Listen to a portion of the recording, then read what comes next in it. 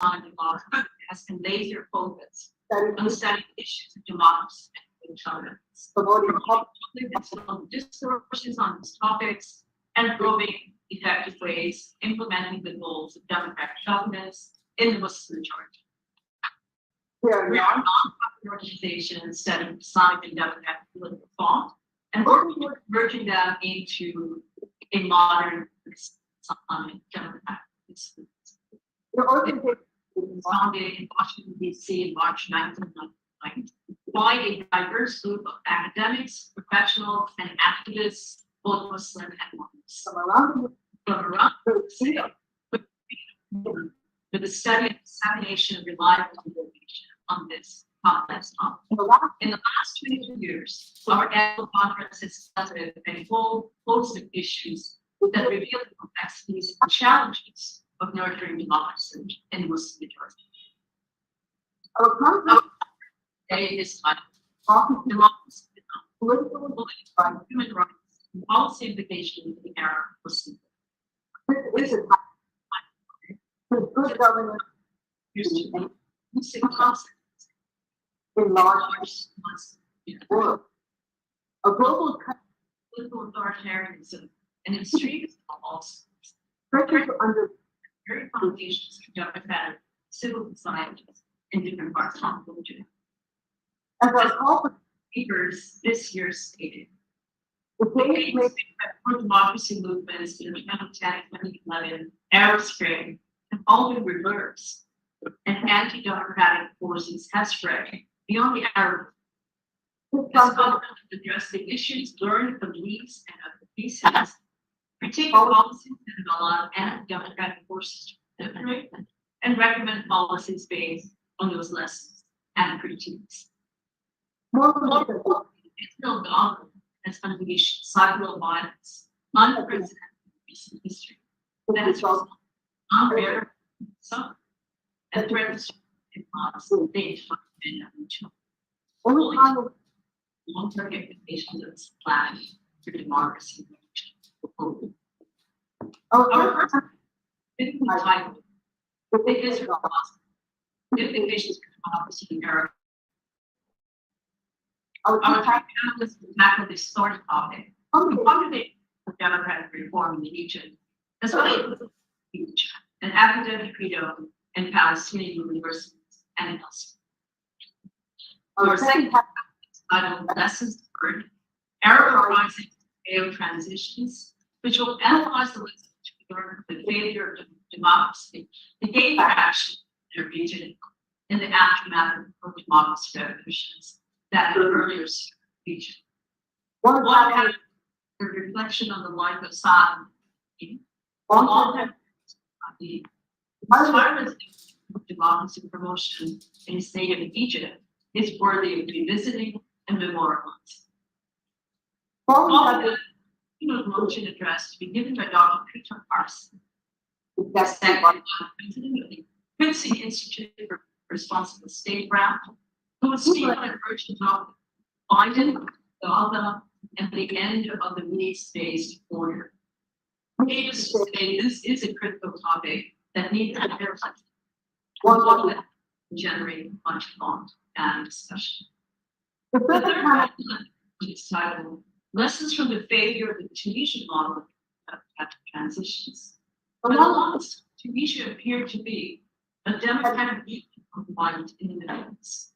The debate not extinguished as like cause for sober reflection and call of environmental analysis of the various paths to the failure of the Tunisian model.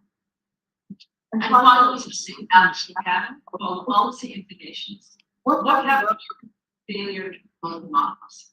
Our real looks at democracy staring as a technology in the 21st century. And how all this nonsense with the small surrounding us. The conference will be concluded in March by the board method of development fund. An opportunity to thank the Prince Al-Walid bin Talal Center for Muslim Understanding and Diversity for the great and providing us with valuable resources and tools to get this event on. We also like the Minneapolis Student Fund saw Muslim Public Affairs Council, MJ, the American Muslim Fund, and the Islamic. I would proceed thanks to all the co-sponsors, the second and enable to the public foundation. And now that I've heard you, I would like to talk about the gathering. Here is the gathering. Thank you, everyone.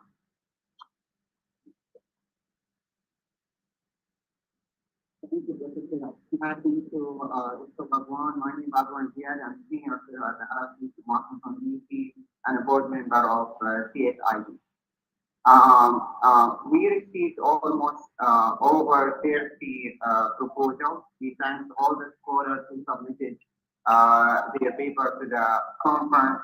And then, of course, because we have one-day conference, we have to be very selective. We have, as Dr. Asma mentioned, but let me make clear about the type of democracy and communication. This is the 22nd annual conference of the CSID, and the whole that almost 2 decades of conferences, the main theme of the conference about democracy and Islam, and how to build such relationship. And this is why the center has been known as for those things. I still remember that the first time when I met Dr. Radwan, I would actually also to thank him. He's amazing in fundraising. He's sending almost 100 email every day. I met the first time I met with him in 2005. He was the main idea that how that the Arab world or the Muslim world be able to build a line between the Democrat, the Islamic and non-Islam.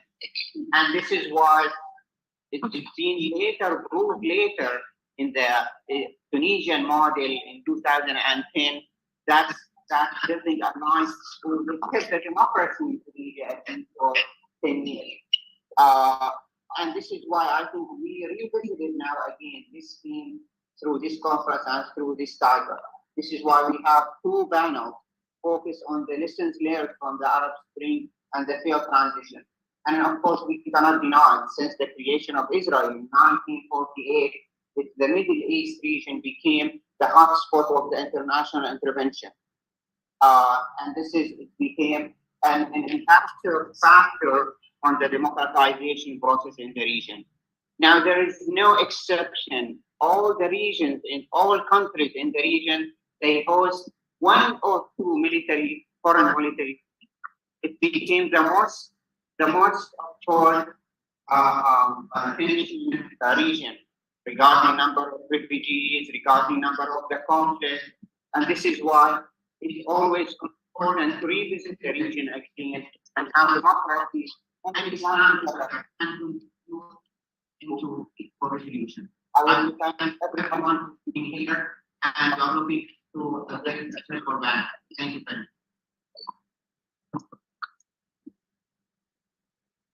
Thank you. I also wanted to welcome everybody for showing up early morning.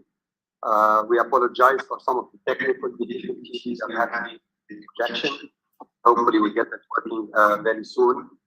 I wanted to also tell you that we have over 85 people registered to attend this conference, so hopefully we will get more people who will attend later during the rest of the day.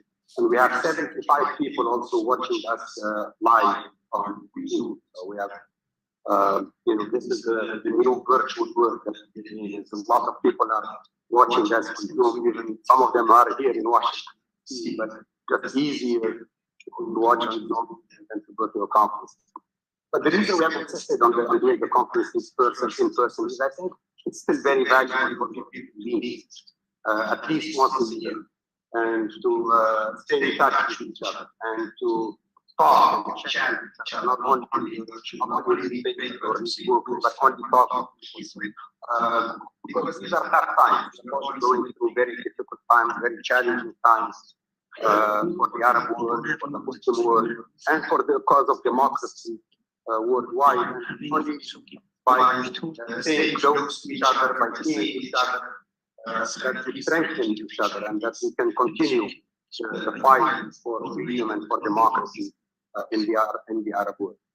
I just also want to conclude that to say that when we started CSID, it was 25 years ago. It was here at Georgetown. 25 years ago. See how 25 years go by so quickly. I had no dream or no expectation that we would see democracy in 25 years. But we did see it. It didn't last very long, but we did see democracy. And I went back to Tunisia in the last 10 years, and we lived in a democracy for almost 10 years in Tunisia. Not a perfect democracy, but a democracy. And at times, I felt more free in Tunisia than to be here in the United States in those 10 years. Because we had Trump to remember in those 10 years. But now we have some major setbacks. We have to continue the fight. If we don't see democracy in the Arab world, hopefully our children will see it. If our children don't see it, hopefully our grandchildren will see it. But we have to start the fight now. We can't wait. We have to fight for democracy now. We have to do everything we can to make it as quickly as possible. We have found that the enemies of democracy are also very strong in the region and in the world. And they also have adapted and they also have learned to work together to destroy the democratic transition that we had in the Arab world, especially in Tunisia. So, we have to remain steadfast and persevere in these difficult and challenging times. Hoping that, inshallah, things will get better. Inshallah, at the end of the day, reason will win over hate. Love, peace, love of other human beings will win over racism and hatred and the wars that we see all over the world. And I believe there is a very, very strong link between lack of democracy and what is happening in Gaza today. But that's one of the topics we will be discussing in our conference today. So again, thank you very much. I don't want to make a long speech, but we really appreciate your coming here. And we look forward to a very interesting and stimulating conference. And hopefully with important review or recommendations for the future. What can we do better? What should we do better? What do we need to focus on in the next 5 to 10 years? Life is very short, as the last 25 years have proven. But let's make it impactful. Let's make it worth it. Let's make our lives here meaningful. That's always been my dream. I'm very happy with what we have been doing and what we are doing, even though there are setbacks. But I think they are to be expected. They were expected. We have to learn from those setbacks and continue the fight. So with that, I'd like to invite the first panel to please come to the podium and let's get started. Thank you very much.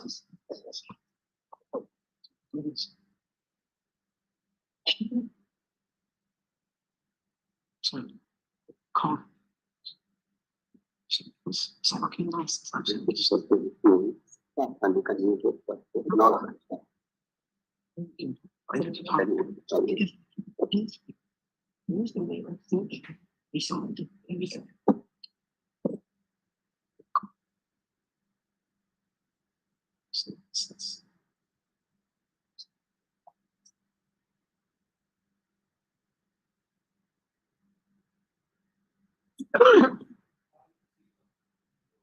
Good morning.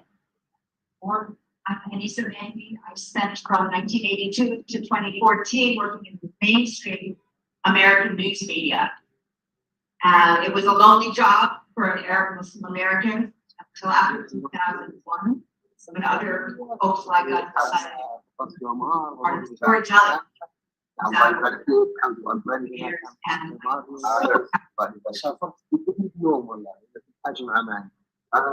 but even with that, met out there and saying that all released as I'm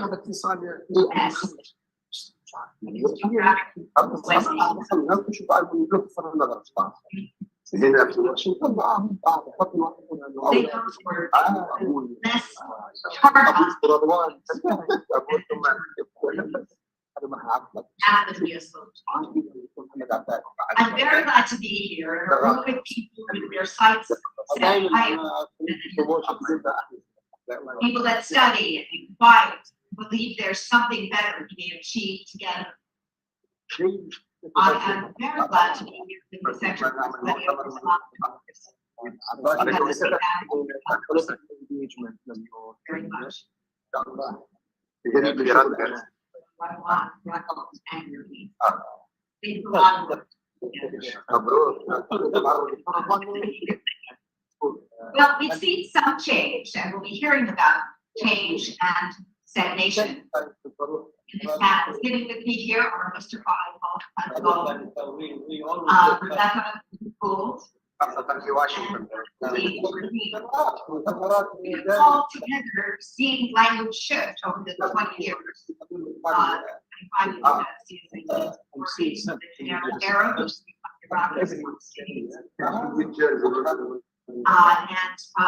and we can thank the Iraq War, we can thank September 11th, we can thank Hamas, we can thank the Arab Spring.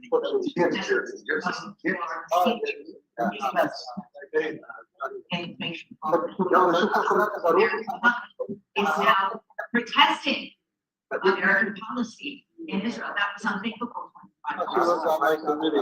Is the top on Capitol Hill in the White House covering it. ما حبرتناش. اهلا وسهلا. عايز بعد بس المساء. هو في الدوحة بس هو هنا موجود معاه. لا ممكن في الدوحة. هو يدرس هناك في الدوحة بس الآن في زيارة. طيب الله يبارك أهلا وسهلا. أو المشروعين.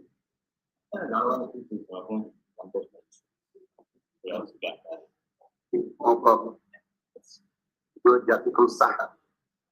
جابوا الكافي بريك. We'll find out. Maybe have I don't know. الشيرين اللي كان بيلبسها باللحمة هي اللي تحكم مع جورج تاون. هي اللي هي في الأرض لوجيستيك مع جورج تاون. تحكم معها هذه الشيرين.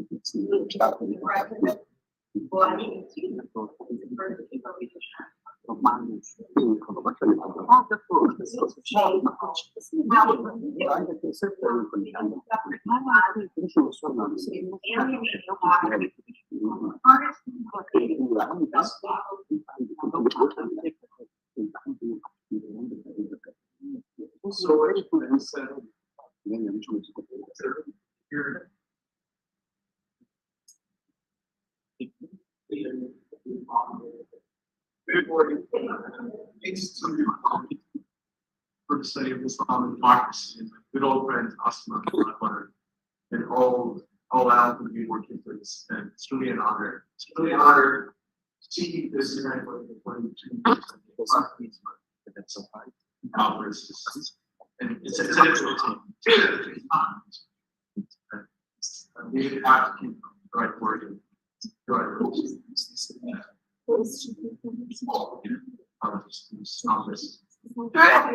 Lisa, thank you so much for this very generous. One version I don't like anymore, and it became one of your problems. So they give from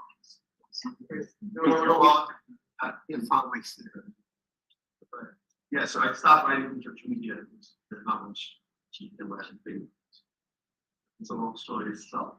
There are some independent. Okay, sure. And this is good. I don't know if you do this as well. Now, and I apologize for now, I'll write out here. Now, my topic is how difference to Palestinians suffering in Gaza is alienating even the moderates, punishing a deal of liberal democratic values in much of these, well, especially for all communities. Or the former Ottoman days. But it was not bad at the time. I'll begin with a quote. In December 2023, a Turkish journalist, Nihan Davis Karaca, wrote she's a columnist in which is still a big thing out there, and she's a popular journalist. And she wrote a notable piece on the suicide of the West. And she says, from now on, in this side of the world, who can refer to global values, Western liberal democracies? Who would listen to them, she said. Why would they listen? Now, Mrs. Karja is a friend of mine, I should say, and she's a private student, wears a job, but she's also a full-time liberal. In Turkey, liberalism and Islamism converged all of them. And those were the best times of Turkey. But it's not there that much anymore. But she supported Turkey's accession to the European Union and all forms aligned with that. So she was not happy that the West is committing a suicide as she saw it. She was actually sad that the source of humanitarian values, the rule of law, and human rights that Turkey often referred to by the European Union, he wants to know that as close to them. Now, if you've been following the Muslim world and opinions there, communities in the West, you will see that Nihan Davis Karaca is not going to push things like that these days. In the past 6 months, there is unprecedented comments, expressions of disappointment, anger, and resentment against Western politics because of what's happening in Gaza and the position.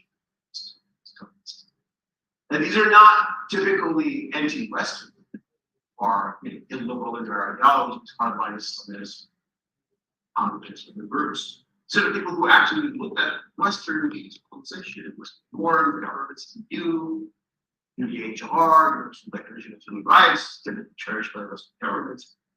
And there has been a great unprecedented disappointment in the hypocrisy and double standard. Another example, which I quoted in a recent article in Foreign Policy, was a message by a Mauritanian professor of philosophy, which was viral on Arab social media. He said, "I've become ashamed before my students who I have thought over decades, the Enlightenment and modern Western philosophies," the professor wrote. He apologized for glorifying Western notions like humanism, progress, liberty. And he added, "The West is the biggest lie the history has known." Now, the reasons for these sentiments is obvious. In the past 6 months, Muslims around the world have seen on YouTube, on TikTok, on live television, that Palestinians, more than 2 million Palestinians in Gaza, have gone through hell on earth, as the US spokesman just said. While many of us, especially the US government, seem indifferent to that destruction, is not even complicit in its making. They've seen thousands of Palestinian children be killed by Israeli bombs, while more and more US dollars and weapons were being granted to the far-right Israeli government and to Netanyahu to continue. So, but why did this happen? People have different arguments about it. So I'll say a few things on that. Of course, to ask why are we going through this would take us back to 100 years ago, post-Ottoman Middle East and the beginning of the colonies, Israelis and the Palestinians, which, as Jews and Arabs lived peacefully for centuries before the modern ways of nationalism descended. But that's a long story. I'll just say a few things about how the current escalation began. It began on October 7th, as we all know. On that date, a large group of gunmen from Hamas and other Palestinian military groups reached the border and entered into Israeli territory and killed, terrorized, and kidnapped innocent civilians, violating not just international humanitarian law, but also age-old Islamic law. Because as various Muslim scholars, including our good friend Sabine has very likely shown, Islamic law allows a war as a just war in certain circumstances, but it never allows targeting non-combatants in war, women, children, monks, elderly, and so forth. So I'm among those people that think that October 7 violated that Islamic value of not targeting combatants. So it had to be condemned, as various prominent Islamic scholars rightly did after October 7. However, soon after October 7, the Israeli military initiated a campaign of not just surgical strikes against Hamas and Islamic groups, but a collective punishment on the whole Gaza. With indiscriminate bombing, as even the US President Joe Biden, who supported the campaign, said in passing, being shot by for some uncontrollable reason. So whole neighborhoods, mosques, churches, hospitals, cemeteries, schools, and university buildings have been destroyed. As of today, more than 30,000 people in Gaza, most of them women and children, have been killed.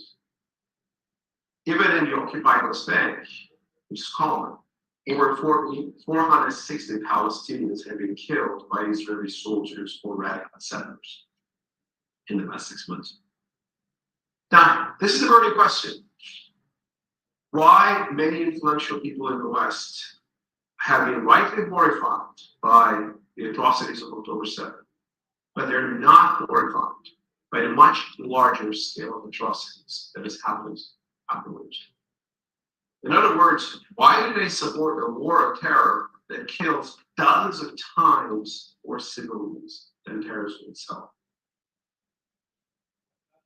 There's endless spinning and propaganda lines about this, but I think to many people around the world, especially the Muslim world, the answer seems painfully obvious. In the West, Israeli lives matter more, much more than Palestinian lives.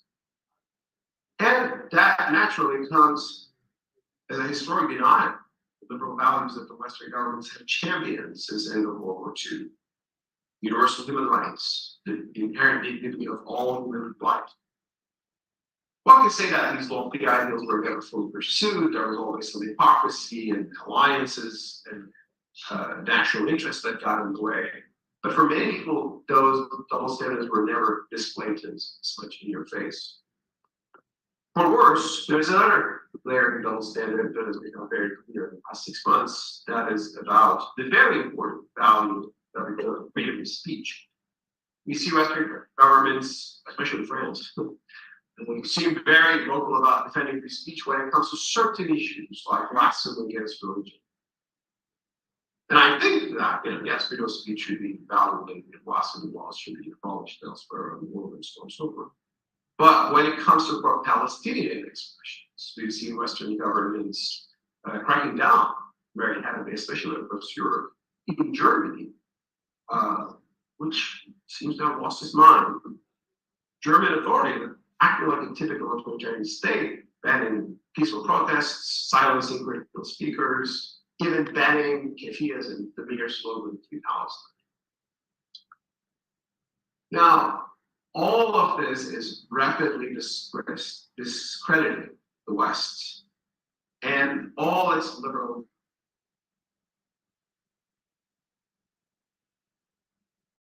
Human rights are not valid for all humans. And if freedom of speech is not valid for all opinions, those principles don't mean much. The world instead seems to run on the cynical principle defined by Carl Schmitt, the crown jurist of the Third Reich, the enemy of liberals. Sovereign powers at their will can define the exception to their rules. Rules only matter if they are avowed powers, including municipalities. So, for some people who always, despite liberalism and wanted better other alternatives, this might be a good news, heralding a post-liberal order. I don't think like that because I worry what's coming. I would worry that such a post-liberal world would be a scary place, as flawed as the so-called liberal order is. As Western democracies cast aside their principles, illiberalism is what places Russia and China and Iran would gain more power and prestige all around the world, including those. Also, new militant groups can emerge in those world even more violent than the ones that we have seen. Because don't forget, jihadism, that is fueled by the perception that the Muslims are under attack. And that will be certainly fueled by what's happening in Gaza. So this could even lead to worse conflicts that we have seen before, not in clash of civilizations. So it's pretty late now, but still before it gets worse. The Biden administration must change course. They may silently and slowly changing course to some extent, but that's not enough. They should push for an immediate ceasefire and permanent urgent relief for Gaza's much tormented people. And a clear path to a political solution. And not a political solution between Israel and third parties or countries in the Gulf, which are not that relevant, but a political solution between Israelis and the Palestinians. The key issue which has been mistakenly ignored for a long time. In other words, Western governments should show to the world that the lives and dreams of Palestinian children are as precious as those of Israeli children. Otherwise, all the liberal narratives about human rights and all that just really not figures in this world. Before ending, I'll just like to say two more things also. Fellow Muslims around the world today, here or elsewhere, who's listening to us, who feel for the Palestinians as much as they do. But let's not also forget, in the meantime, that not everyone who seems to champion the Palestinian cause may be really that humane in their approach. They include the current regimes of Syria and Iran. Do they really care about Palestinian children? Well, we know their records from what they did to the children of Dara, Aleppo. So they would have their own strategic games, but we should not be misled by the propagandists. We also know the humanitarian records of Russia as well as the Chechnya, Ukraine, and China. I need this. Second, the West, we sometimes see as a monolith. It's not. Even Western governments are not monolithic. We've seen them. And also, West is not just about its government, it's about civil society, it's about media, it's about NGOs, it's about those people who do care about it. And we've seen those groups and people and individuals and politicians in the West and Pakistan's ones who come out and ask for a ceasefire and criticize the current campaign and ask for relief and humanitarian aids. They call for peace and justice. So I think that's the silver lining in this conflict.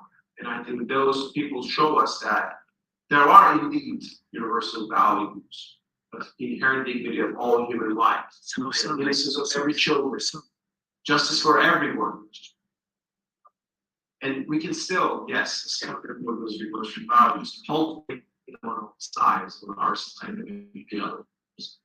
And yes, you know, I can still aspire for a better world with more peace, freedom, justice, and prosperity for all. Thank you very much.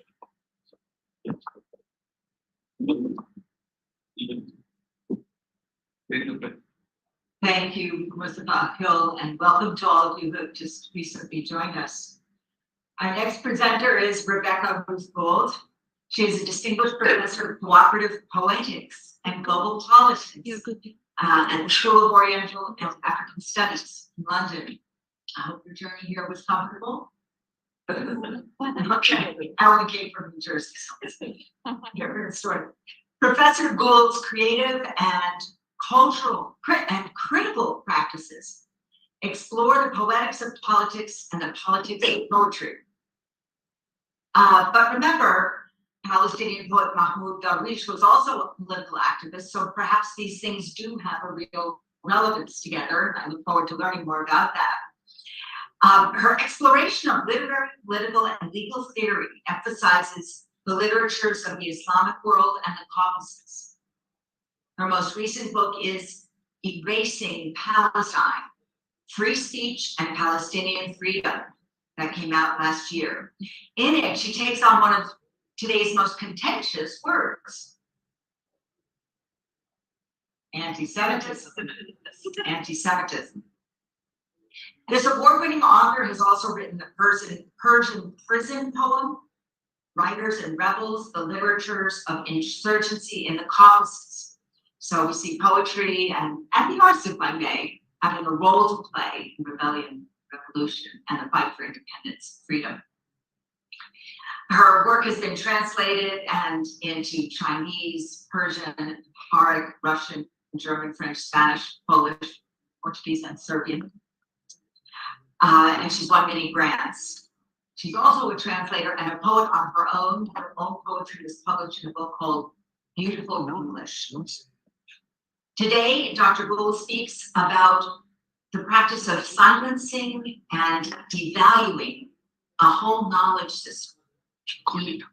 And epistemicide, that's that right? Epistemicide, side meaning killing up and interest in knowledge.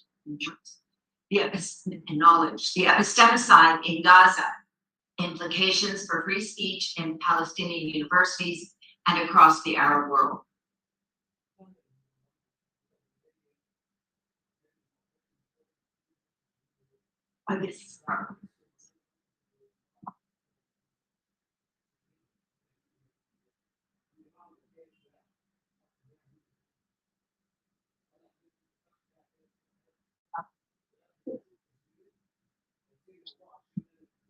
Since it was important, and it's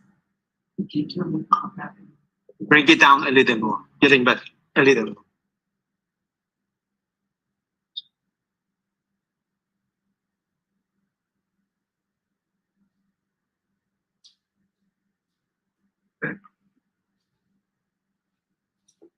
All right, I think that everyone's working well. Thank you so much for that very generous introduction. I'm very delighted to be here to be part of this event, which really speaks to my heart. Yeah, I'll definitely be focusing more on the political side of my work, but I'm glad to have poetry referenced as well, because I see them as connected. Yeah, so actually, I'm beginning with a quote from Darwish. I don't know if that's a coincidence, but yeah, he exemplifies the intersection of politics and poetry, in particularly Palestinian context. So I am talking about looking at the question of free speech from the perspective of university life. Speaking to research that I've been doing, that's kind of a continuation of this book that was referenced, Erasing Palestine. Erasing Palestine is more focused on free speech in the Palestinian question in the context of Western democracies like the US and the UK. But as I was always working on that project, like Mustafa, I believe that free speech is actually a universal idea. You know, it's not something that we should just be concerned about in the West. And so I really wanted to do a project that, actually, let me just for just a second. Yeah, to do a project that was looking at how is free speech understood in the Palestinian context of Palestine itself, the West Bank and Gaza? What are their differences? You know, because I think many of the values that we associate with the United States, with liberalism and so forth, are also held there. They're even held in a kind of, even without the ideological tradition necessarily. They're just people want to express themselves freely. Yeah, so so that's sort of the broadly the project that this is coming out of. But that project began a few months before the war on Gaza, and so since that has been happening, of course, you can imagine everything's changed in terms of how one goes about pursuing that research. So I'll be sort of talking about that research from the perspective of a changed world, as I kind of struggle to make sense of it all. So yeah, but I think this is really appropriate to begin with this quote from Mahmoud Darwish, the Palestinian poet. This is from a prose poem that he wrote. I mean, it's a very important point about sort of the role of universities in general in Palestinian or even Arab Islamic culture. So he says, as we don't know the difference between a mosque and a university, because they are both of the same root in Arabic, why do we need the state? That's a provocation of sorts. Since states pass just as surely as time. So that's what I think of, especially speaking to people who are associated with government or with politics. That I think that can be seen as a kind of provocation, a claim that actually it's the universities and the mosques that outlive the states. From it, if you look at even just from the way the Arabic language is constructed. So I thought, I'm just kind of give these are sort of well-known facts, but it's worth saying that universities do have a particular importance in Palestinian life, Palestinian culture. The literacy rate in Palestine is among the highest in the world, and postgraduate degrees, attainment of postgraduate degrees is extremely high in Gaza. It's and the West Bank. Very common to come across people with PhDs. It's not like an anomaly. I think that's something that's maybe often missed from a lot of media reporting. You don't really hear about that very high level of cultural attainment. And Palestinians are known as the world's best educated refugees. Yes, and so here's the project that's ongoing or really kind of just begun. And so I'm just going to read a little bit and then return to the slides. Just as I was embarking on a new research project funded by the Independent Social Research Foundation, Israel began its attack on Gaza. One by one, all of Gaza's universities were destroyed. The targeted nature of these attacks went beyond anything that had previously been seen in the Israel-Palestine conflict. When the project began, I was examining how the concept of free speech was defended in Palestinian universities, and I was also documenting, in coordination with colleagues in the West Bank, the challenges that faculty and students who exercise their free speech rights face, both as a result of the Israeli occupation as well as through internal forces of suppression, including both the Palestinian Authority and Hamas. Among other aims, our goal was to compare the pressures on academic freedom between Gaza and the West Bank. So I wanted to see where's the pressure greater, what kinds of specific challenges do scholars and students face in those contexts, and also to understand what a specifically Palestinian approach to free speech might look like. And then a lot of that research is being conducted with colleagues on Nazareth University in Nablus. And also briefly, again, before the war, I was working with students at the Islamic University of Gaza, which is not the building itself, at least has been destroyed. I don't want to say the university doesn't exist, it does, and it will be rebuilt, but the physical infrastructure is not there anymore. Yes, and I'll open these slides in just a second, but one thing about the research that I was impressed by was just how important these concepts of academic freedom and free speech are, given that there's a lot of other problems if you're Palestinian in the West Bank, a lot of other things people struggle with, right? But they were willing to risk their safety and security to express themselves freely, even, and it was high on their list of priorities. We conducted surveys in terms of what is most important, having a sustainable income or being able to express yourself, those kinds of questions. And it's very, very high on the list of priorities. And also the extent of the crackdown on free speech was something that I was struck by. particularly more, I mean, I was more surprised by the kind of the crackdown from the West Bank universities under the Palestinian Authority.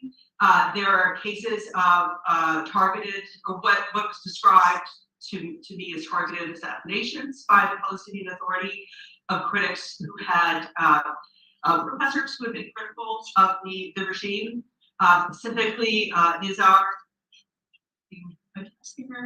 Banat, who was a intellectual in the West Bank, was critical of the Palestinian Authority and of the lack of freedom of expression. He was killed in 2021. Of course, the Palestinian Authority does not take responsibility, but it's widely believed that that was a targeted murder. And another example is a professor at Najah University named Abdul Sattar Qasim, a professor of political science. He died of COVID, but that was after a long series of interrogations and detentions, again, very clearly linked to simply the fact that he was being critical of the government. That was it. There was no allegation of any kind of crime. Now, of course, so that was kind of, again, before October 2023. We live in a different world now. It's just, I think, hopefully, I think all of you are familiar with these images, what's been happening. There are no university buildings that are standing right now in Gaza. And so that's why I introduced that word aestheticide, which is the killing, silencing, annihilation, or devaluing of the knowledge system. You can see this is the destruction of Islamic University of Gaza by Israel on 14 January. And then finally, this was the last university that was left standing. Al-Israel University is also not standing anymore. Again, I don't want to say the universities are gone because the people are there, the faculty, the ideas are there, but the infrastructure is not. And yeah, so these are just numbers from January. We have the large proportion of students that have been killed, teachers and administrators that have been killed. And I think, and that's the context, of course, of a broader genocide. But what's worth thinking about in this context is like this idea of the targeting of universities specifically as something that might be seen as threatening to Israel, and also as something that Palestinians would have a particular investment in wanting to preserve and save. Right. So before October 1st, I was already inclined to juxtapose the ways in which basic freedoms, including the right to education and the right to free speech, are taken for granted in liberal democracies, while they have to be robustly fought for to be recognized and protected in societies under occupation, such as Palestine. The war in Gaza has brought this dynamic to a new level of intensity. What is the meaning of free speech and academic freedom when an entire university is being destroyed? Not just one or two, but the very possibility of education in Gaza. I want to argue that even amid a genocide, the destruction of knowledge and the cultures of knowledge and other institutions should not be forgotten. In this context, an exclusive focus on humanitarian rights alone, in the absence of human rights, including education, would be dehumanizing to Palestinian targets of the genocide. So that's kind of the one aspect of the argument I want to make, that as much as we need to be thinking about the fact that people are starving to death, we also need to be thinking about the destruction of their cultural knowledge, and that kind of destruction persists across generations. Sure. So, and then so again, back to my question: what is the point of free speech and academic freedom under conditions of genocide? Well, I would think we should answer that question by considering what would the study of genocide look like apart from questions of free speech. As a Palestinian scholar, Ismail al-Halabi has argued, genocide begins with the idea of genocide. He has a wonderful article that's I would recommend to everyone, published in the Bachelor, about the history of Hebrew University, in particular in the long history of it's a nuanced article, but the long history kind of serving as an incubator for some of the worst policies of the Israeli state, and also what the importance of universities are to Palestinians. This means that universities are not, so we need to look from multiple sides. Universities are not just spaces of intellectual inquiry, but they can also serve as incubators for ideologies that lead to genocide. And epistemicide matters to genocide as well as resistance to genocide because it is a constitutive part of it. It targets the conditions through which the cross-generational consequences of genocide can be overcome. So that, epistemicide seeks to make genocide into a permanent condition. And so now that I'm sort of beginning to rethink my research project in light of October 2023, I want to focus also on the role that Palestinian institutions are playing in reviving the university sector in Gaza. So there's a very important initiative of your Life University in the West Bank. They already have 8,000 students enrolled in Gaza to enable their education to continue online, for example. And it's probably the most important initiative I'm aware of, at least, that's kind of directly responding to the targeting of universities by Israel. So it's definitely worth supporting. It's on their website. So Palestinian sources, in turn, also attest to the central roles of universities in the struggle for Palestinian liberation. One example of that is a novel by Yahya Sinwar, the leader of Hamas, that is really set at the sort of beginning of the creation of the Islamic University of Gaza. It's a site where his ideas of resistance are incubated. And in the novel, we witness the growth of the Islamic University of Gaza, the schools and networks of resistance between the West Bank and Gaza. And I would just sort of provocatively say, without really being able to have the time to flesh it out, that if without the siege on Gaza for 16 years, without this endless succession of wars waged by Israel against Gaza, perhaps these university spaces could have provided a really viable alternative to the term violence that eventually Hamas embraced. So in a broader sense, Palestinian anthropologist Khalil Nafli has argued in an important article in 1980 that the loss of Palestine in 1948 gave special importance to education as a way of connecting Palestinians across diaspora and keeping alive a space for political transformation. So to conclude, for both the occupier and the occupied, universities matter. They're both targeted in the context of this genocide and also a particular site for cultural resistance and renovation. Academic freedom, the bedrock principle on which universities are founded through their role and through which their role in society is negotiated, is therefore an internal issue within the struggle for Palestinian freedom. Thank you very much.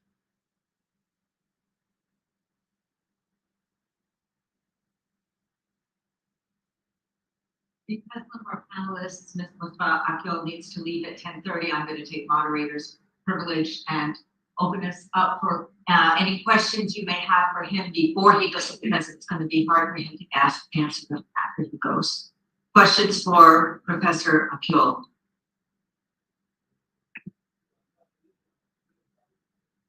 Don't be shy. Panelists? One here. Okay. Great.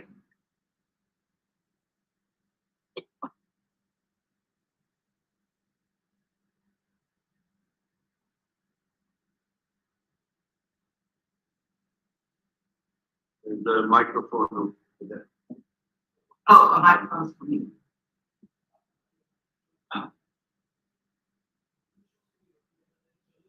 Thank you. The question for me is can you please introduce yourself? My name is Ali Abu Zaku, but I'm originally from Iraq. My question is to Mr. Mustafa. The question is that the concepts that the West has been, promoting, all these values, when we see it in reality, don't we really examine, are these what we see symptoms, or are these reflections of the nature of the Western values, of quote unquote Western values, which makes us really reevaluate our belief in what is called the liberal Western values? Thank you very much. That's a wonderful question. It's very pertinent. It's time to ask the question. It depends on what those Western values are. For example, We're speaking of democracy. Democracy, Western value. Well, it's been established in the West in the past 2 centuries. It goes back to Greece. We can say, oh, we had Ayala, you know, before came, so there's some roots of it. It's not an argument. But should we say democracy, West is pro? Sometimes the West speaks about spreading democracy. And should we say this is a Western agenda we should reject? Well, all the dictators of our part of the world will like that idea, right?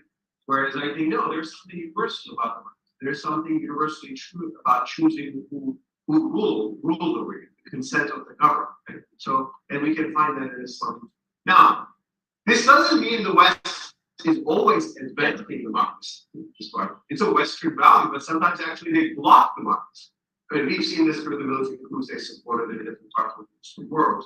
So sometimes, even against Western foreign policy, we can defend some of the values that might have progress in the West. I did it more in the past 2 centuries with a lot of turmoil and chaos. So there's a chapter in my book that Anita showed, is liberty a Western conspiracy? The word hurriya in freedom. I focus on that, but what's political freedom, what is religious freedom, what are we've seen the concept of freedom being used by Western government for colonial purposes. The first example, Napoleon, he occupied in Egypt and he said, I want freedom. Well, obviously that was a very self-serving agenda. Then we've seen Operation Iraqi Freedom in 2003. Wow. But does this mean freedom is a bad thing? Well, some Muslims later said, well, if people believe in freedom, why don't you keep us? So actually some of the 19th century Islamic liberals, including Tantawi, including Kemal of the Ottoman Empire, Haile bin Tunisi from Tunisia, they said these are good ideas, but sometimes you are hypocritical. There's some hypocrisy, double standard. So I think we should study ideas on their own. Good ideas can come from the West, it can come from the East, it can come from anywhere. Our Islamic civilization thought some good ideas came from Aristotle. They studied it. They didn't say he's non-Muslim. We should study ideas on their own. We should cultivate values, and we should hold the Western governments responsible to the values that they claim to hold. Now, the alternative to this is that every government has its own values, every society has its own values, and China will say, look, we are very happy under the Communist Party regime, and don't talk us about Uyghurs. So if you lose what is universal, so I believe the West might be speaking about some values that are universal, known by human nature, and our Sharia and other religious traditions might be forming that through the understanding of maqasid, intentions of law. So I think we should cultivate and stand for those values by which we can also criticize. So that's why I think this the understandable and rightful reactions against Western hypocrisy, double standards should not lead to a categorical anti-Westernism or anti-liberalism, because I think those or anti-democratic attitudes, because I think those are the things we need, both especially within here and our part of the world. I don't know if that's big. And Iman has a hand, and he knows these issues better than me, so he should speak more than We have a question here. Please introduce yourself.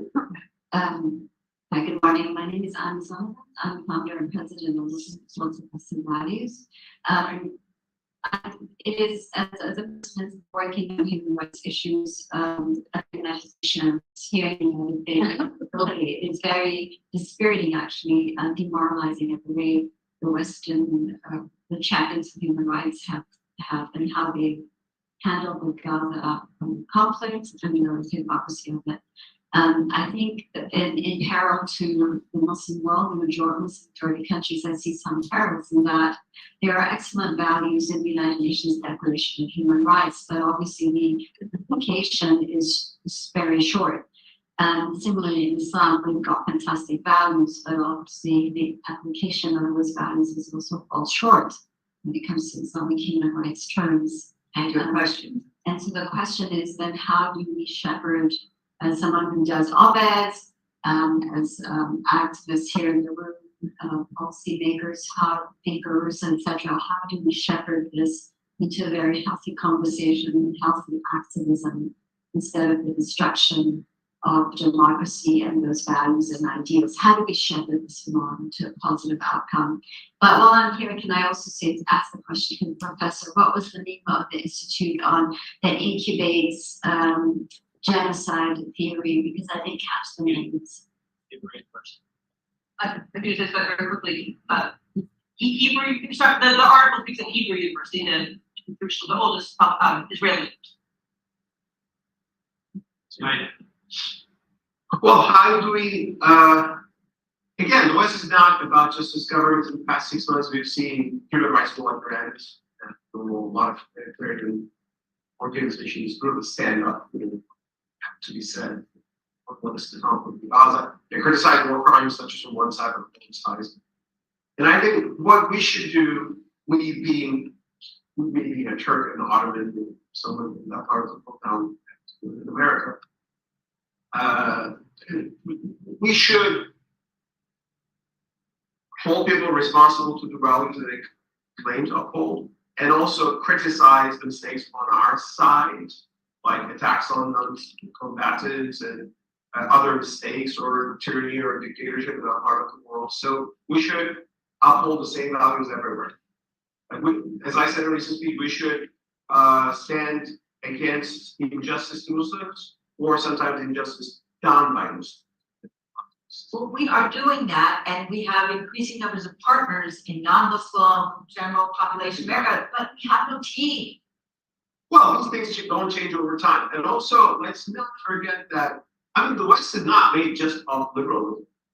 They have tribalism, nationalism, civilizational nationalism. There's a crazy ideology called Christian Zionism, that Israel should be supported, or that actually gets destroyed at the end, and then Jesus Christ will come, and so on and so forth. So these are all different ideas out there that shapes what we call the West. So whatever are the right principles there, we should support and cultivate and empower. We should also empower moderates within Israel too. I mean, Israel has its hawks. It's the worst covered, by the way, in that sense. Israel has still people who want peace.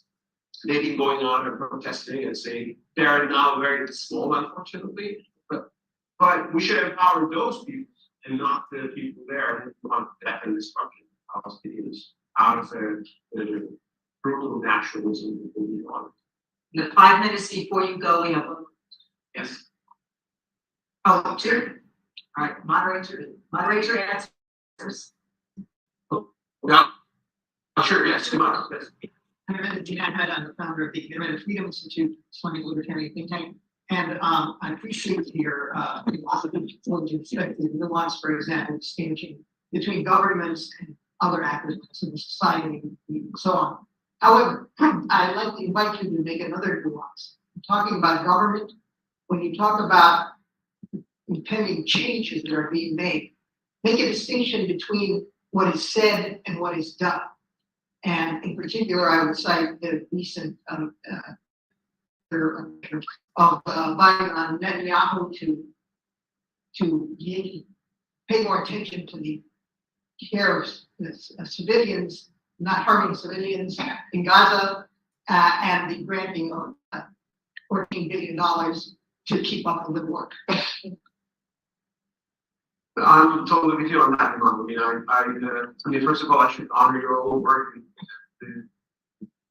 and compatibility with Islam and liberty in the Islamic base for decades, and we agree a lot on this. I agree with you on this too. I mean, this is a terrible administration in terms of what's done in Gaza. And its name is slightly better, but that's not. David Beckner, to the Massachusetts Amherst. Actually, thanks to Bunn, that was one of those occasions that I look forward to hearing about. I just want to ask you about Turkey, so where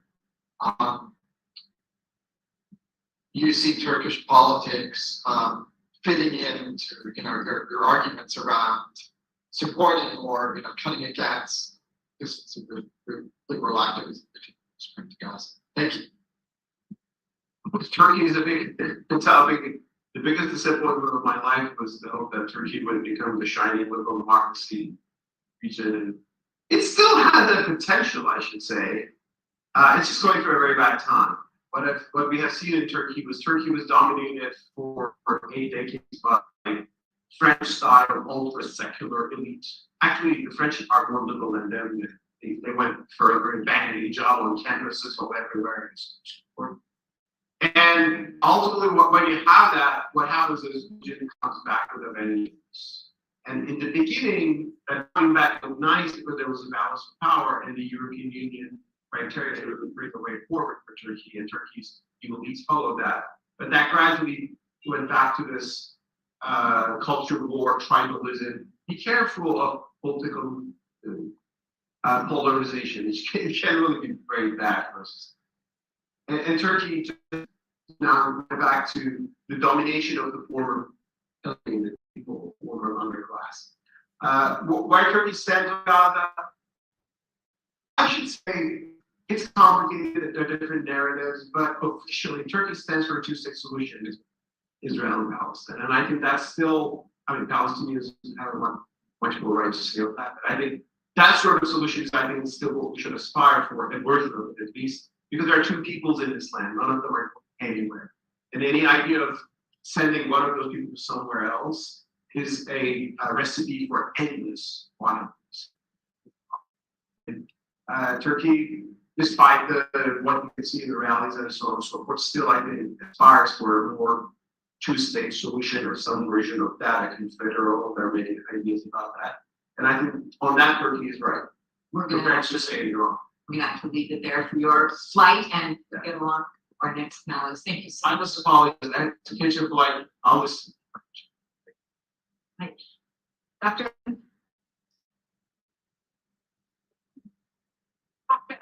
Dean Fahim is a professor at the College of Islamic Studies, Hamad bin Khalifa University in Doha, Qatar. That's when I hope your journey here was long, right? Doha, LA, Washington.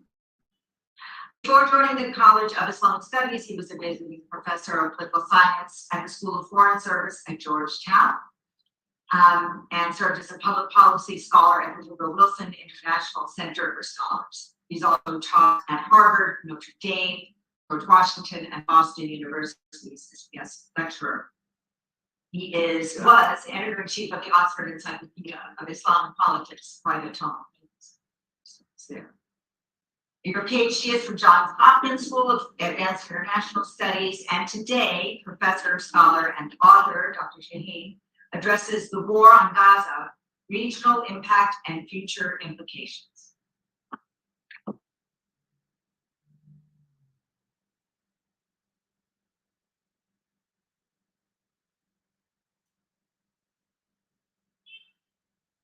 I'd like to be here. I also wish to express my thanks to the CSID for extending me. I have been forced to associated with the CSID for a long time. Appreciate how the work that have been doing. Let me start with a quick story. For over a decade more, I have been teaching a course entitled the dynamics of transformation. The main objective of this course is to identify the factor that had the most profound impact in moving things in the East. A factor that really has a dynamic that has transformative impact in the nation. So we examine religion, we examine ideologies, ideas, we examine economies, we examine elites and structures, institutions, states, and so on. And students, of course, conduct their research, try to find an answer to that question. And then, actually, we found out that the factor that has, or the dynamic that has most profound impact on changing things in the Middle East is wars. Wars transform actors, they change structures, they create classes, and also change regimes. So what I would like to argue here during my allocated time is that, and this is of course a debatable conclusion, is that no matter how the Gaza war will end, a new narrative will emerge that will carry with it a strong drive for transformation. This is no brainer, of course. This is, not counterintuitive. This is very important. So during my time, I will focus on three main things. One is the impact, the regional impact of this war, and then what the war has revealed so far, and the future implications of the Gaza. Now, with regard to the regional impact, of course, the Gaza war has upset, or at least delayed, the plans that were underway to establish a new order in the region. Before October 7th, the Palestinian issue was almost marginalized or even being liquidated. This is how the issue or the conflict is being perceived from the region itself. That the Palestinian issue has been sidelined, and actually a new regional order is being created on with a different structure and even allocation of roles of players in that. Israel was being integrated into the regions where the Abraham Accords, a normalization of relations between Israel and some Arab countries, of course, where it was under. A regional reconfiguration has been already taking place, packed under different names. The deal of the century or regional economic union, in which Israel, of course, was included as a key player in that region. The raids among the Palestinians were intensifying, creating two models. And this is very important because this will relate to the future in terms of the new narrative. Creating two models. One is the Gaza model or the Hamas model, besieged for about over 14 or 15 years, impoverished, and also being looked at as a kind of an anomaly or a model within the new arrangement of the region. So this is the Gaza model on one side, and the other model, of course, is the Ramallah or the West Bank or the Palestinian Authority model, which some people call the Ramallah Cafe model. This is the new liberal, the prosperous. If you play along well, you will prosper, you will live in peace, and you can have, when you can compare the two models, this one that's the impoverished existence model and the Gaza model and the Ramallah model on the other hand. Also, the big prize was the possible normalization between Israel and Saudi. This was, of course, and still is being, of course, aired as a possible outcome of the Gaza war in order actually to set the stage for a new process for resolving the conflict that I'll speak about soon.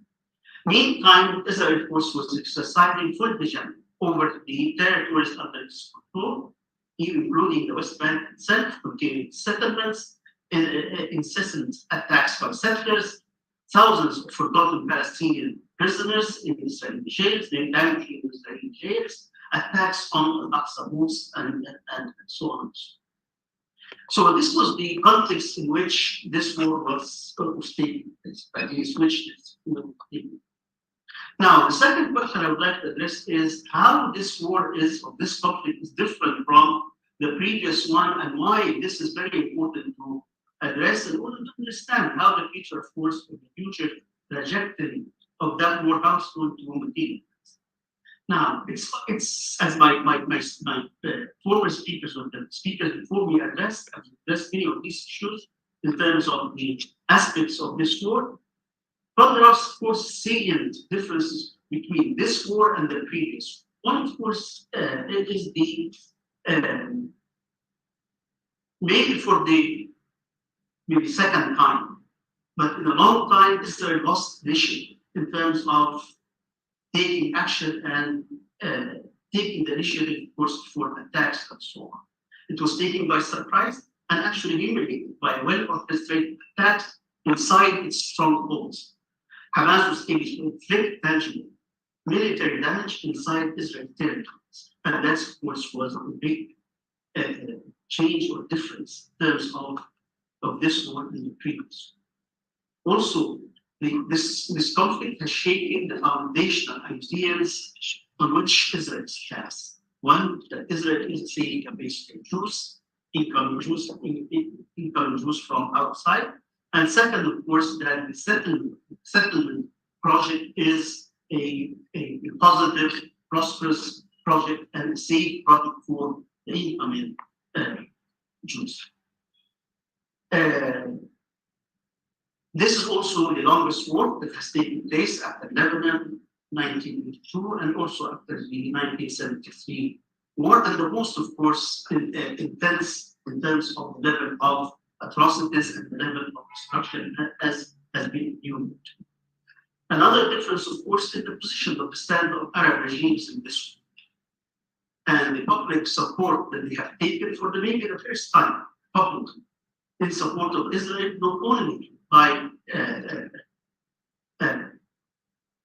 many condemned Hamas, of course, for what is taking place, and also, for example, participating in defending or demonizing Hamas in the siege against Gaza, starving the population in Gaza, and in defending Israel in terms of the race, most recently in intercepting the Iranian missiles. And of course, the last one, in terms of impact, or the difference that conflict, of course, is the work of the global public opinion that started to shift, started, of course, initially in support and addressed the Israeli narrative, and then started to shift against Israel gradually over. Now, two other points. What did this war reveal? And then we'll conclude with the futures. The war revealed actually numerous facts, some of them arguable, of course, and debatable, but one of them is the erosion of Israel's deterrence. The ability of Israel also to deter and take preemptive actions and without some kind of accountability. This idea of the free hand in the region, that Israel can strike anywhere and so on, I think it will be sort of, it will not end, but at least it has been weakened, as we have seen, of course, with the retaliation that has taken place, and also the shift in the military balance between the actors, the regional actors, and also and Israel on the other hand, in terms of their ability now to launch retaliation against Israel properly. The second one, of course, is the clear vulnerability of Israel. I'm of the generation, of course, that was raised in the 60s and 70s on the assumption that every time we go to war with Israel, we will be defeated, and Arabs and so on. Israel is invincible, and Israel cannot be defeated because the whole military strategy of Israel is its ability to defeat the Arab militaries combined. And that was one of the military strategies that even the United States adopted and provided to Israel itself. I think this has been shattered in 1973 and also in the Gaza war. The war has dragged on for 6 months without Israel being decisively able to dismantle or destroy Hamas as one of its main objectives, and actually it's running out of targets to destroy. The other thing, of course, is the weakness, the war revealed the weakness of the regimes in the region to defend themselves, to take any kind of conflict, or to inability to resolve conflicts, standing conflicts in the region, and the need for the United States to help them, assist them, even defend. Now, this is very important because it will have ramifications on the future, because by dragging the United States or by the United States willingly and directly engaging in the war in terms of managing this war, providing the armaments and so on, and taking that kind of, really kind of very disappointing stand with regard to how the war evolved and the continuation of the process and so on, the United States is being perceived though as a belligerent actor. Belligerent actor and an enemy combatant to the people's. This is very important because that will create instability in the region, no matter how the war will end in the future. Let me just jump, I will just, the future implications, of course, everybody talks about the day after. No one has a clear idea about how the day after will look like, or this day after will look like, or how Gaza will be governed after the war ends. Israel wants to destroy Hamas and maintain permanent security control. However, destroying Hamas is difficult because Hamas is a popular movement. Hamas represents an idea larger than Hamas itself. And also, the complete destruction of Hamas will require the renewed occupation of Gaza by Israel, which would put Israel into a direct confrontation with the population in the forms of resistance and military attacks. So one possibility, and this is the war will fade away. And this is exactly what Israel has declared or adopted as a strategy. Now we are in the third phase, and the third phase will mean withdrawals, gradual withdrawals, and also will mean some kind of targeted assassination or continuing siege over Gaza or so on. So it will fade away without any party, any side achieving its objective. Now, considering the extent of the destruction that has taken place, I think Hamas will have to start considering adopting a conciliatory position in order to allow for the reconstruction that takes place and also for lifting the siege. Looking at the larger picture, and this is, I think, the more important issue. I wish, Professor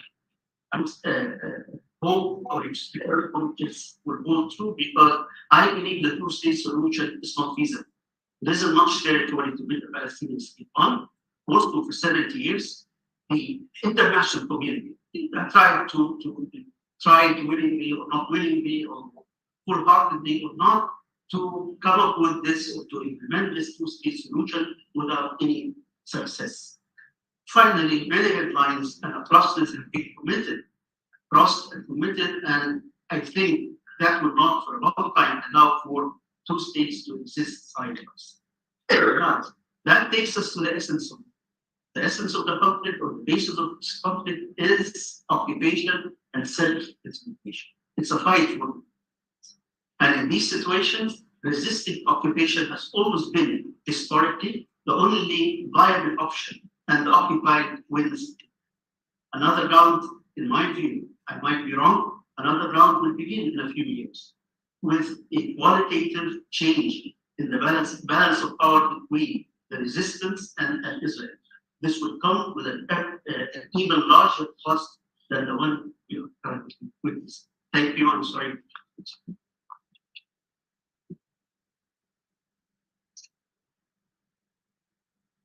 We got a bit of a late start, so I'm wondering if I can bargain for a few more minutes for questions with these two panelists. 10 minutes. All right. Questions for our panelists, Dr. Gould and Dr. Ahim.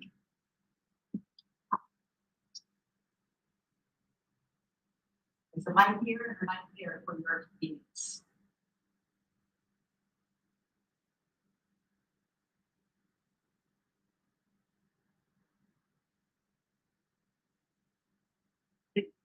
Question for Professor Gould.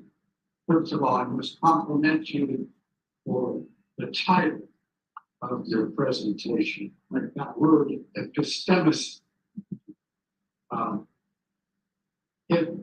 I'm probably one of the few people here who doesn't have a PhD. But I married a PhD. That was an easier way for me than the discipline would have been required. My name is David Mack, former U.S. diplomat, served various places in North Africa and the Middle East. And as concerned as I am about what's taking place in Gaza and increasingly in the West Bank, also my country very concerned about the epistemicide that's going on at U.S. universities. We've had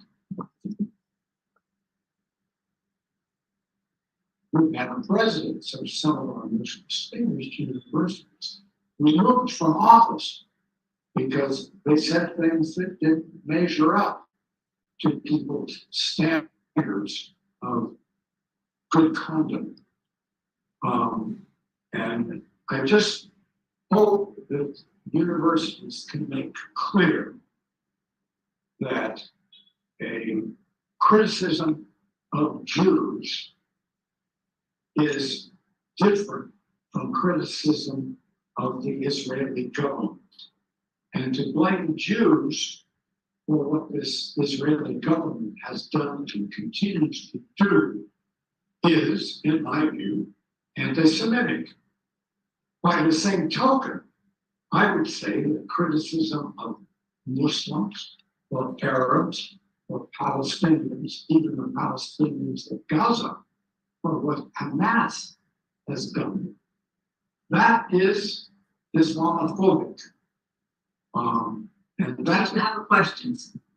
Yes, I guess my question is, what can universities do to enlighten our common generation on this issue?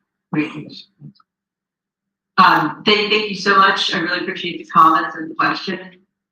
So you're absolutely right to call out what's happening in the United States. I would say it does represent a kind of free speech crisis, not the one that, sort of right-wing commentators talk about. It's kind of unrecognized free speech crisis where, in addition to what you mentioned about university presidents being removed from their roles, we have, I'm just estimating cases that I'm following, 10 or 15, I would probably name them, examples of professors who have been either suspended or fired, mostly for very innocent things, like in one case, just organizing a meeting of students for justice in Palestine. And this, what's really striking about these things that are happening at campuses like, I can name a few, Hobart College, Indiana University has had several cases like this, the University of Florida, is that it's just people are taking for granted that this is okay. Even though there is a very well-established tenure system in the United States, there's the First Amendment.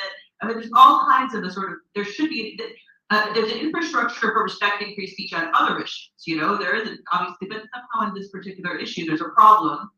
And so, what I think it says, talking about sort of the hypocrisy of free speech or the hypocrisy of Western liberalism, for me, it means that many administrators and politicians in this culture, in this country, have really lost sight of what free speech is about, what it means, specifically for this issue. And I do think we have a lot actually to learn from the struggles for free speech and academic freedom in countries that I would say have a kind of a more, what's the word? Like they really struggle for it. I'm thinking of, I also work in Iran, so that's a case where I am so inspired, by what professors there are willing to do. They're willing to risk imprisonment to speak their minds. And Palestine as well, you see that happening. People will risk being attacked by the Israeli occupation of the Palestinian Authority to express their views and their freedom. I think there's a kind of the relationship between free speech and freedom and struggle is very palpable there. And I think we've lost that to a certain extent. There's a kind of taken for grantedness about it, and so which allows these kind of silent censorship to take place. So I think we should decouple from we opened with that to kind of decolonize free speech from its particularly like Western. Obviously, there is a tradition here. We shouldn't forget about it, but we should also understand it as a universal value and look to other cultures and see how free speech is being really essential to the struggle for democratic rights. Well, I mean, being outside of the U.S. certainly the university, but I see, of course, here also change the things. And I believe in people's movement. This has to be resistant. This idea of just rigidly find people preventing freedom of expression and so on. That has to be resistant. What to be done? Issues, media, of course, writing to the media, writing in the media, organizing, for example, campaigns in order to address this, even resorting to legal force, whether it was to reverse this process. All of these are steps that have to be taken. And not to let, for example, this kind of wave of, or this type of narrative of victimization and so on, carry the day, because it's going to take roots, and that will become extremely dangerous for the person. Are there other questions out there? If not, I have a concluding question that I'd like. We've been talking about words in a strange sort of way, because words are very powerful and words will mold how we look at the world. I know this from working in television news. Very few words that we have to use right and we don't use. So what are the words we can take from this panel? What are the words we can bring into our op-ed pieces? What are the words we can bring to the parties that we go to and talk to people that will help re-energize, refocus, and empower change, empower a shift that we so deeply long for? What are those words? I would have just one sentence. Maybe just a few words. Address the basis or the source of the conflict, and don't keep beating around the bush, because that's exactly what's happening. Whenever there's a crisis, this happened in 2003. Now it's happening again. Whenever there's a really catastrophic crisis taking place, usually the United States administration raises the issue of two states as of diverting efforts from addressing the root cause. The root cause of the problem is occupation. Exactly. And the other word that can counter away occupation is self-determination and the right of resistance. This is a legal right. This is not something. However, maybe some kind of mistakes are being committed, but this right remains solid. That people have the right of self-determination. Now, we keep talking about peace process, reconstruction first, and all this is diversion from addressing the real issue. The real issue is recognize the Palestinian state immediately and first, before anything else. And then make, for example, a period of time by which this will be materialized fully. But talk about two-state solution, but then we talk about, for example, states, come in different types, different shapes, maybe lacking sovereignty, maybe kind of demilitarized, kind of, a state without any kind of viability and validity and so on. That's not right, because that will promote It's the occupation. So one word, if I could only nominate one, it would be two-syllable word, freedom. And because I think that is exactly what Palestinians want and are demanding, and that's an important word because everyone on earth can relate to that, regardless of what you think about history or Israel, that's the basic demand. And I think also free speech should be seen in that context as part of the demand for freedom. Thank you. Thank you all for this. Thank you.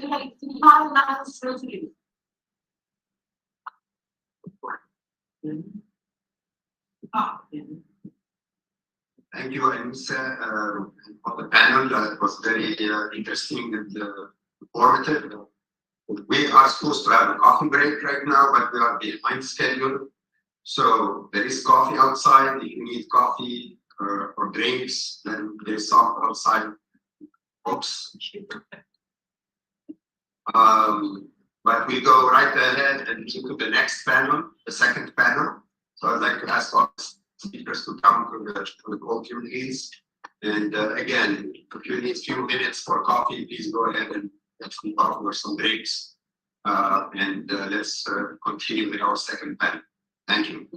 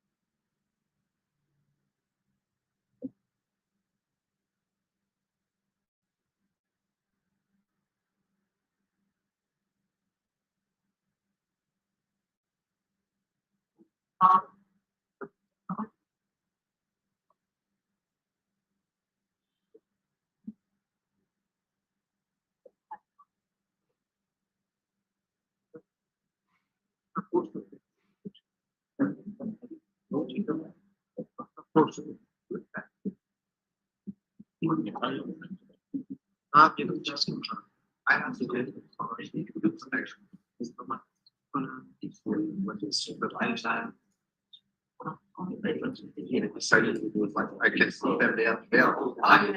Yeah, it's a different. But people think what's the exciting.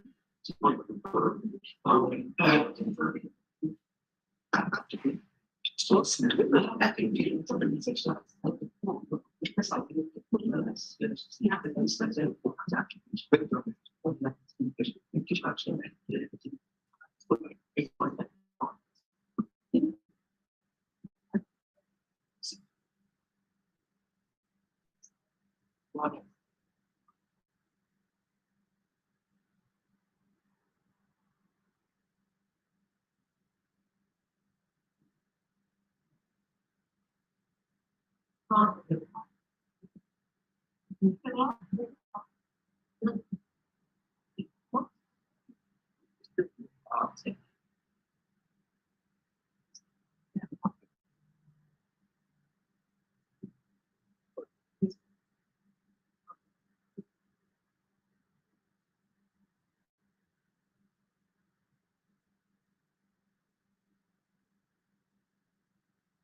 Feet for here, when you check the sound, that was good. From the broadcast was good. From the web check. But the noise coming much better because it's mostly clean.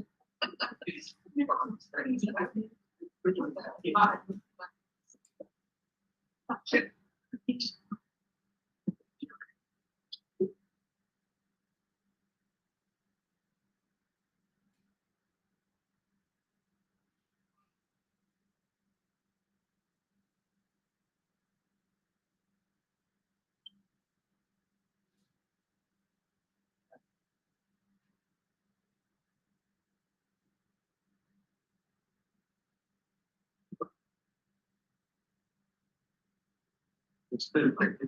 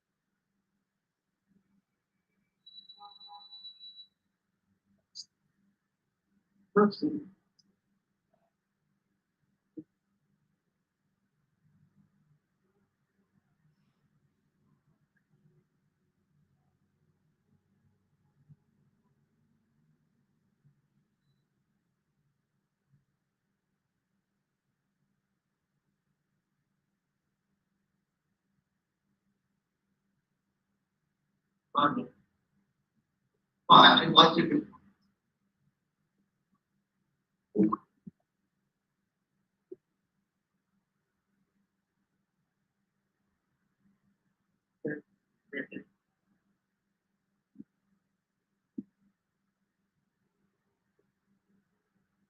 بجا وقت ترای بستم چون من مشغول بود تکم سنده بزن شده باشه آره میرم بعد سالی ها میگیرم چیزایی با موبایل میتونم جلوی من دیگه اینو شکار میکنم تصویر مستقیم سفر بگیرم ولی نورش باید بهتر باشه واسه با اینجا با مدام مکنی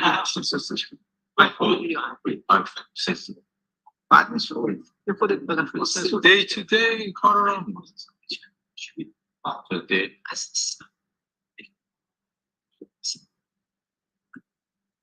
شا ببینم این پنل لایف استریم یا ریکورد میکنم خب تو اونه که چی اینو گذاشتم لپتاپ دیگه یه موقع شعرم چیزا خوش شد اینو گذاشتم میگیرم باش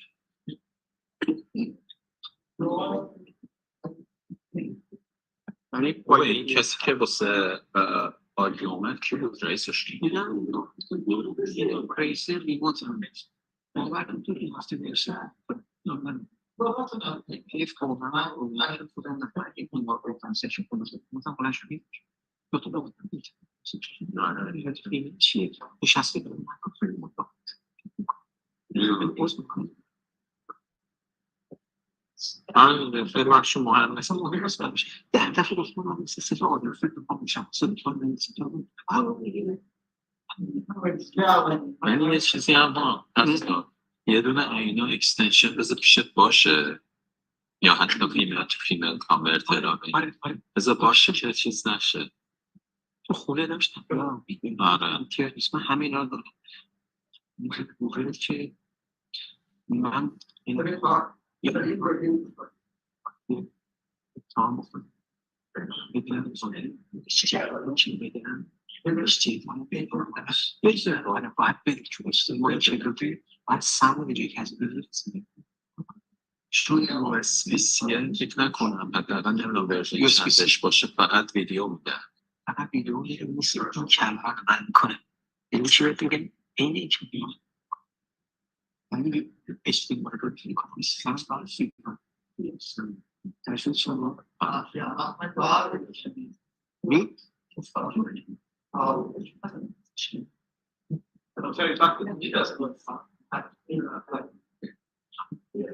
من فکر کنم از تو سوال داشت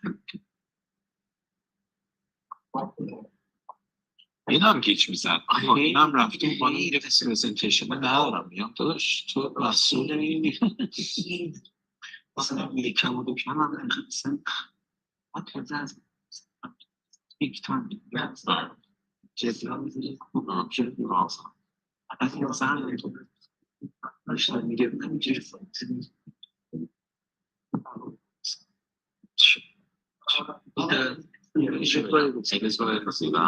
دارن زور خودش رو بزن هر چیزی که میگه خودش رو تاجش رو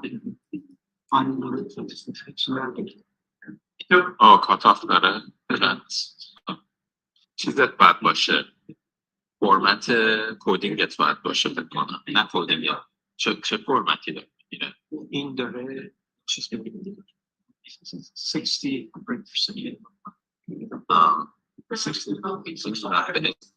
یه بار نشستم داره تحقیق کردم یه سری چیز رو کاتاف دارم حداقل با قرد بود من چیزی شدم که چیز ببینم XAPC 4K HD مثلا این 4K رو برم بعد برم مثلا یه سری اینا کاتاف داره بعد بستگی به SDM داره خب این اکسپریانس بود دارم ولی باز یک چیزی داستان باتری شتلاگه یک USB-C چارج میکنه یک چیزی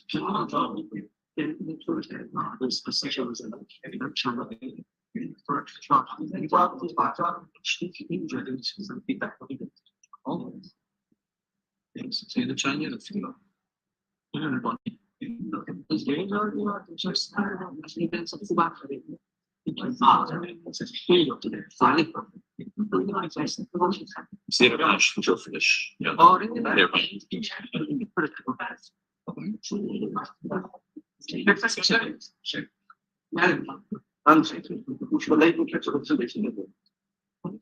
Sen bir başını bir inşallah aslında. Dolayısıyla hiç yolu var. Ne yapayım? Kendi çoğu yapıyorum. Aynen orada yapılması gerekiyor. Yok sırf değil. Ben journalist bir arkadaşım. Aksiyon yapacağız. Hocam keyifler gösteririz. Yok 6 tane sandalye var. Bir sandalye kaç kişi? 6 kişi.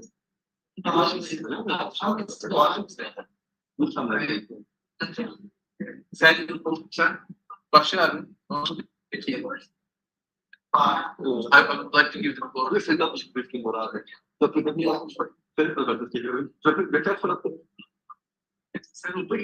Sen şimdi. Ben bak şurada oturacağım. Ben sana yeter.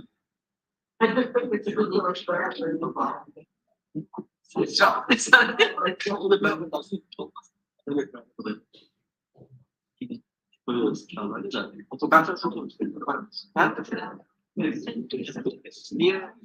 Dört yani şöyle sarılacağım. Seçimler var. Hayır, falan istiyoruz. Şurada bak seçimler var. Bak, yürüye koyuyorsun. Oradan böyle şu an. Keyifli aklımda. Tamam, biraz sonra bir şöyle. Nokta istiyorum.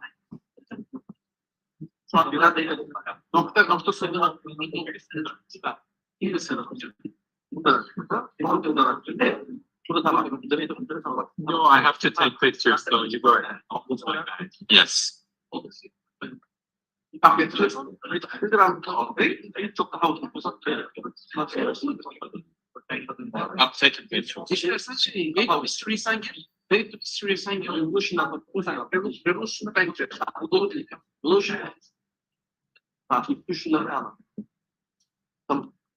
Ben o zaman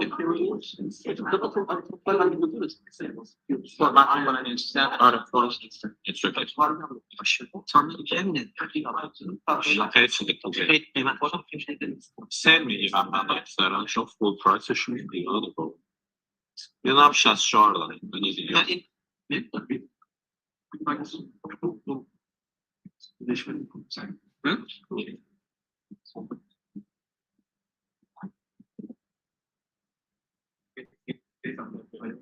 Hi, everyone. I think we should get started since we have some important presentations and limited amount of time. We don't need to round stomachs in the middle of the presentation. So I'm excited to be moderating this panel. My name is Sarah Goodwitson. I'm the Executive Director of Dawn. The topic of our panel today is lessons learned, Arab Spring uprisings and failed transitions. I should say hard lessons learned. I don't know how much we've learned, but I guess we'll find out. In the interest of time, I am not going to introduce the speakers with their full bios, but refer you to the excellent program that has that information to maximize the time available for our speakers given our late start. But I am going to say a little bit more about Dr. Rahim, since I think she's less well known in this circle and has come a very long way. So our first speaker is Dr. Abdullah Boudaderi, my dear friend for many years, but more importantly, the former spokesperson of the FRC of Egypt's Freedom and Justice Party, a longtime activist for human rights and democracy in Egypt, unwavering in his commitment and very eager to hear his remarks. We are going to try to keep each of these remarks 10 minutes, but the speakers' presentations are a bit longer, so excuse us if there's any little curveballs. Yeah.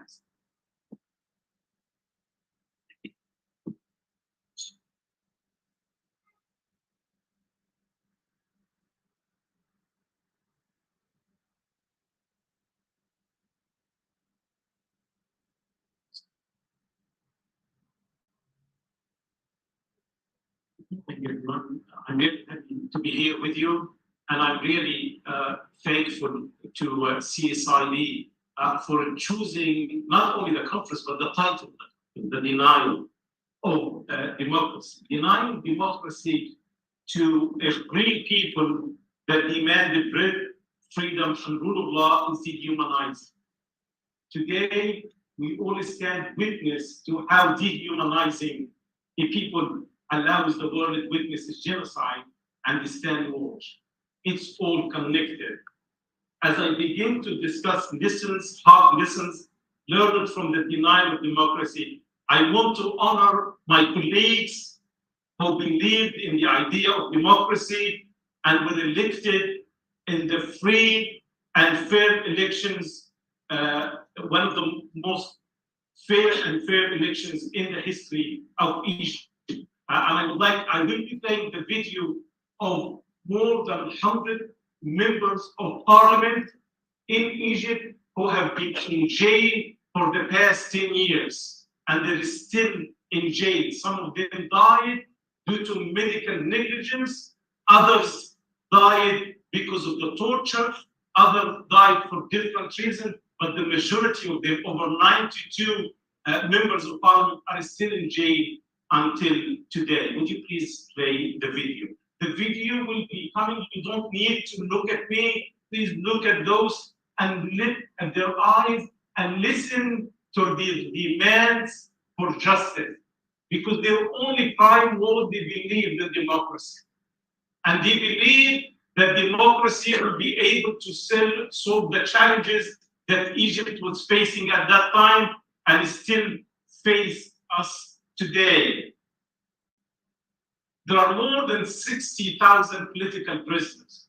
This is just one segment of the political prisoners who are in jail in Egypt today. Among those 60,000, 92 members of parliament are still alive. About 21 died either in jail or right after they came out of jail. 4 of members of parliament died in exile. And you cannot imagine when people die in exile away from their family, it leaves a terrible impact on the families as well as in the people themselves. Whether or not you agree with their politics or with their person, what I do know is that these individuals represented the exercise of democratic process laid out, and with democracy denied, their imprisonment is a microcosm of the human toll it took on all Egyptians. As I speak, photos of the elected members of parliament, my colleagues, will be displayed in efforts to remind us all that they are not merely numbers. It's also not lost on me that many of the photos are of poor quality, but that too is a representative of the suffocation of the space and communication and the inability to attain safely something as simple as a high quality photos. Please keep running the video as long as I'm speaking. The Arab uprisings were the most necessary response to the post-colonial failure of the Arab states, local, regional, and international, to seize that historical moment was the worst democratic loss in the Arab world. Based on lessons learned from the failure to promote democracy, I argue that unless indigenous democratic transitions take place, new colonial powers will continue to rule in Egypt as well as in other parts in the Arab world, and violations of human rights, of human, political, economic, and legal rights will continue to thrive. The violent hold to democracy was executed by the post-colonial military junta and supported by the illiberal liberals, regional authoritarian regimes, and the complicity of the international community, including officials and institutions from Europe and the United States of America. Since the military coup, it is reported that more than 897 political prisoners have died in prison due to torture and medical negligence. Many of the youth in Egypt today are either in jail or in exile. Demoralization is at a high time, is at an all high time, causing many to flee the country or restore to substance abuse or extremist ideas. Politically, Egypt has come to be one of the worst police states in the region. The draconian approach to quash political opposition has become an expected norm that diminishes any possibility of a peaceful democratic transition. Since the military coup, all sitting members of parliament must be selected and or approved by the security apparatus, pushing the reality of democratic process further away. Since I participated in the free and fair election until today, from 2013 until 2024, we have not seen a free and fair democratic process on all levels. On the municipal level, it is not happening. On the national level, as parliament, it is selected by the police apparatus. And on the presidential level, there is only one man running, and we call this man who is going to restore democracy. When President Morsi, the democratically elected president, was kidnapped by the military, which constituted a dark moment in the history of democracy and the history of Egypt, and I do not know how Mr. Kerry, the then Secretary of State, saw that dark moment as the military, quote unquote, restoring democracy. It is surprising that Mr. Kerry welcomed the military democracy.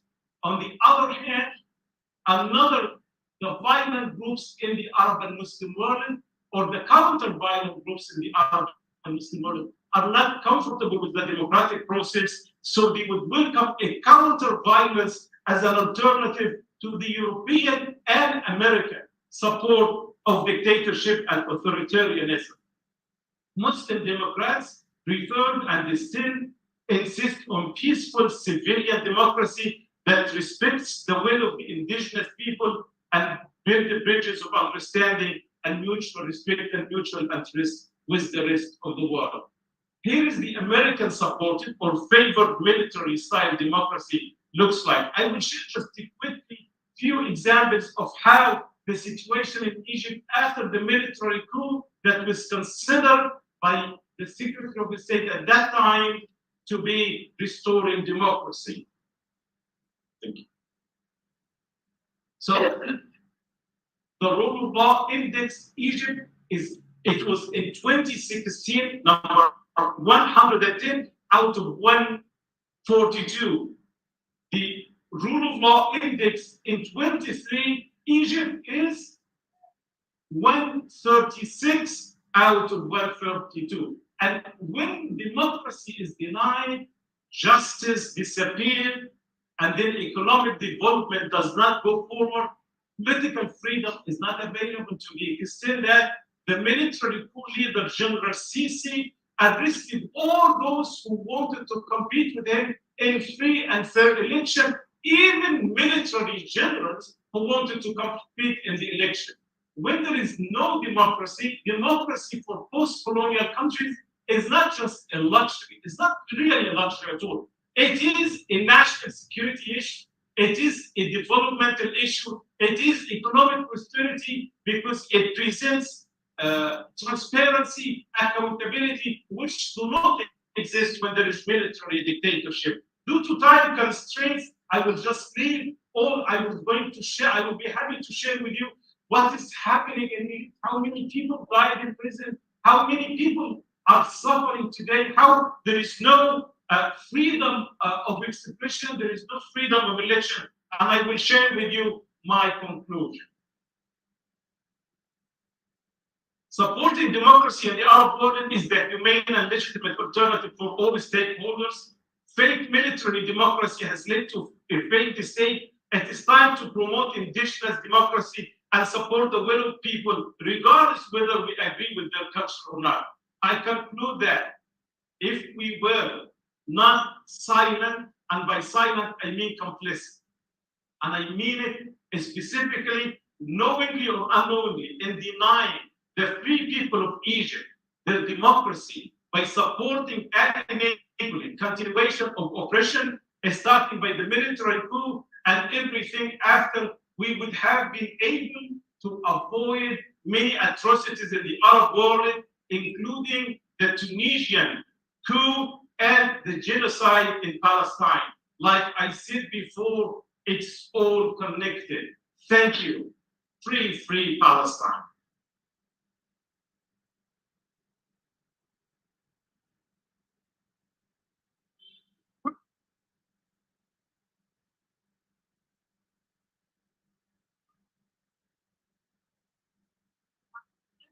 Speaker is,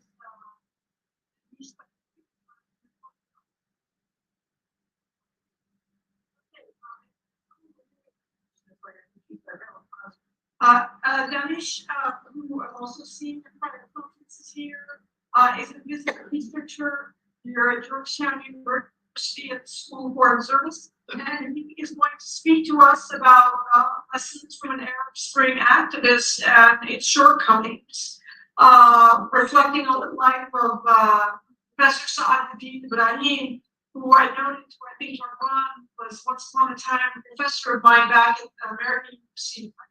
So I'm very eager to hear this remarks.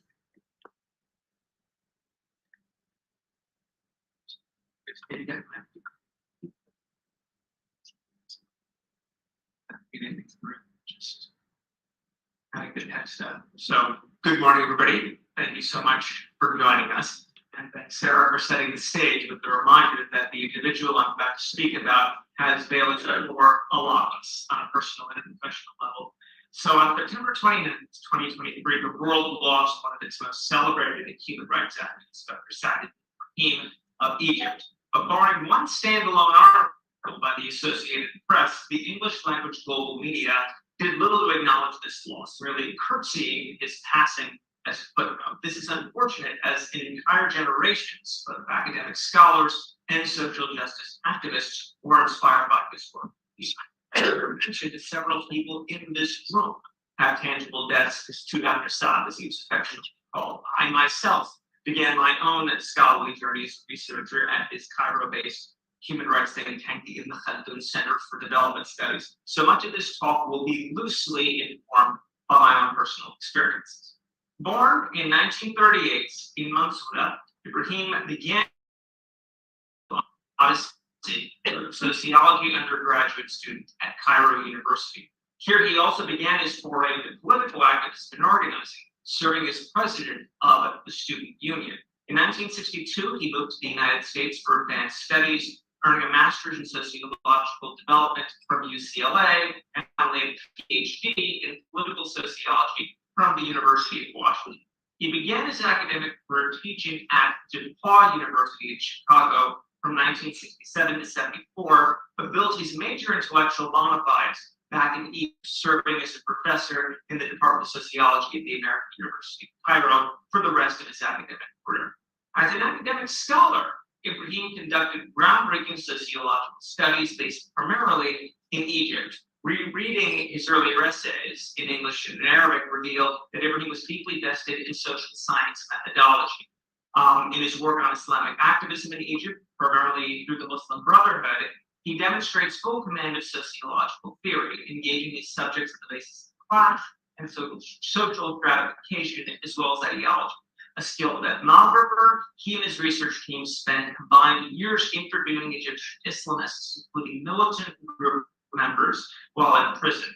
Additionally, he proved well versed in quantitative methods, being able to weave through census data, election membership statistics, migration patterns, and economic data from organizations like the IMF. His studies on Islamic activism thus brought the rigor of an academic sociologist alongside the perspective of a cultural and linguistic insider. But Ibrahim's true talent as a researcher transcended his mastery of social science methodology. While he was clearly indebted in his training in Anglo-American sociology, he remained equally versed in Arab and Islamic thought and history. In particular, in multiple studies, he brought up the legacy of the 14th century Tunisian intellectual polymath Ibn Khaldun. Deemed the father of the discipline of sociology, Ibn Khaldun produced path-breaking works in multiple disciplines. His magnum opus, Al-Muqaddimah, offered a social, economic, and global history of the rise and fall of empires. In his evaluation of social movements, change, and revolutionary upheaval, Ibrahim repeatedly refers to Ibn Khaldun's theory of al-asabi, often translated as social cohesion, Ibrahim describes the phenomenon as a primordial form of solidarity, often associated with tribal loyalties. A strong commitment to Asabiya he maintained proved the impetus for seizing political power and instigating revolutionary social change. Though it was clear that tribal solidarity was not in itself sufficient to fully solidify social revolution, in his interpretation of the Khaldunian paradigm, Asabiya must be coupled by a religious mission, which offers a spiritual raison d'etre for a new political movement's long-term success. He points to the Saudi Wahhabi movement in Saudi Arabia, and the Sanusi movement in Libya, and the Methodist movement in the Sudan as the last embodiments of the Khaldunian paradigm at work. And it's interesting that the Egyptian sociologist gravitated so deeply towards this particular medieval thinker. After all, many figures in the Arab and Islamic intellectual history offered him worthy intellectual interlocutors on governance and social change. But Ibn Khaldun was unique because of how interdisciplinary he was in his approach to social change. His cyclical history owed as much to the study of economics and demography as it did to the study of historiography. More specifically, Ibn Khaldun stands alone as perhaps the most systematic theorist of social society in Islamic intellectual history. That commitment to the interplay of democratic institutions to push back against the authoritarian political structures throughout the Arab world came to define Sa'd Ibrahim's work both as an academic scholar and as a political activist. He thus founded a human rights NGO specifically to promote the development of civil society and democratization, aptly titled the Ibn Khaldun Center for Development Studies, which housed his most innovative research projects on promoting civic culture and institutions of Egypt and the greater Arab.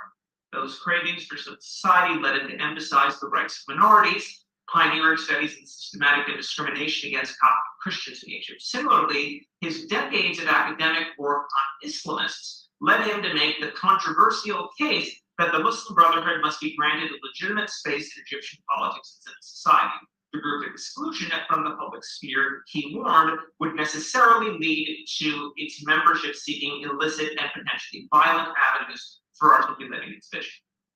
In addition to relying on the legacy of Ibn Khaldun, Ibrahim grounded his vision on the work of innovative Arab thinkers from the 19th and early 20th century. Like him, this cadre of thinkers sought a vibrant public sphere and had managed to make considerable strides throughout the region prior to the Arab defeat by Israel in 1948.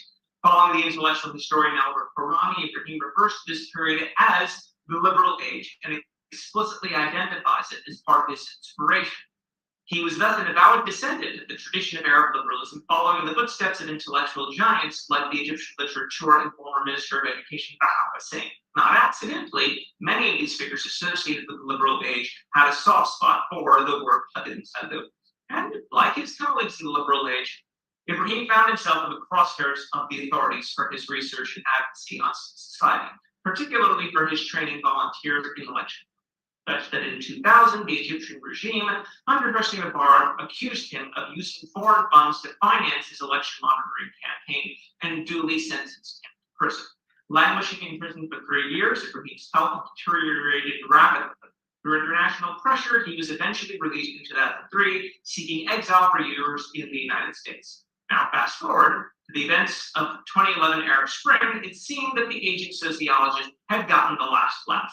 Indeed, Middle East historian Juan Cole offered precisely this prescription, penning an article days before Mubarak's resignation in February 2011, reminding his reader that the protesters in Tahrir Square were inspired precisely by Sa'd Ibrahim's vision for a democratic Egypt. His article was aptly titled Sa'd's Revolution. Or so we thought. In the events of 2013, several major liberal activists and intellectuals in Egypt radically shifted their perspectives, now cheering on the return of military rule. And regrettably, Dr. Sa'd Ibrahim wound up buying into the euphoria of Abdel Fattah al-Sisi. Most infamously, in an interview for the newspaper Al-Yom Al-Sabah, he was quoted as saying that the 2014 presidential elections were, quote, the greatest history in the history of Egypt. Now, what led to this change of heart? As I and my colleague Dalia Fehmi explored in great detail in our last book, the project of Arab liberalism to which Ibrahim subscribed was beholden ultimately to a series of authoritarian contradictions, such that liberals were willing to actively forge authoritarian alliances to forcibly impose their liberal and in many cases militantly secular worldview on an otherwise unwilling populace.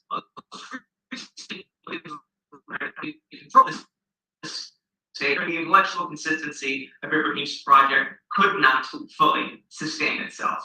With his passing, though, it behooves us to recognize the contradictions of his thinking, particularly the same blind spots beyond Egypt. All over the Muslim majority context, we see liberal and leftist thinkers who are so terrified of the public role for Islam that they're willing to ally with the most horrific forms of authoritarianism to extirpate it. Thus, working through Saladin Ibrahim's legacy will be pivotal in confronting this ongoing challenge throughout the region. But more importantly, we must end by celebrating the immense good Saladin Ibrahim's legacy leaves us. I'll end by offering a reminder from the medieval Muslim polymath Muhammad al-Ghazali, who in his book of knowledge points out that the right of the teacher over his student is greater than the right of the father. For a teacher is one who brings to the student eternal life, while the father is the cause only of his temporal life. As a teacher to so many of us, I'll end by offering the good doctor an immense thanks for his tutelage, wisdom, and kindness in the Lillahi wa bihi graduate. Thank you very much. I want to thank you to the deputies and our speakers in modifying their talks to get our time parameters. I know that's not easy. Thank you very much. Each year.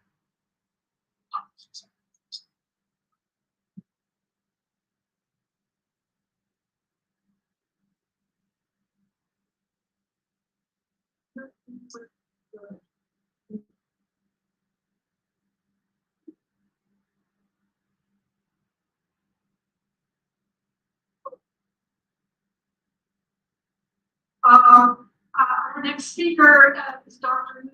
Zubayd. It's an honorary fellow at the Lead Center of Muslim Christian Understanding at the School of Foreign Service, also at Georgetown University. But she has come a long way to speak with us today, and suffering from as well. But I look forward to hearing her remarks entitled "Resisting the Resurgence of Ethno-Religious Nationalism and Resuscitating the Inclusive Secular Democratic State."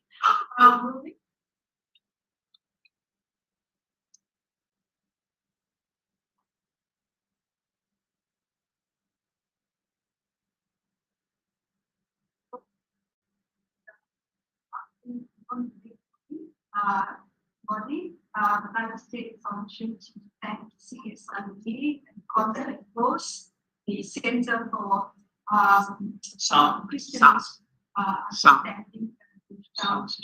University. Yeah, there's that? Okay. Get closer to the mic. This center is essentially part of a book project I'm working on ethno-religious nationalism in Malaysia. The project started when I was based at Georgetown a few years ago.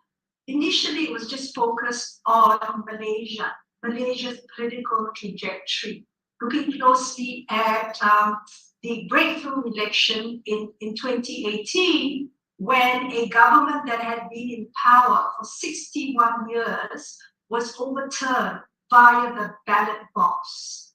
And a new opposition coalition was elected to office, to federal government.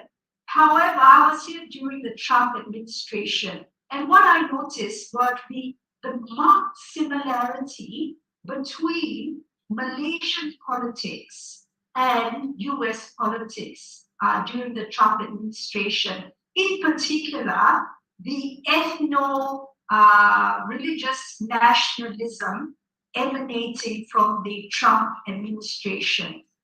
Similarities between that and the governments, the past government in Malaysia and current government in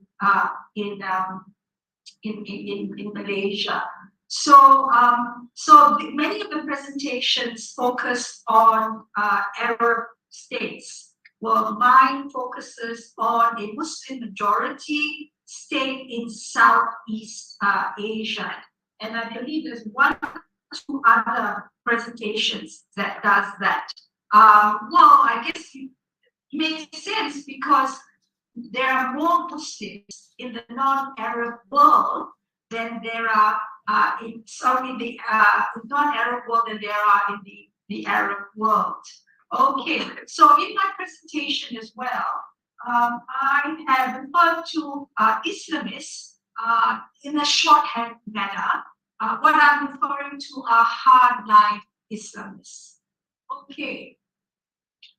So there is a deeply global democratic recession that has persisted for about 2 decades. And the manifestation of this democratic recession includes the resurgence of authoritarian ethno-religious nationalism. And it's sweeping across the world, not just in the Muslim world. And because I've only got 10 minutes rather than the original 15, I will skip through many of the slides. Now, the ascendancy of ethno-religious nationalism is somewhat paradoxical.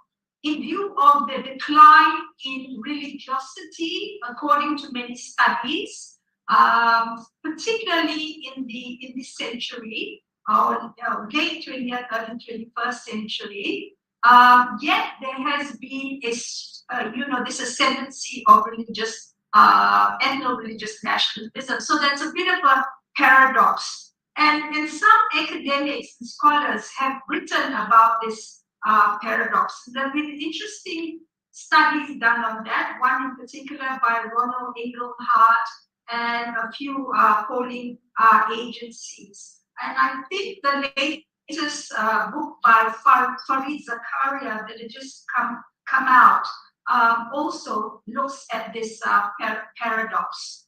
Now, ethno-religious nationalists have become dominant actors across various political systems, and hence the comparative approach is an insightful one to study this phenomenon.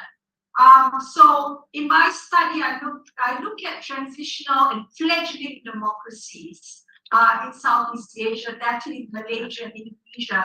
And I might add here, Indonesia is considered arguably the most democratic Muslim majority country in the world, located in Southeast Asia. We have military-dominated Buddhist ethnocracies such as Myanmar or Burma, abandoned secular democratic states governed by parliamentary authoritarian religious nationalist governments in India and Turkey, settler colonial ethnocracies such as Israel, a backsliding settler colonial democracy, and I've included the United States in that category of being a settler colonial democracy, and Australia as well in my case study.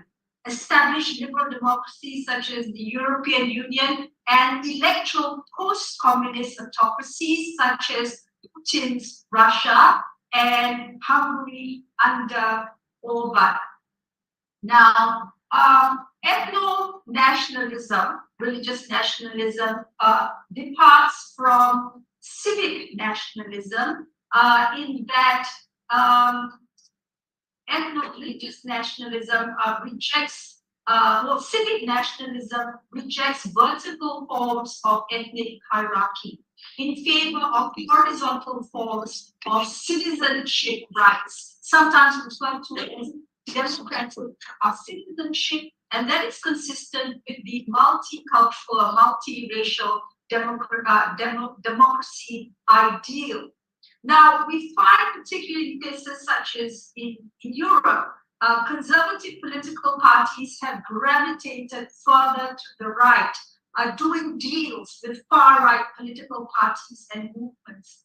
And Brexit is an example of that. The EU, in the EU, we find many far-right anti-immigration parties that have made gains, electoral gains, and many of these, particularly far-right parties, are very much inspired by the great replacement conspiracy theory, which I'm sure most of us have heard about, fixation on stopping limiting the migration of non-Europeans to their countries. And Hungary's Orban is a clear example of this. Now in India, if we move to Asia, we find the rise of Hindutva majoritarian supremacy from a state that was envisioned by the founders and framers as a secular democracy. In Myanmar, we find Buddhist hegemony supported paradoxically by Democrats and reformers, and Aung San Suu Kyi has been heavily criticized for not caring too much about the marginalization of the Rohingya community. So, I mean, this highlights that even Democrats and Nobel Peace Prize winners have ignored the human rights of minority communities. I've also written in my paper how the way by which race trumps class in many of these ethno-religious nationalist movements. And I've got 2 minutes to work on my central case study, and that is Malaysia. A country that is going through an unstable political transition since 2018, when this government, the party that had been government for 6 decades, was overturned by the ballot box. However, the government that was elected to office was overturned by an insider coup, a bloodless insider coup by ethno-religious nationalists unhappy with the reform, the political, social, economic reform agenda of these ethno-religious nationalists, in particular the Ketuhanan Melayu doctrine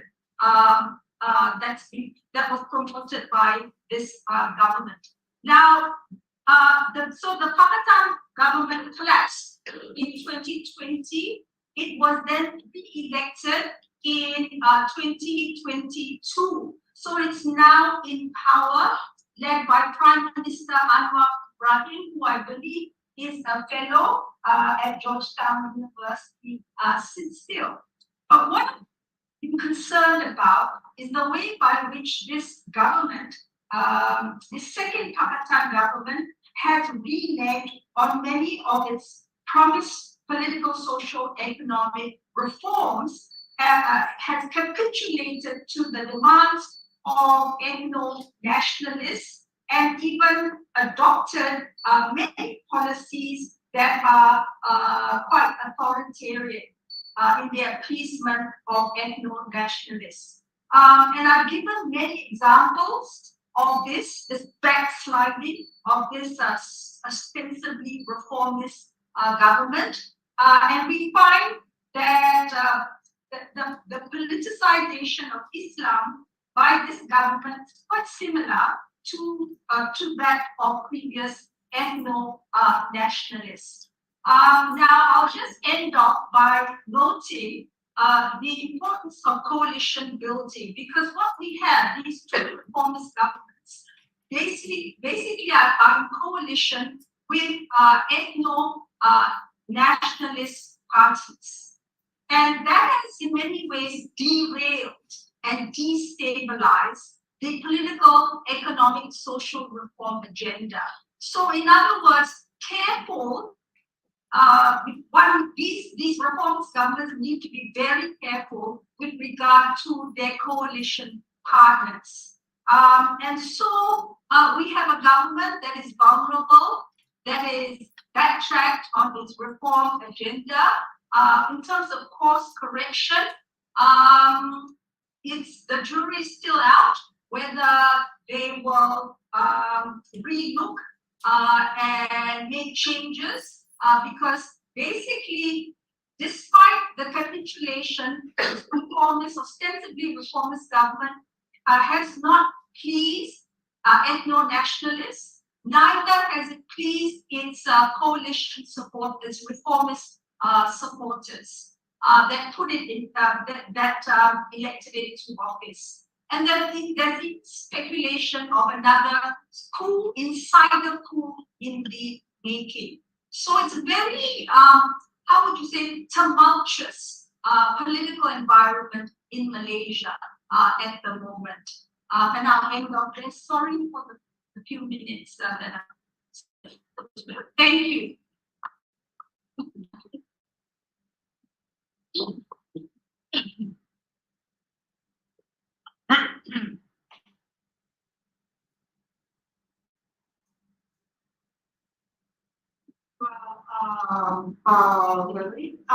Next is Anthony Mallory, who is the Europe and Eurasia advisor at IFES, as it's popularly known, the International Foundation for Electoral Systems, who is going to speak today a little bit about the contrasts and contradictions of democracy in a secular state in Central Asia, and that is Uzbekistan. Please.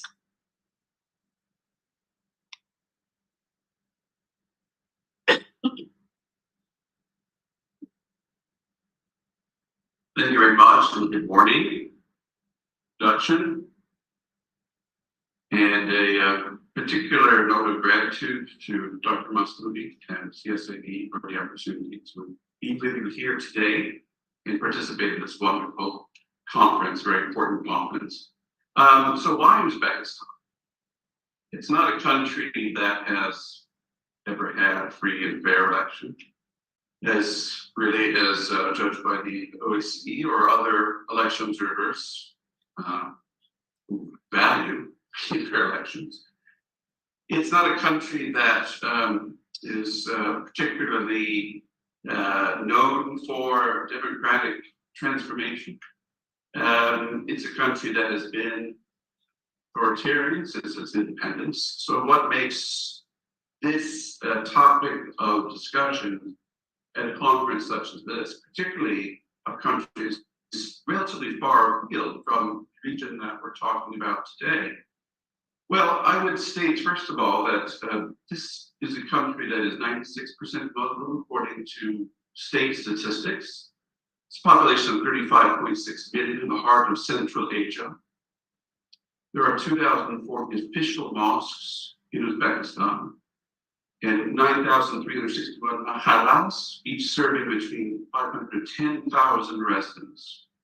And critically, it has a population under age 24, constituting 40% of the country's population and growing.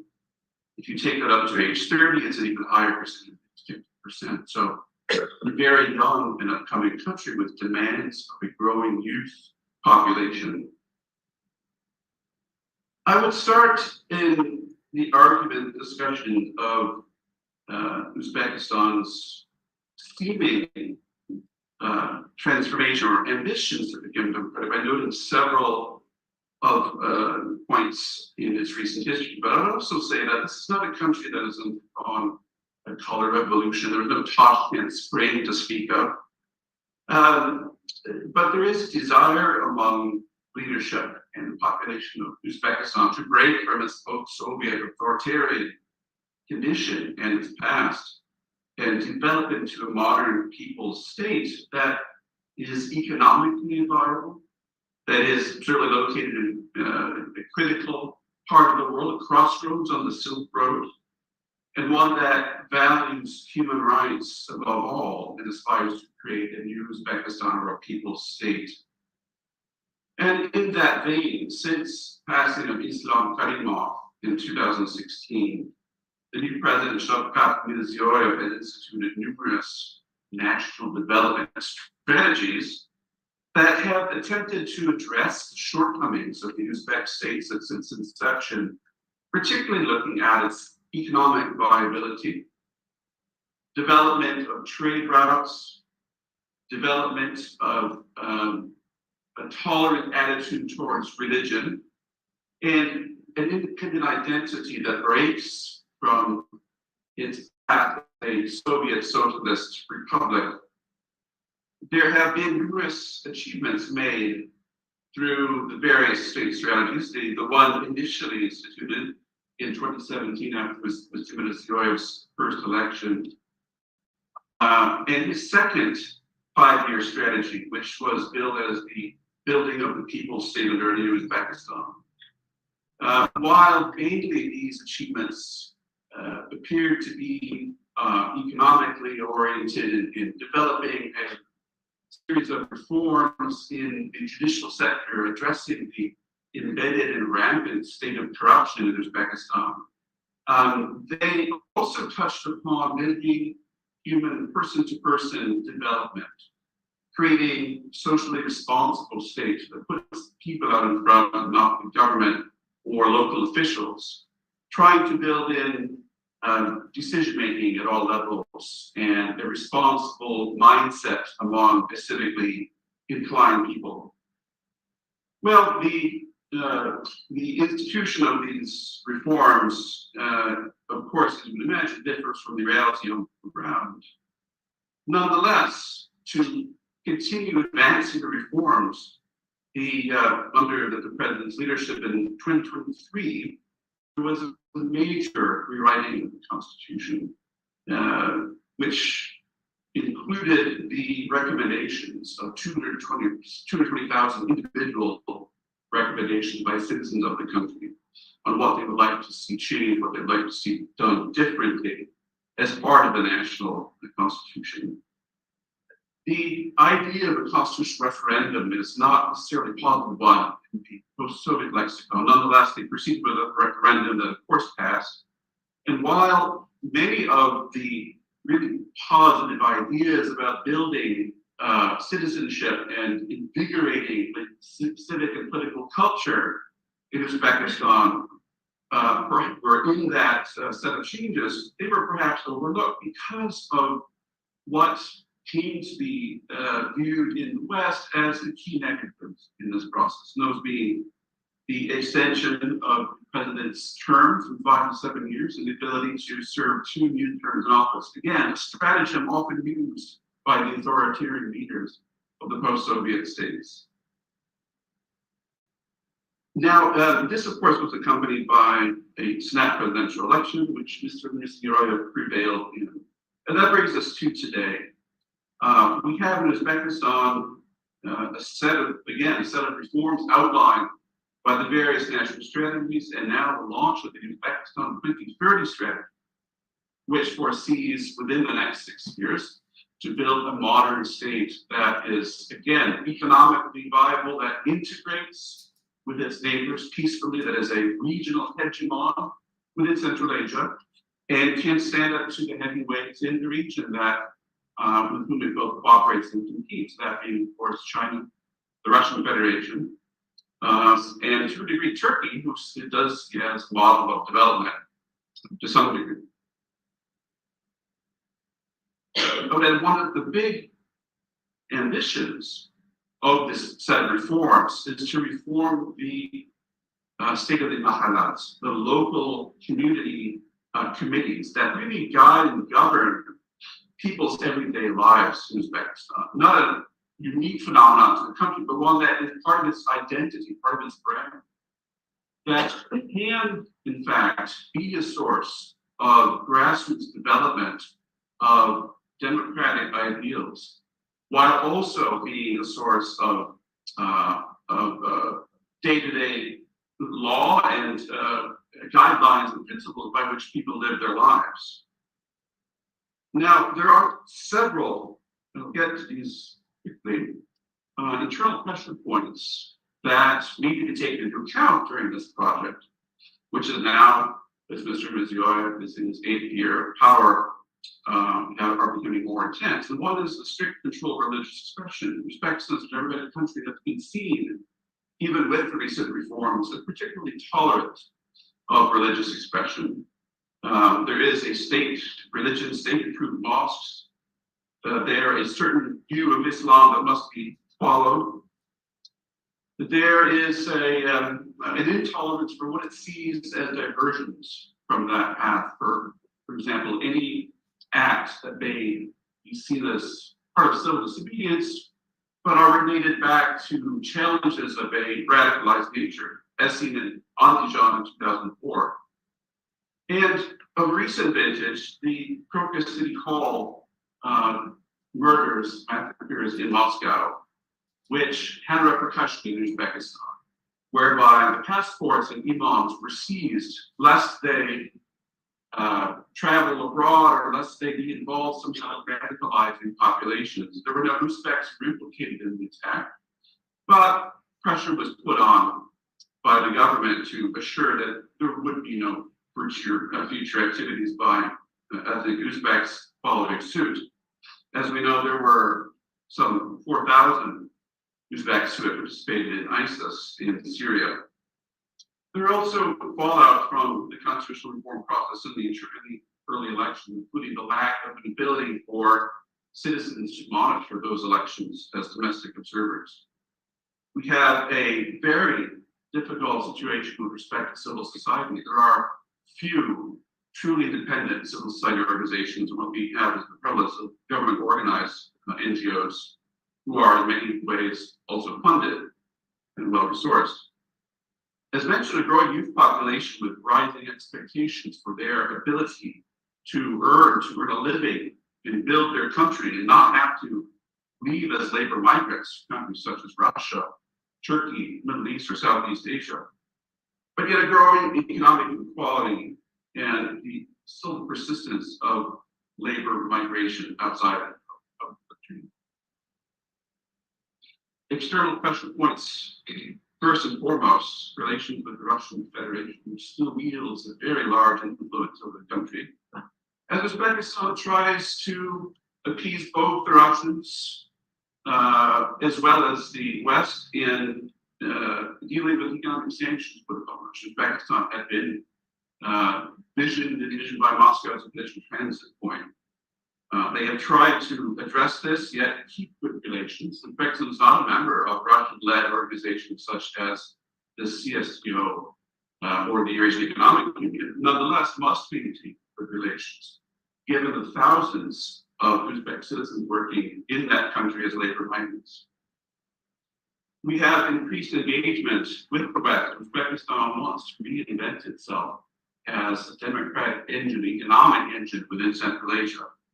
Yet declining democratic credentials, even with the advent of these national strategies and these efforts to build committees and institutions in Uzbekistan that put people ahead of the government. And the country's vision of itself as a regional organizer of peace and security within the region, which also includes a shared border with Afghanistan, which has caused, and touched earlier, but some sense of some degree of discomfort in addition. So, what's the future for democracy in Uzbekistan with all these many factors in consideration? I have three recommendations, both for the authorities in Uzbekistan building democracy, as well as for those who are on the outside supporting democratic development. So we'll go very quickly through these. You can see the first is providing a mandate for sequential civic education for young people at all levels of school in the country. Building civic culture, building a culture of democracy from the ground up is imperative. It is lacking in the country. It's imperative for any successful democracy to take root in Uzbekistan. Opening the political space and allowing political parties to register. We have the same five political parties in the Oy Majlis that we had during the last election. New parties have not only been allowed to register, they have been blacklisted with their members beaten, tortured, intimidated. That we could also expedite direct local elections to Pakistan, loosening restrictions on the activities of civil society who are heavily regulated by the Ministry of Justice and do wonderful work, but are impeded in doing so by the heavy hand of the ministry. And also clarifying the role of mahalas, which can serve, in fact, in a very positive manner in both the election process, but also in promoting and strengthening equal rights of citizens, particularly women, and promoting civic resilience. One recent and important reform was the appointment to the mahalas of a person dealing with gender equality issues. Let's see how this plays out. Hopefully this will reinvigorate and allow more opportunities for women. And for those in the West, the US and Europe who are supporting democracy, hold this government accountable to the points it has committed itself to in the National Development Strategy, and the United Nations, the international community, particularly concerning human rights, press for democratic development and equal opportunities, expand trade relations and bilateral relations and person-to-person contact, invest in Uzbekistan's youth commitments to education priority, view the human dimension in Uzbekistan through an intersectional lens, and provide assistance to those of the marginal groups, including women with disabilities, young people, and minority communities. Very critically, provide training for investigative journalism, particularly young women journalists, as the media sector continues, unfortunately, to contract despite the recent promises. And of course, support the work of independent non-governmental organizations in spite of the pressures they face. They're doing good work. You need our support because democracy is not a top-down process. It's a grassroots, bottom-up process in concert with the government that is not only willing, but not only stated its desire to, or what is showing the political will to do so. Thank you very much.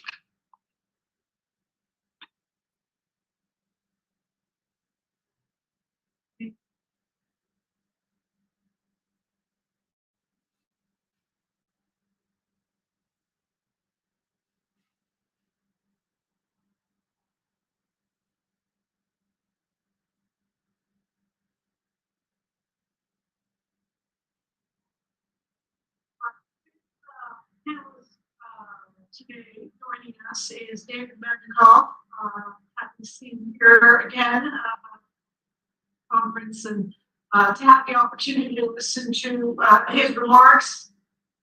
David is the chair of the Department of Judaic and Near Eastern Studies at UMass Amherst, and he's speaking to us today about the rule of law and democracy's denial in contemporary Arab politics. Lessons learned, but more importantly, I'm eager to hear about strategies for change. David? Thanks so much. And I also want to thank Dr. Pafudi and everybody, because I think that the opportunity to really be in a space not only where we're talking about democracy in the Middle East, but doing it in democratic ways. It's very hard to find. It's wonderful. So I want to talk about the rule of law. I mean, the rule of law is probably the last global political ideal that governments and people tend to champion, at least rhetorically. But I'm going to argue that we need to understand the rule of law as contested and diverse, and also consonant with the realities of legal politics in the MENA and elsewhere, and the challenges to democracy globally. And so let me start with the United Nations definition, and I couldn't really throw a lot into it very quickly. I respond to time diminishments to be a fast talker, so please forgive me. And so, the UN definition, which USAID and many others adopt, and it's reasonable to do so, says that the rule of law is a principle where all people, including national governments, are accountable to laws that are independently adjudicated and consistent with international human rights standards. In other words, the rule of law is best understood, or most commonly understood, is about constraining government and also being kind of more broadly consistent with liberal democratic norms. And so this is, I think, a very common way, shorthand, a lot of folks might think about the rule of law, that there's this kind of virtuous circle between the rule of law and democratization. I'd like to call it the Reese's peanut butter cup paradigm, you know, like chocolate and peanut butter are great tastes that taste great together. So democracy and the rule of law are these wonderful things that go completely well together. And my work on the politics of the rule of law in the Middle East and more globally pushes back a little bit against this, because what I want to show briefly, and then get into some data from work I've actually done in the region, is that rule of law can mean a lot of different things, and they're not, those things don't necessarily always enforce democracy. So we have to think about how they actually work. And you know, another popular culture way of appreciating is a TV show like Law and Order actually talks about how essentially one vision of the rule of law from this TV show that's, you know, continues in its forms combines policing. I mean, law actually refers to the police in this, and you know, order refers to the legal reasons. And so, you know, you have encapsulated this idea that the rule of law contains dimensions that are both about law enforcement and about rights. And those two are not necessarily always consistent, certainly when we're talking about democratization. Now, you know, organizations that try to measure the rule of law obviously do understand that this is complex. The World Justice Project, which I think is now the leader of rule of law measurements, has a variety of criteria that are all embedded under this term of rule of law. And again, if you look at them, what you see is some of these things are about order, preventing corruption, which can be done, and indeed can be done very well under highly repressive political systems. Others are about freedoms and, you know, things that we might associate with democratization. And of course, organizations like this do this deliberately so that we understand the rule of law as something that's complex. But then on the other hand, you know, many of us seek simple numbers, you know, an index. And so if you take all this stuff together and you look at a number about how countries do, for example, the UAE looks quite good. It's 37th globally, and you know, it's rule of law in the UAE. But then when you look at where it excels and where it doesn't, I mean, these are dimensions that are not necessarily leading to democratization. Similarly, when we look at the World Bank indicators, governance indicators, the Middle East and North Africa, you know, isn't terrible on the rule of law. I appreciate that obviously in Egypt, under its present government, it's towards the bottom. But you know, Gulf Arab countries fare quite well. As you probably know, these are percentiles. So most countries in the Middle East and North Africa are better on the rule of law by this governance indicator than the majority of countries in the world. But when you look at other governance indicators that are more about indicators of democracy, you know, that this is where Middle East countries don't do so. That was the Voice of Accountability World Bank indicator, and this is the Freedom of Expression Index from Article 19 organization, which shows most Middle Eastern and North African countries not just bad on freedom of expression, but in, you know, deep crisis. That's what the dark red shows. And so governance indicators all together, you know, this idea that rule of law actually tells us that states are moving towards liberal democracy or consistent with liberal democratic norms is somewhat undermined. And this is why rule of law politics is this kind of global thing where lots of countries will put on shows around the rule of law and show that they really argue that they're really committed to the rule of law. But it's exactly because these norms are so contested that they can do that while scoring low on exactly some of the features that are most prominent in the definition, like the US. So what I want to say theoretically in very simple ways is instead of thinking about the rule of law in this Reese's peanut butter cup paradigm, as much as I love this personally, I mean, one simple way to think of it is more as sort of a seesaw, where, you know, norms can either be or both authoritarian meaning or democratic meaning, and they're contested. I mean, it's a constant sort of contest, and that's how I want us to sort of think of it. So what I want to do now is summarize very briefly some data that I was very privileged to collect a while ago, and it's hard to do this kind of work. So, you know, if anybody out there is interested in replicating this work, it's fun. Please talk to me. I'm looking to redo this. What I was able to do through a grant from the Public National Research Fund was really look at how law students and alliance students in Qatar and Kuwait and lawyers, you know, in the region talked about the rule of law. We did surveys, detailed surveys in Arabic. You know, what does the rule of law mean? And what the data really showed is exactly what I'm sort of saying. People care about the rule of law. There's a lot of contestation about the rule, but it doesn't fit into some simple government ought to be limited by law category, nor does it connect necessarily to the idea that international legal norms are the way to think about them. And again, this is not to say that this contestation can't be connected to democratization in some way. So with the limited time that I have, I'm not really even. I mean, I'd love to go up to this day. It's really rich, and I don't think people have seen surveys of lawyers and law students. But what I'm just going to cut to what it says, and I also have a lot of remarks from Qatari and non-Qatari lawyers that really emphasize that international lawyers tend to come with this kind of neo-imperial mindset of, you know, lawyers in the country don't know what they're doing. And the lawyers in the country have a very rich discourse around what they think that they're doing. So I mean, again, the summary of all this data is that there is a lot of contestation around rule of law norms, but they're framed often in different terms than simple Western-centered definitions might suggest.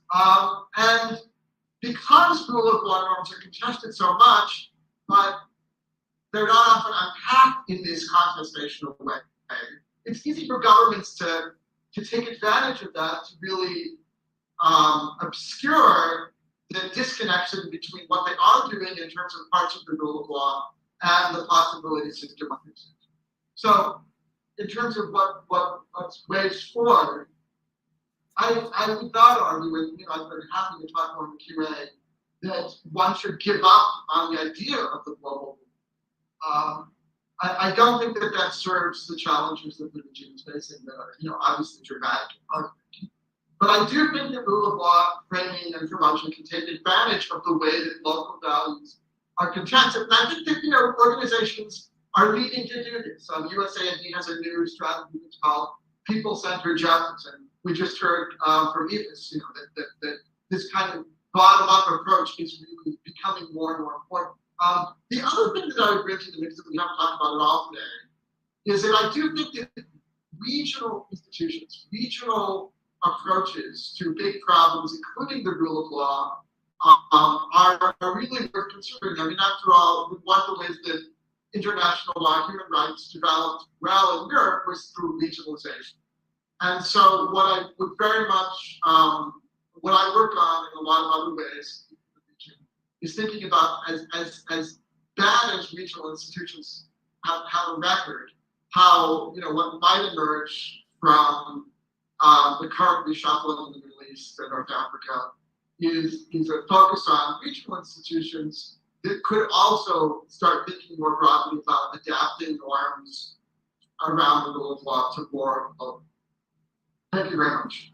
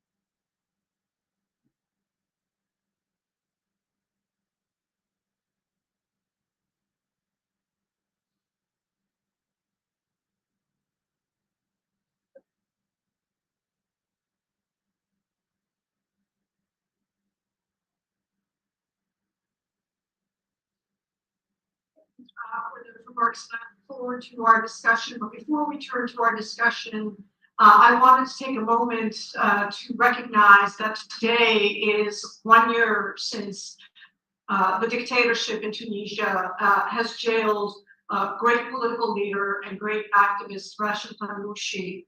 And I hope you can all join me in wishing him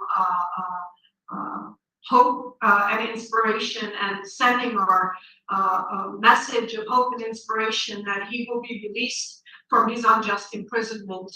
I think, as most of you know, the Tunisian dictatorship relentlessly harassed Mr. Ghannouchi ever since CSID was able to usurp power in the country, subjecting him to numerous interrogations and incursions into his home, and finally using its now controlled judiciary to bring bogus charges against him, for which he is now facing 3 years of imprisonment.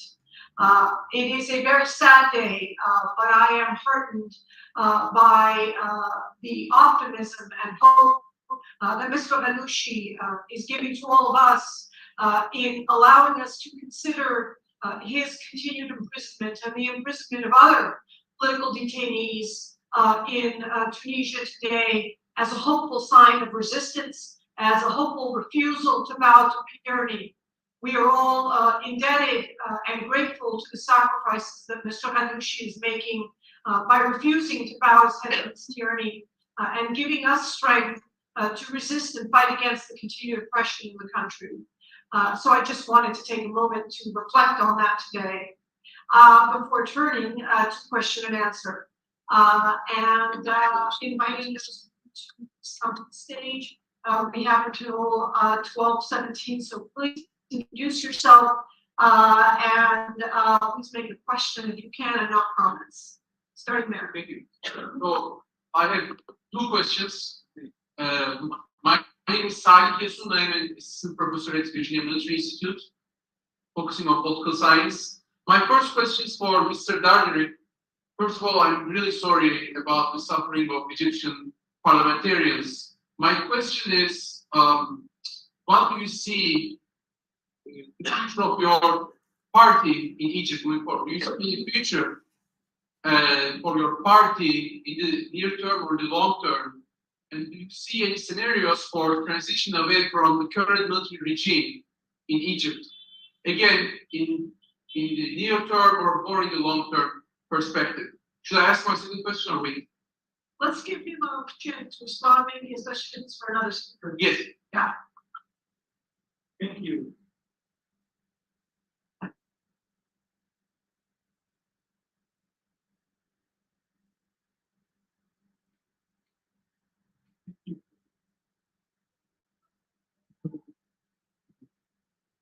Of the suffering of not only the 100 members of parliament, but the 60,000 political prisoners, not only the 60,000, but the rest of the country, because it is suffering from lack of freedom of speech, lack of freedom of movement, and people are being suffocated.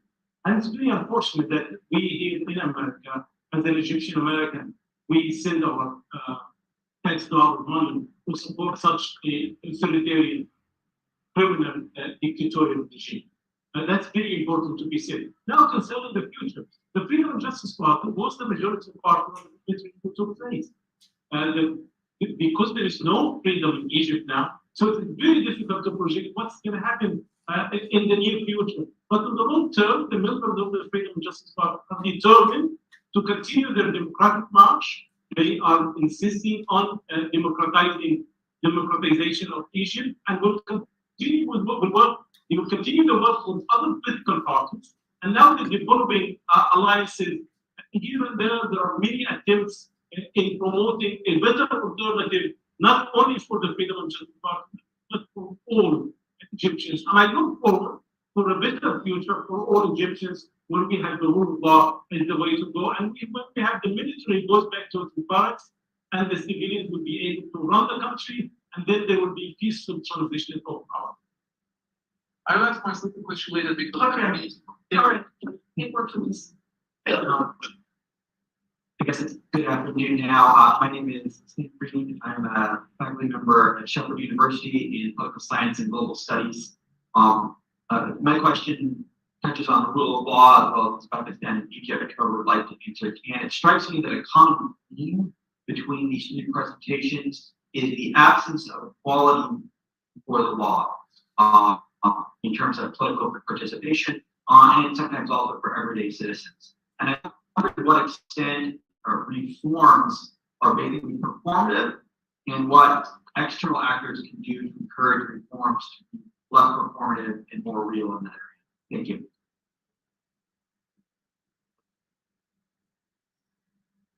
Sure.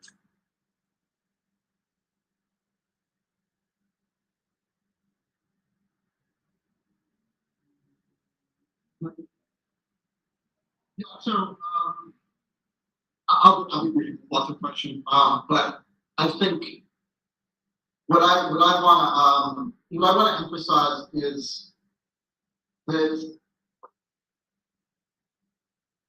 it makes sense to talk about things around rule of law and equality in terms that people actually frame them in society. So this is just but the data that I collected from lawyers and law students in White Cover very quickly articulates that justice and this report from the Arab Spring is a value of the norm that's articulated as very important. And there are all these different ways of framing rule of law that resonate in societies.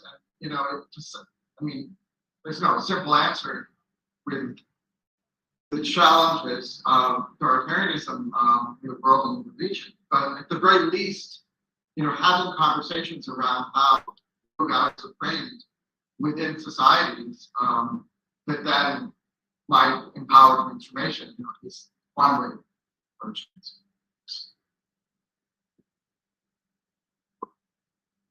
In regard to the situation in Egypt, because several factors can do a lot.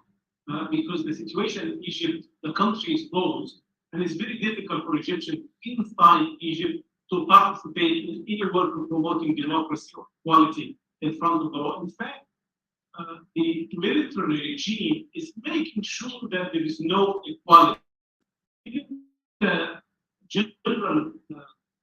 General CSID said that he wants only few people to be highly educated and then he lead the rest of the country. And it's that mindset that runs the country. But in spite of this, there are so many Egyptians in exile now and living throughout the whole world.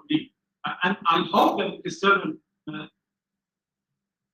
actors will be able to help create space for those who are in exile to speak about what is going on inside Egypt, and also help to promote certain ways of creating coalitions and helping certain ways of promoting alternative to the existing situation. I was just talking about Uzbekistan, and I wanted to know really how Ennahda, for example, Renaissance movement, or other movements are doing in combating military dictatorship, especially when this military dictatorship is supported by regional powers and will involve countries that are used to think of them as democratic and promoting democracy. And to be honest with you, I always thought I graduated from University of Bristol, and I always thought of America as the great country of democracy, human rights, and rule of law, until I discovered the reality that the United States of America is not supporting democracy, human rights, and rule of law in Egypt. And that's the fact that we need to share together so that we find ways and means to live and in relationship to the Egyptians living in different parts of the world. Just a quick, very quick word to back this thought. So there are internal conflicts in the country, clearly. First, we lack a culture of law, in spite of the reforms that have been attempted. Certainly, this was very much the case of the Imam.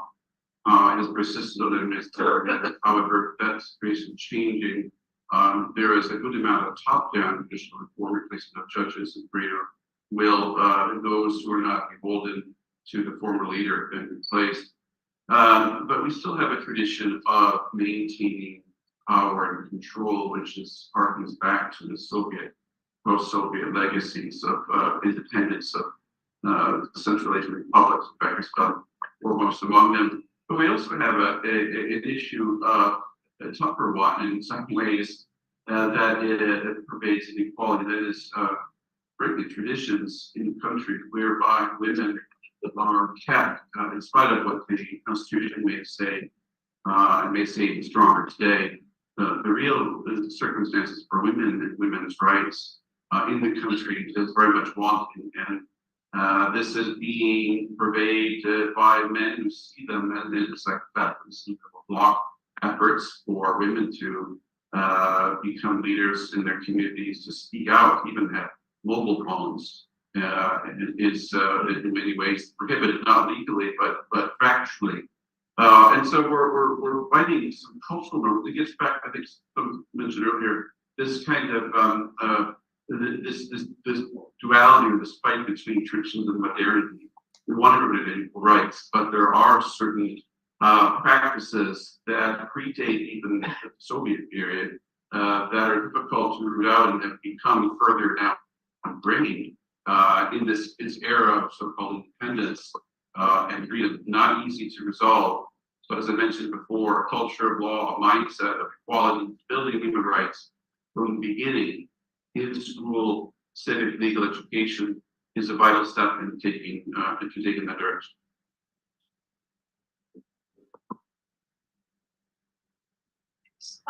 Everyone, how much time is there? 10 more minutes. Okay, I have to report, but maybe think of the moderation towards a very fixed commitment, but maybe we'll take the gentleman there report. the next question. And I thank you all and to Hi, my name is Jackson Tisdale. I'm on foreign policy intern. My name is Jackson Tisdale. I'm a foreign policy intern at the National Interest Foundation. And my question is, given that there is this religious nationalism that is leading towards democratic backsliding, on the other hand, there's also religious civil society organizations that kind of promote democracy. For example, in Nicaragua, where the Catholic Church is kind of opposed the Ortega regime.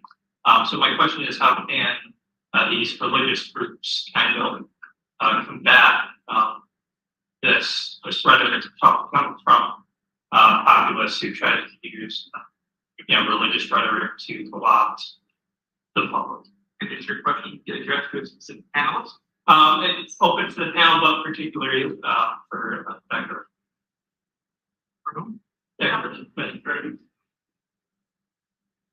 I might stand up. Somebody jet lag. Right. With regard to the religious nationalism, I think I've been looking at the Tunisian political trajectory really carefully. And I found Rashid Ghannouchi's writings, in particular the latest publication with Professor Marsh, to be really insightful in terms of building a Muslim democracy, the nuts and bolts of building that. You rightly pointed out there are various religious nationalists that adopt different perspectives in terms of their theological understanding, their reading or rereading of the religious texts. And the problem with Malaysian, most Malaysian religious nationalists, Islamists, in particular the hardline Islamists, is that they're very much inspired by Wahhabi interpretations of the text, the Islamic text, and the Quran. And the Saudis have done a great job promoting Wahhabi Salafi Islam, particularly probably 1980s. So that has become mainstream Islam in Malaysia, I would go so far as to say Indonesia as well, and not so much Indonesia, but and also many parts of the Islamic Muslim world. So we need more Rashid Ghanouchis that are building that interpretation of Islam based on social justice, based on equal citizenship rights, equal meaning, equal rights for men and women, which means a reinterpretation of Sharia law. Mainstream Sharia readings do not accept that men and women have equal rights, not complementarity, but equality. And also equal citizenship rights for Muslims as well as non-Muslims. That means in Muslim majority states, non-Muslims can hold leadership positions, cabinet positions. The current Chief Justice in Malaysia is a woman, Tengku Maimun. That is one of the positives that have come out of the reformist government. So that is why I didn't have time to develop this. The notion of equal citizenship rights is really, really important in the Muslim world. Thank you. My name is Vedat Lamputu. I'm a PhD student at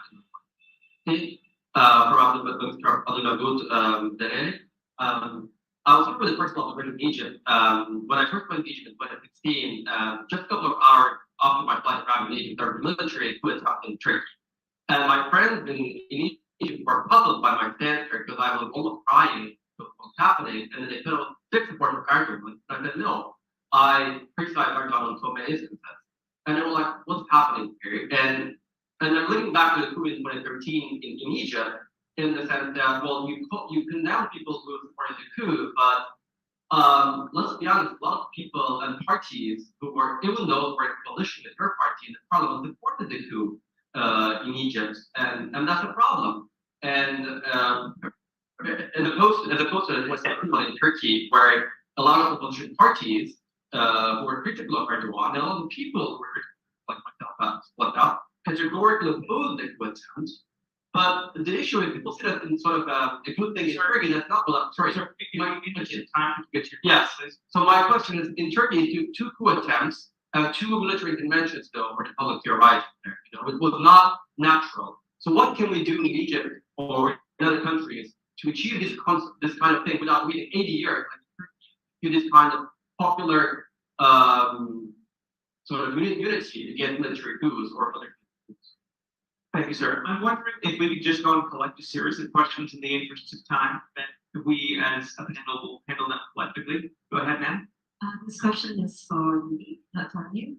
So I'm Anita Zonabel, Muslim Studies and Malaysia from Malaysia. So I'm very much in tune with the what's going on there in regards to the fascist movement and how Islam is being practiced there.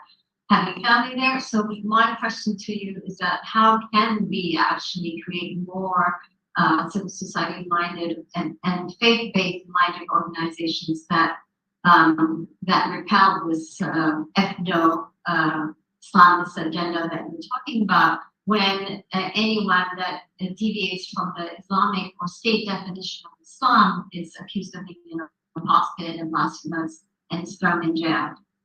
Okay, now, please. I'm Shafii, I'm the ambassador and associate with Georgetown University. The questions for Dr. from the mayor. Now with the fall of once it's Islamic democracy, the way it was unfortunately betrayed in 2021, how that has affected demand and dispatch in part of for the institutionalization of democracy, human rights, and so forth in respect to giving your extensive research. Thank you. And anybody else is considering, please step up. Yeah. My name is Ghulam Rabbani. I'm an exile here. I came from Bangladesh, which is the fourth largest Muslim populated country in the world. And my question is directly to Mr. Anthony Bauer. I think he's working for International Federation Foundation for Electoral Support or Electoral System. And I think we are, we are a victim of electoral autocratic system, and the whole the enemy of democracy they are called they are also here, but who are seeking democracy, demanding democracy, they are actually innocent person, and they don't have enough power, they don't have enough consortium. So my question is to you, I know you have a lots of reform system, policy, and want to adopt in different countries, but how do you support that innocent people who have not that much power to control their electoral engineering, and which is conducting in the name of democracy, and at the same time they have all external support to ruin the democracy in the country, so the normal civil society has no power to control this system. So I just want to know, IFS has any type of mechanism to control this type of electoral engineering. Thank you. Okay, so why don't we just go and start from left? Yeah, concerning the question about relating Egypt and Turkey, the Turkish experiment is somewhat different, has similarities to the situation in Egypt, but it is also different from that of Egypt, including colonial heritage in Egypt. What happened in Egypt is colonialism established a corrupt system that was ruled by a military rule that kept the corruption and going on until today. And in Turkey, the free and fair election was always going on, even during the military coups, after it happens, a trust election, the new government. That did not happen in Egypt. What is then that we can do? We can do a lot. In the part of Egyptians, we need really to learn how to live together. We need not to allow dictatorship to separate us, divide and conquer, use the same colonial strategy. We need also to be able to come to this equal citizenship understanding, so that all of us can enjoy the democracy and the freedom, not to group of people against other group of people. If we succeed in doing that, I think we'll be able to do a better job in the coming years. I expect the current regime is not sustainable. Economically is not sustainable. Politically is not sustainable. So it is not likely to go. What we need to do is, how can we prepare ourselves for the next democratic way, which I hope will be able to present a better alternative of all levels for all Egyptians. Thank you. Thanks. I'll take the second question first. Down, but for engineering.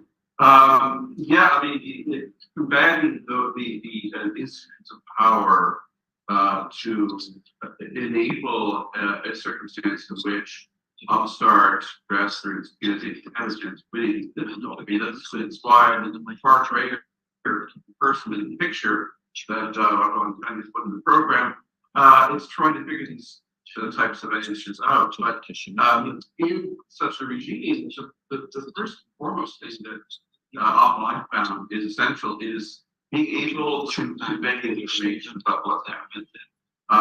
Yes, you're going to have a political media environment. Yes, you're going to have control of the levers of power. You're going to control the political finances. But the first step I've seen in candidates being able to break through this somehow is being able to convey information, share information across the means that are available, and there are many more available now through social media. For example, in Uzbekistan, I'm not holding up the best example, but they use Telegram to convey information on a lot of different subjects. When the system is cooked, it's very difficult to change it, but a little piece at a time. Once you have recognition of what the problem is, and you have individuals who will stand up for the causes of open and transparent democracy. And by the way, this also includes something I mentioned is vitally important: the existence of domestic monitoring organizations and groups that will hold the government accountable for what it's doing and how it's performing. Once you have these, you can start discussions on the issues that do impact the elections, electoral legislation, for example, the illicit financing, disinformation, the technology facilitated gender-based violence, flow, what's keeping in women being more active and successful. But information is probably first and second on quite a long list, I would say. But there's no, shall we say, easy way out of panacea to solve it. But also civil society, as I mentioned, in education, not accepting the status quo any longer. And we've seen some cases where civil society has played an instrumental role in supporting regime change in the past. It starts with a very active mindset and a refusal to accept the situation. On I think the first question dealt with expectations for 2021. I would say, just in short, that we have a very evident generational divide in the country, where the group that was educated or came up in the Soviet or post-Soviet period feels almost in a way apathetic as to what could happen. And they're quickly becoming more minority. We have a group, however, of half of the population that, while at times downtrodden, has far greater expectations for what the country can and should be, both within the region and on the world stage, and they're not accepting that they're not going to get what they want. They're tired of being forced to leave the country in search of work. They want to build a strong community, a strong economy, and a strong country at home. And it's up to said many times the generational change to really tip the balance. And we have the numbers in Pakistan. We'll see if we have willpower. We have to wrap it up, so please, like, half a minute. I'd be delighted to engage anybody on the politics of the rule of law, what your experience has shown today. Thanks. Okay. Quickly, with regard to the Malaysian political experience, regions matter. Where a country is located does matter. In Southeast Asia, as I noted in my presentation, Indonesia is arguably the most democratic Muslim majority state in the world. In 1998, a military dictatorship was overturned, and since then, the military has not intervened in civilian matters. So I think we need to look at what has happened in Indonesia. It's certainly not a perfect democracy. There are many flaws. Recently, Indonesian presidential turnover, and it was bloodless, and those defeated accepted the winner. So the Indonesian Pancasila democracy.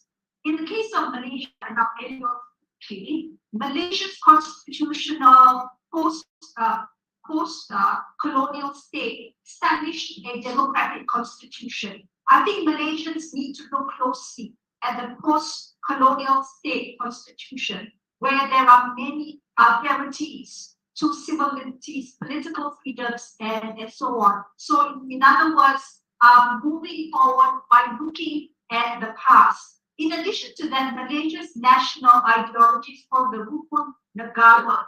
In this national ideology, it does categorically state that democracy, liberalism is to be promoted, that Malaysians should, well, unless one is a staunch atheist, but God matters. But it doesn't say Islam or Muslims have to abide by the Quran or Islam, and minorities should not subscribe to their own faith. So it says God, but it doesn't specifically say Islam. So in other words, the freedom of faith, religiosity, it is all there.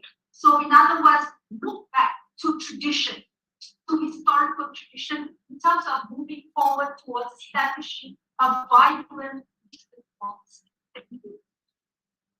Well, thank you very much for a really rich and wonderful panel. Please join me in thanking you. Okay, we're going to take a very short break, hopefully 10 minutes, but not longer than 15 minutes to eat lunch. Lunch is outside. There are boxes. Please grab your box. Our keynote speaker is here already, Dr. Rita Parsi. and he has to leave by 1:30. So we have to start the keynote speech by 1 o'clock. Please, let's take a break. We didn't want to do it back to back because I know many of you are tired. Let's do a very quick lunch, then come back for the keynote speech. Thank you.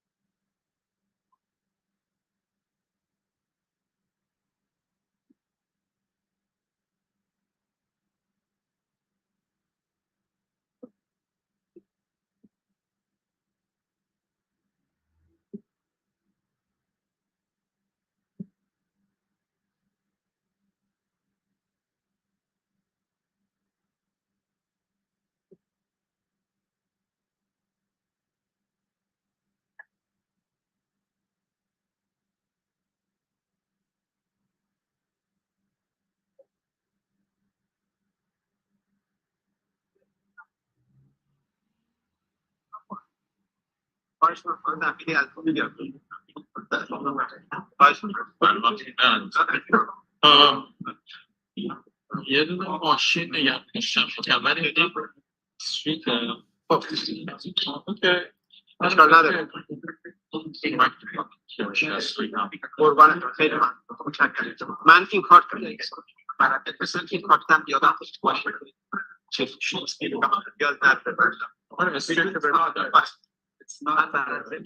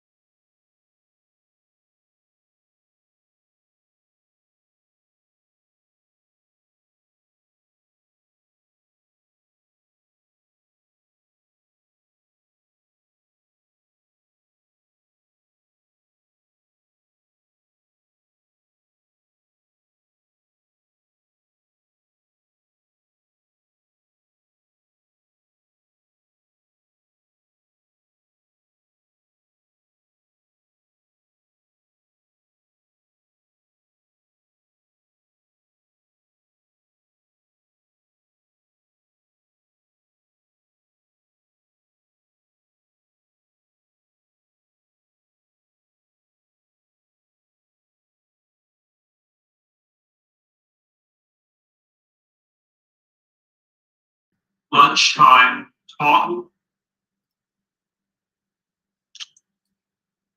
Thank you everyone for coming to this conference. I think a first shout out to Red One and this team for putting this conference together. It's a huge honor and privilege for me to introduce Trita Parsi today. I was at the University of Denver. We hosted Trita, I think 3 or 4 times, and every time he came, he hit a home run, and I'm certain to do so once again this afternoon. Trita is an award-winning author and the 2010 recipient of the Rawmayer Award for Ideas on Improving World Order. He's expert on U.S. foreign relations, writing foreign policy and geopolitics of the Middle East, with a particular focus on Iran and Israel.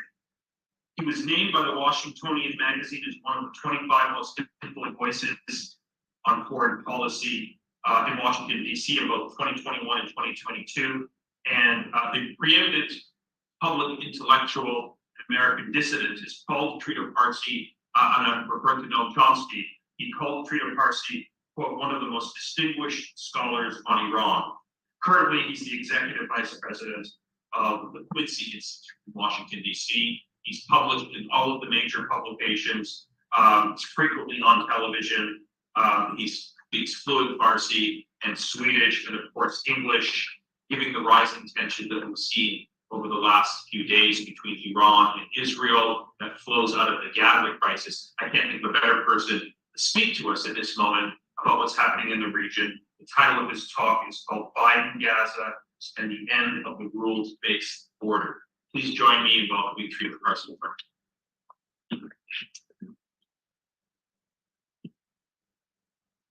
Thank you so much, Nader. It's a tremendous pleasure and honor to be here. I just wish Nader had not raised your expectations as much as he did. But in fact, Nader, Radwan, Dalia, and everyone else who's been part of organizing this excellent conference and the excellent work that CSID is doing. My conversation here with you today will shift things a little bit compared to the previous conversations to not only the situation in Gaza, but also its role and impact in the broader shifts that are taking place globally. As you all know, the conversation on Gaza and the landscape of the Israeli-Palestinian conflict has shifted tremendously just in the course of the last couple of years. And there's many factors as to why we see a shift, particularly here in the United States, that I think perhaps has taken many of us by surprise. Of course, you have the social media angle that allows people to circumvent the filter that New York Times has put on its coverage of the situation there and let people see exactly what is taking place right on their phones. You have also what some call the, well, let me take a step back. A couple of years ago, we had the George Floyd incident here in the United States, and it ended up becoming a formative experience for a lot of young people. And Gaza, in many ways, has become the international version of that George Floyd experience, which they're increasingly looking at what is happening in Gaza, not from the lens of terrorism, which has been the dominant frame in the United States of understanding the Israeli-Palestinian conflict, but from the lens of colonialism or decolonialism, from the lens of occupation.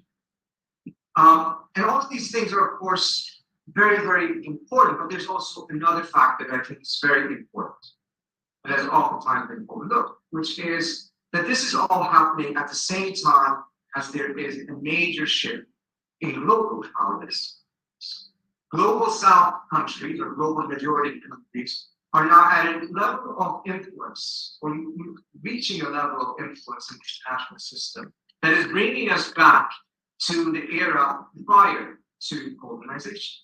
Just take a look at South Africa's application at the International Court of Justice. The first time a global South country is using or utilizing these international institutions to put on trial a country aligned with the West, rather than seeing these institutions consistently being used against countries in the global South. It is also, incidentally, during this very same period that we suddenly hear the term rules-based international order being very frequent. Though it was coined by Australian Prime Minister Kevin Rudd toward the end of the 2000s. It was originally designed to hold China to a set of rules and norms and laws in the South China Sea. It has since morphed into a very different concept with a much more unclear and at times deliberately unclear meaning and implications. The use of the term exploded after 2000, but it is not until the illegal Russian invasion of Ukraine that you start seeing US officials starting to use that term almost in a compulsive manner. The Ukraine war was framed by the West not as a matter of sovereignty, not as a matter of violation of international law, as it was primarily, as Biden put it in his speech in March 2022, a great battle for freedom, a battle between democracy and autocracy, between liberty and repression, and here I emphasize, between a rules-based order and one governed by rules. As effective as this framing was to a Western audience, a great sense of moral rights, it fell almost completely flat amongst the global majority. And this is not terribly surprising, because to their ears, the rules-based international order sounded as nothing else but American exceptionalism and the double standards that the United States have been able to get away with in the international system. The rules the US now, this moment, treated as sacrosanct. Washington itself, of course, violated systematically and continues to do so on a relatively large scale. Now, this doesn't, of course, mean that these global South countries in any way, shape, or form sided with Russia on the contrary. It was very clear that the vast majority of them view this as an illegal and a blatant violation of international law. But they were not going to make any sacrifices, costly sacrifices, to uphold a system in which an American defined rule system that allowed the United States to put itself above all rules, while selectively applying those rules to America's geopolitical rivals. Here is important to really start understanding what is the difference, what is the relationship between the rules-based international order and international law. While in the rhetoric that we've heard from particularly Biden officials, it is treated as if it is the same thing. It is treated as if it is, we're referring to the international order since World War II. This is broadly rejected by countries outside of the West. These critics contend that the interpretation and the enforcement of its rules are a prerogative of Western powers superseding international law and encapsulating the notion of rights makes rights. Unlike international law, which of course is a process of how it is being adopted, it is adopted with the participation of countries in their own consent by signing treaties. The rules-based order, the rules within them, are essentially set by Western powers with or without the consent of other countries, particularly those in the global South. This is part of the reason why in the United States we have increasingly started to refer to the rules-based order instead of international. The latter is designed to bind the US and everyone else equally to laws and rules, while the second one is, whereas the RBAO is increasingly becoming an American instrument in the views of many in opposition to international.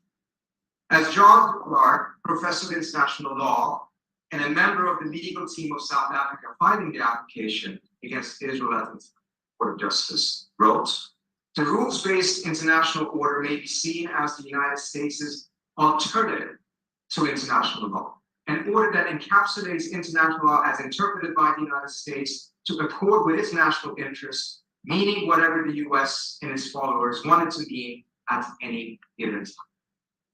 Let's take a look at what the Biden administration, how it described the rules-based international order in the 2021 National Security Strategy.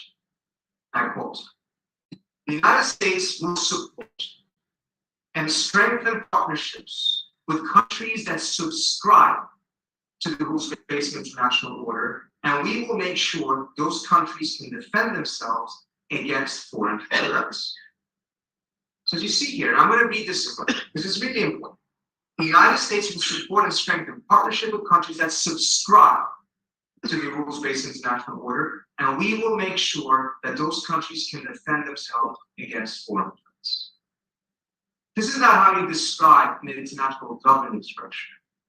This is more a description of a bloc.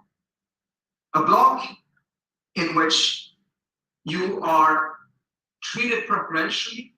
The laws do not apply to you if you are in conflict with another country that is not in the bloc, because it's based on who subscribes to this order and who doesn't. This suggests that Washington's response to the shift away from unipolarity, the shift towards multipolarity, is to deliberately erode international law and institutions and help for a multi-order world.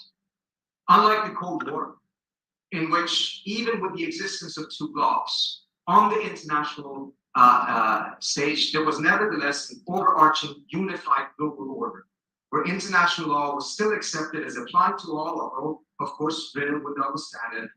This new version is a multi-order world, which would be one with different orders, with different principles applying within them, and more importantly, between them.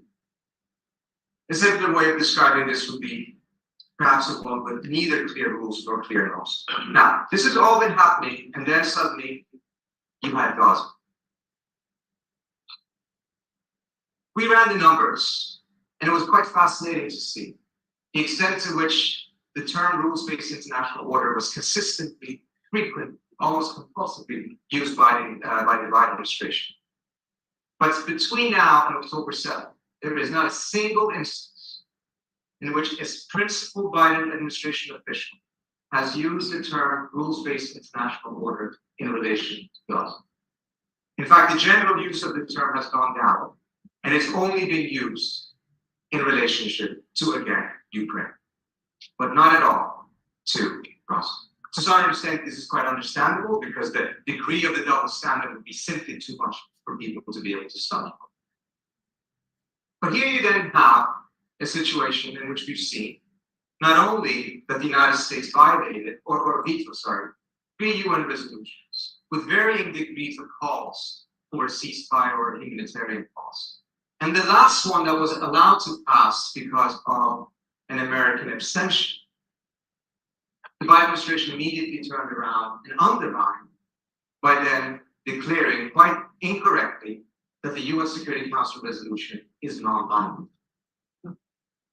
This fits in exactly with the plan. This is part of the reason why it infuriated the other states in the council so much, because it's not just an undermining of that specific resolution.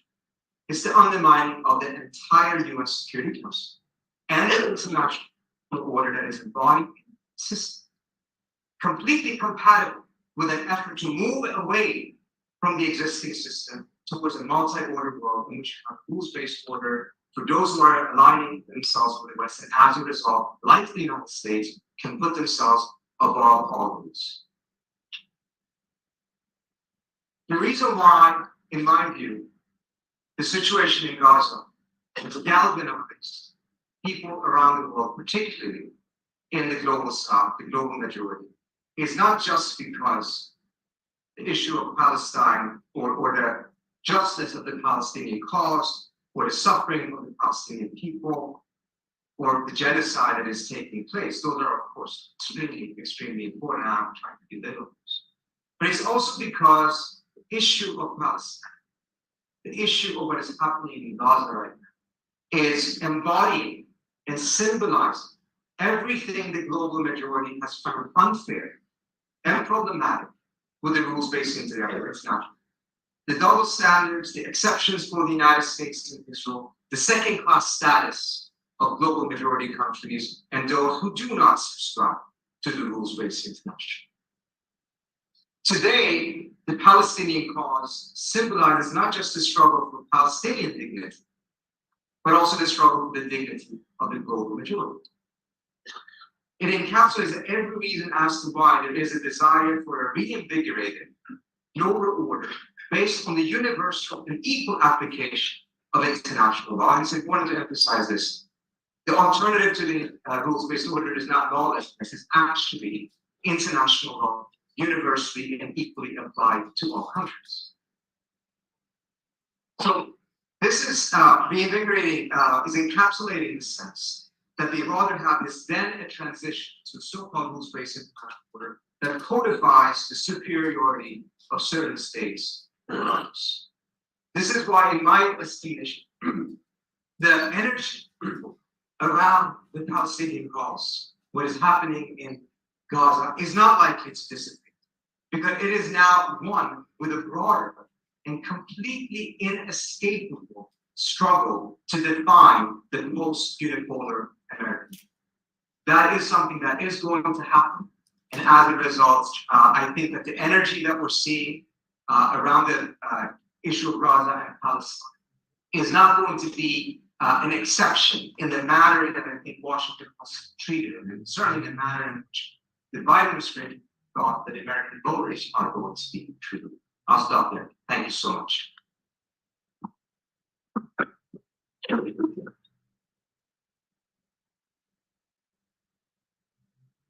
It's 30 minutes. Okay, the floor is open for questions.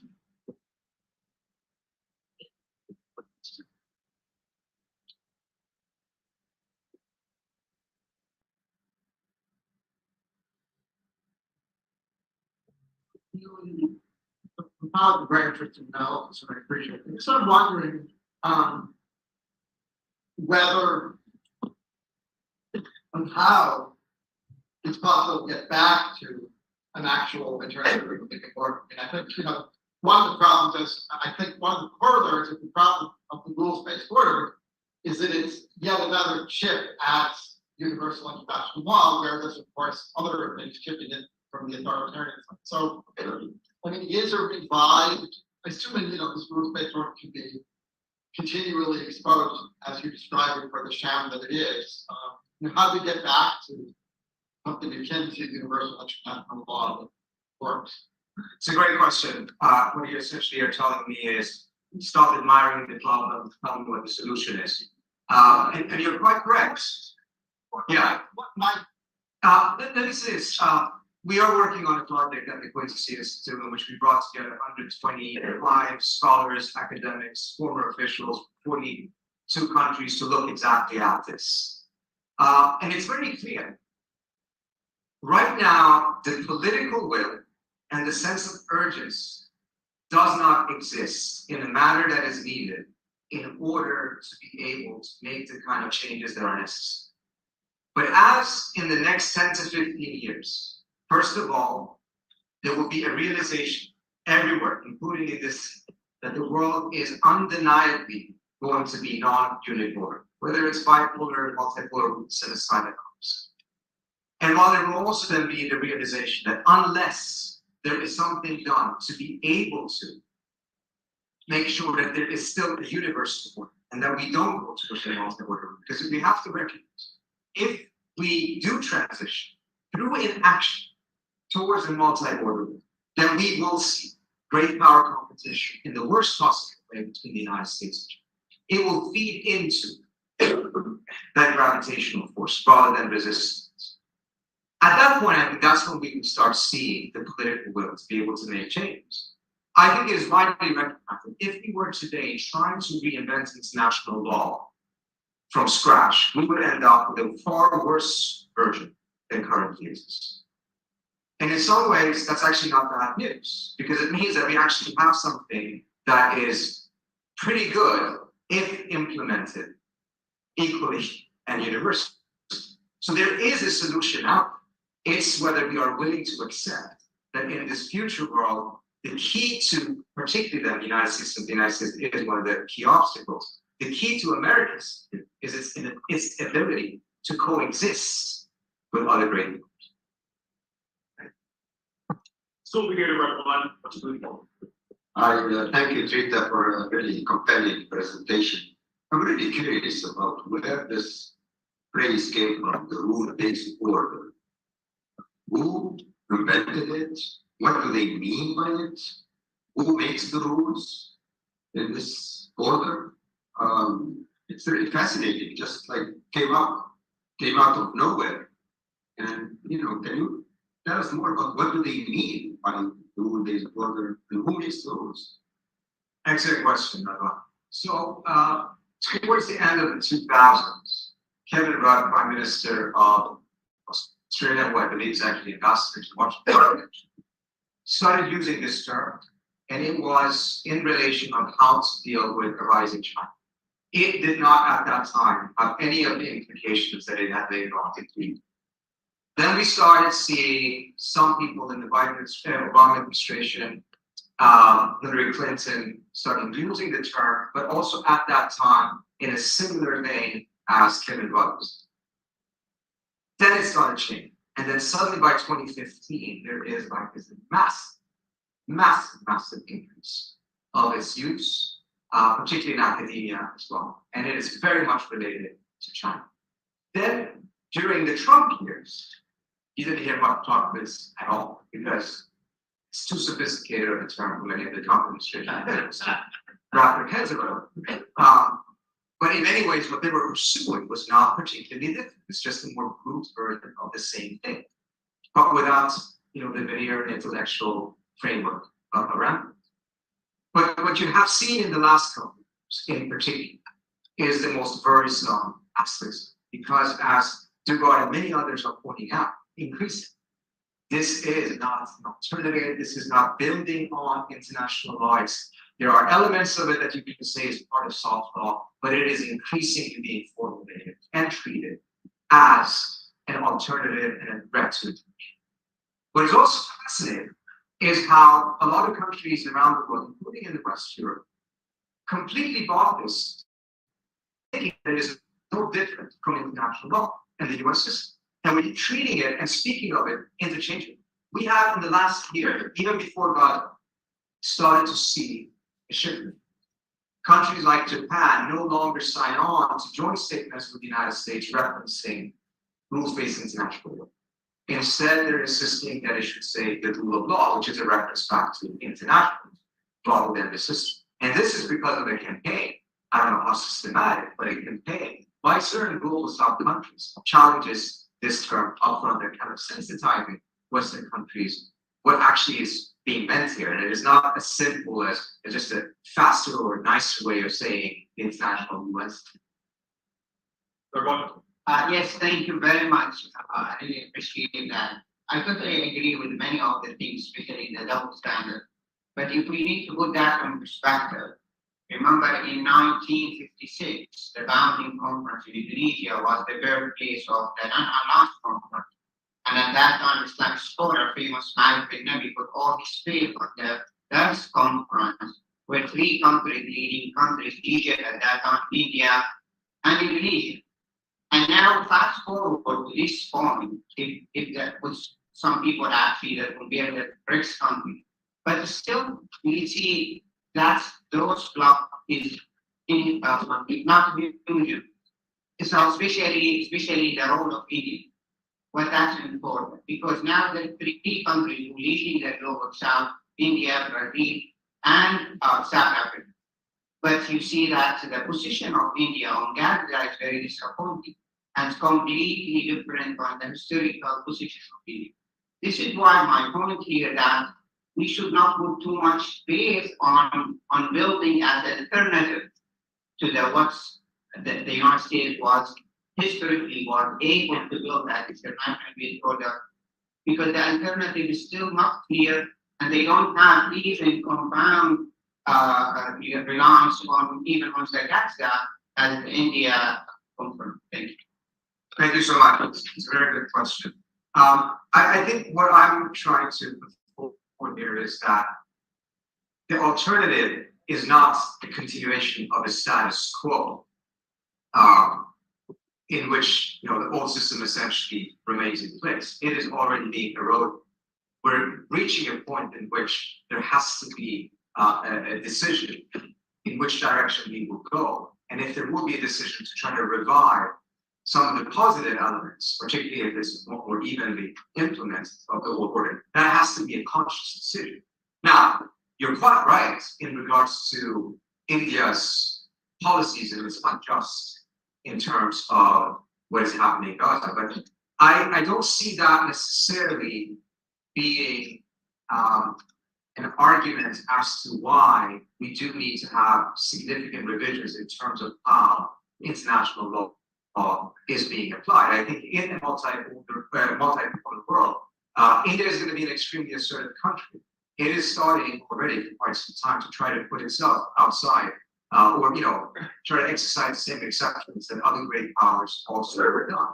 The question is that if you have a world in which you have a larger number of countries that have the ability or the desire to be able to do so, what will be left of international law if there isn't some concerted effort to be able to tie all of them, instead of just some of them, to specific norms and laws, and make it very costly for all of them to be able to violate it, which will be higher than what it is today.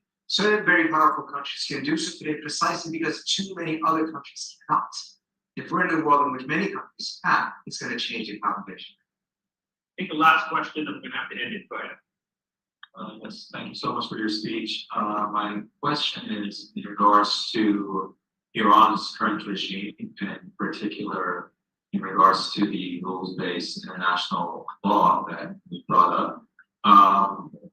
What's your take on how the regime is trying to play its hand for, in other words, like when you mentioned that Biden administration's definition of it is who is willing to subscribe to this law, does that basically give birth to outliers such as Iran's regime to not obey this rules-based law, or just interested in your take on what how is Iran trying to play this? So a country like Iran is already not abiding but by what the US defines as terrorism.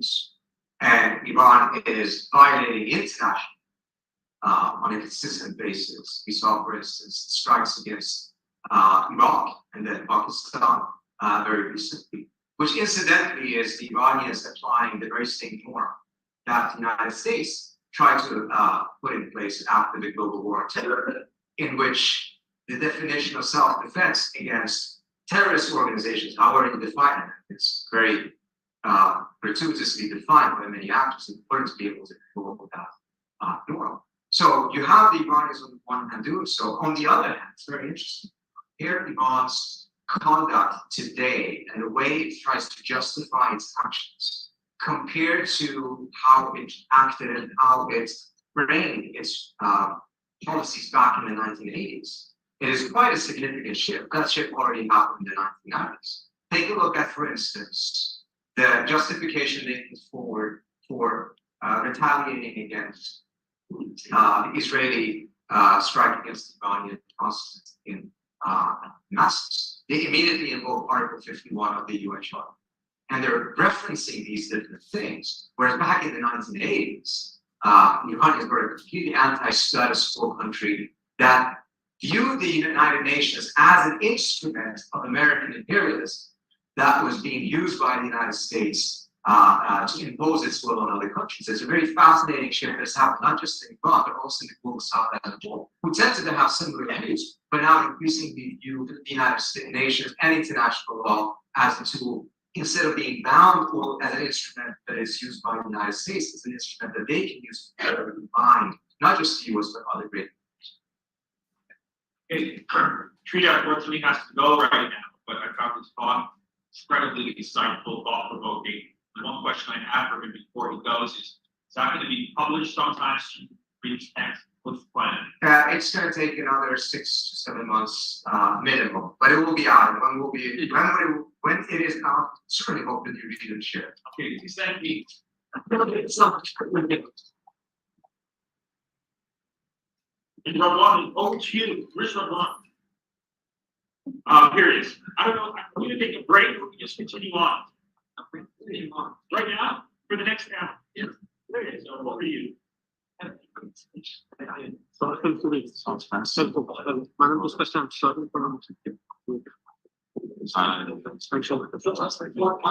من دست در نکنه متشکرم.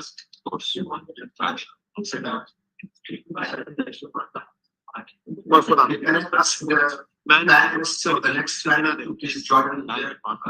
خودم گرفتم. I'm not going to support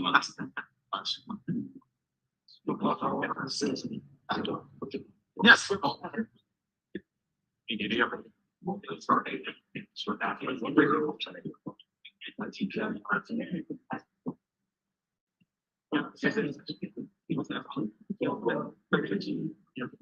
Where do you want us? Okay, oh, you're talking.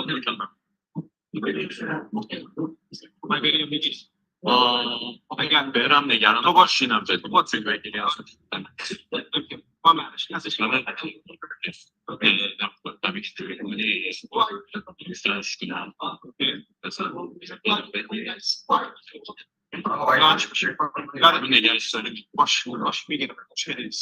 o kadar sedaten futbol. Dört sefer sen liman.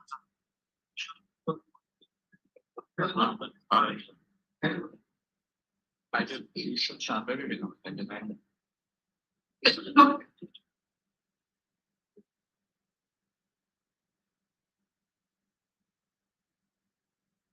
We want to go ahead because we have out of time. We're a little bit with the schedule.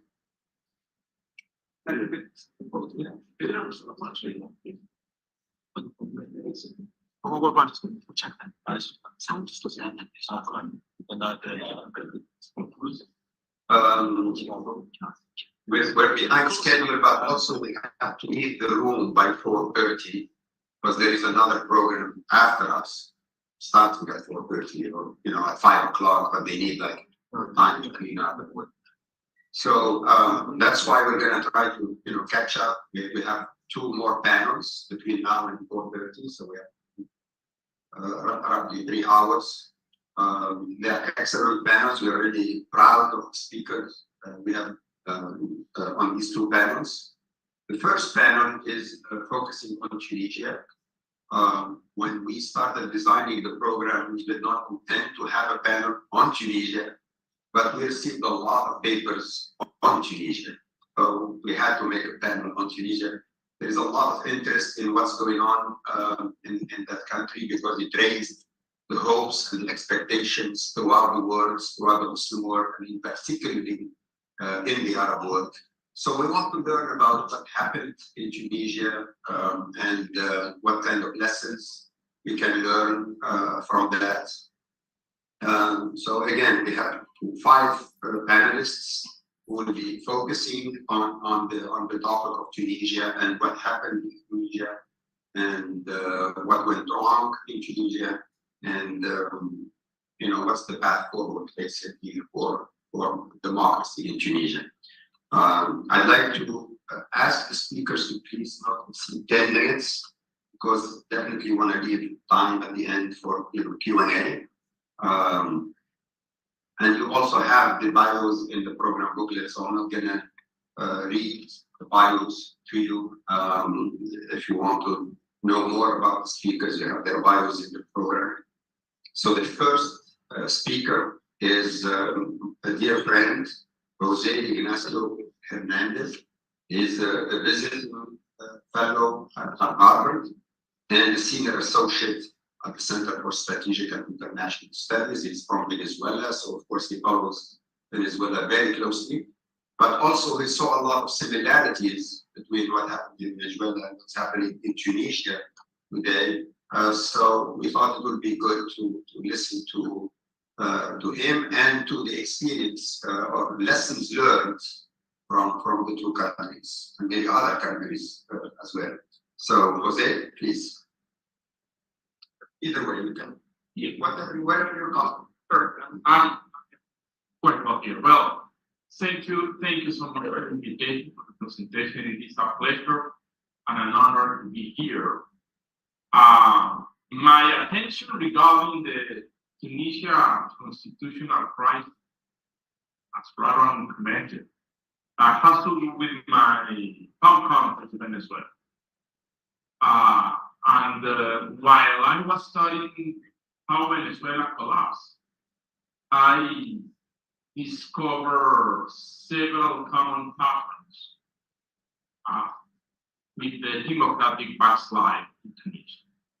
And since then, I have been continuing my research in Tunisia. I have published some papers. I am working even in a comparative book that covered Tunisia. And what I want to talk today is how Tunisia should be considered a case of, I have been calling, constitutional authoritarian populism. Until 30 years ago, democracy used to die in the hands of a traditional military group. And it was clear that the constitution was violated because external forces with procedures not established in the constitution removed government. But in the last 2 decades, a new wave of democratic backslide emerged. First of all, democratic backslide is hidden beneath constitutional formality.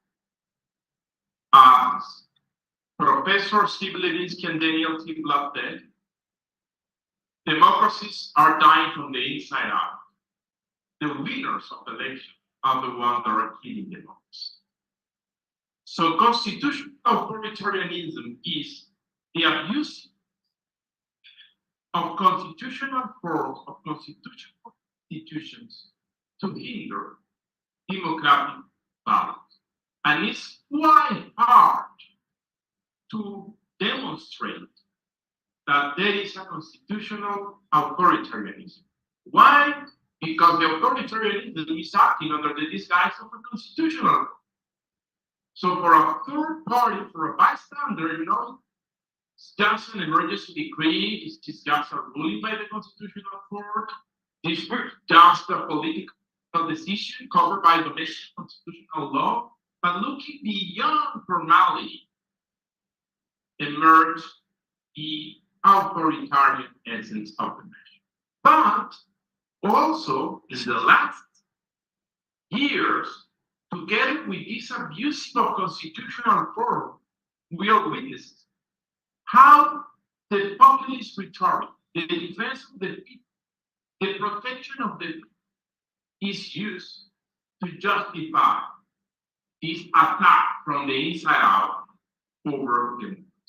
So there is a play of constitutional authoritarian populism that perfectly fits with the Tunisian. First of all, there is in a country, Tunisia, a crisis, a political and economic crisis. People are disenchanted with democracy. And as a result, people decided to elect an outsider. A people that promised that he will fight against the elite, that he will reboot the system. And this populist charismatic leader that promised to reboot the system is paradoxically elected in free and fair elections. Happened with President CSID. 2019, it happened in Venezuela with Hugo Chavez in 1998, and then Nicolás Maduro in 2013. Once in power, this elected president started work to address a national emergency because people is suffering. People is suffering because there are elites that are trying to undermine the people well. The elites could be political parties, the opposition is the elite, the media, foreigners, migration, private companies, you name it. There are different kinds of elite. And because people is in danger, it is necessary to use exceptional powers vested in the presidency by the Constitution. Exactly what happened. Exactly what happens in Venezuela. And once the president used his exceptional powers, it started to dismantle the checks and balances and to concentrate power. And one of the victims of this concentration of power is the parliament. It happened in Indonesia, it happened in Venezuela. There is another institution that so far been applied in Tunisia, that is a constitutional court. Authoritarian rulers love to take control of constitutional. And then the constitutional court under the political control of the president, will transform human rights violations in constitutional measures, which is unconstitutional, is transformed in constitutional.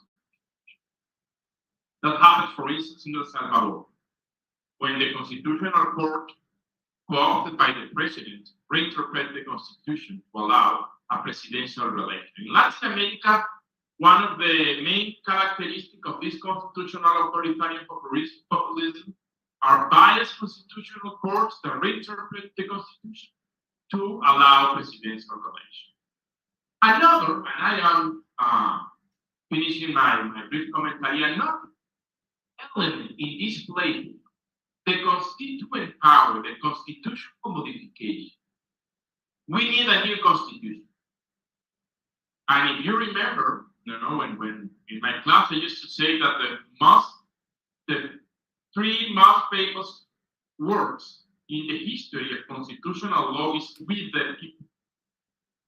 And the tragedy is that this beautiful phrase, "with the people," is transformed in the abusive use, the excess of manipulation to say, well, that probably is going to be drafted in a special procedure with direct consultation of the people, and it's going to approve via referendum. Because referendums, direct democracy, popular consultations are other for the tools that authoritarian populism uses. So what to do? And as you can see, I am explaining the result of my comparative research, and it's exactly what happens in Tunisia, but it's not the only case. Venezuela probably not one of the first countries in experiment with this authoritarian. Well, what to do there? In my experience working with Venezuela, I realized that the first battle that democracy needs to win is the battle of the narrative. To unmask the authoritarian nature of the regime that is acting on this guise of constitutional reforms. What happens in Tunisia was not that the president issued an extraordinary decree acting under the 2014 constitution, then approve a new constitution, then organize elections with procedures. No. It was a coup against the 2014 constitution under the disguise of constitutional legal reforms and of course the populist rhetoric. So narrative is very important because we need to demonstrate, particularly before international organizations such, very important, the African Human Rights Courts, that beyond formalities, there is an authoritarian in essence.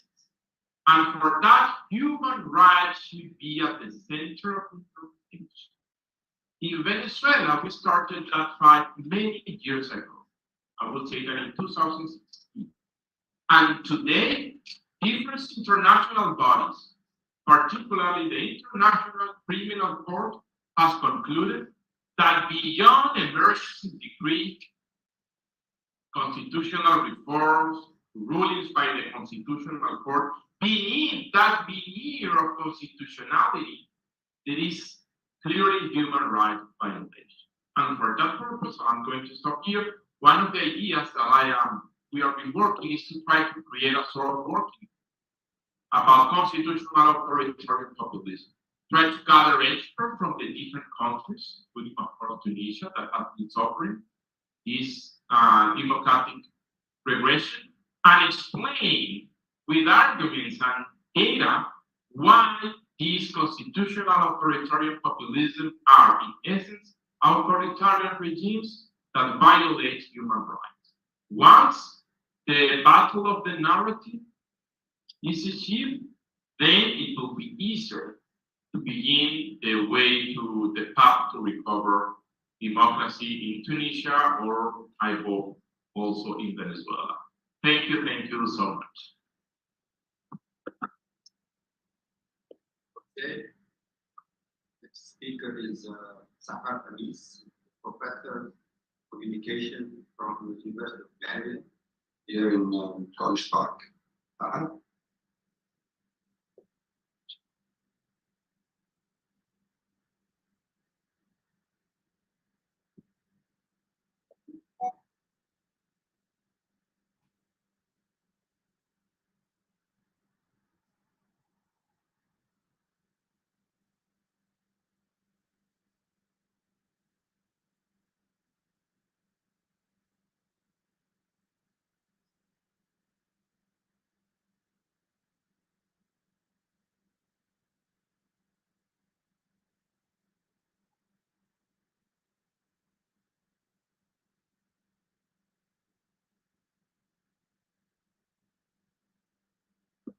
Everybody, so pleased to be here, and thanks so much to the Center for the Study of Islamic Democracy for putting together this very important and timely conference on democracy denied.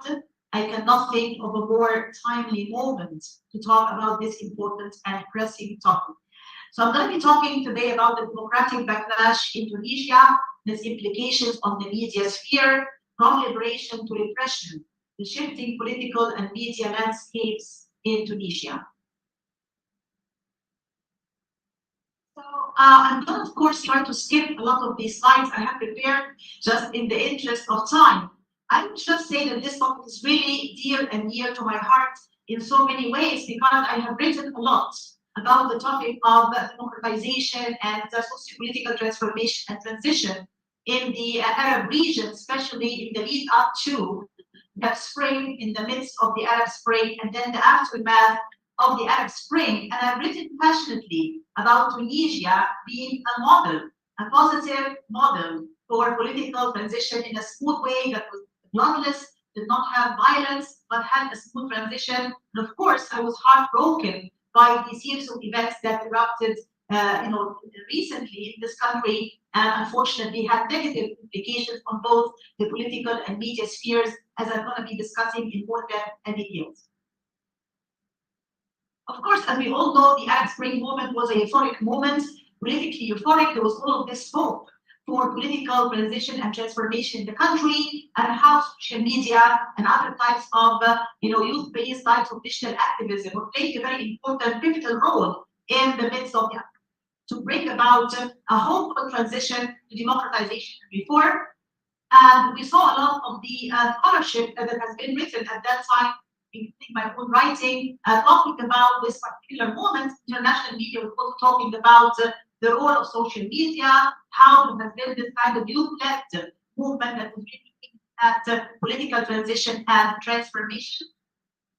Unfortunately, things did not go as desired, and we have seen a backlash in many of the Arab Spring countries, Egypt, Bahrain, Yemen, Libya, and Syria, and most recently, unfortunately, Tunisia, creating what we can describe as authoritarian reassertion of authoritarianism, bringing back authoritarianism again to the fore in so many different and dangerous ways.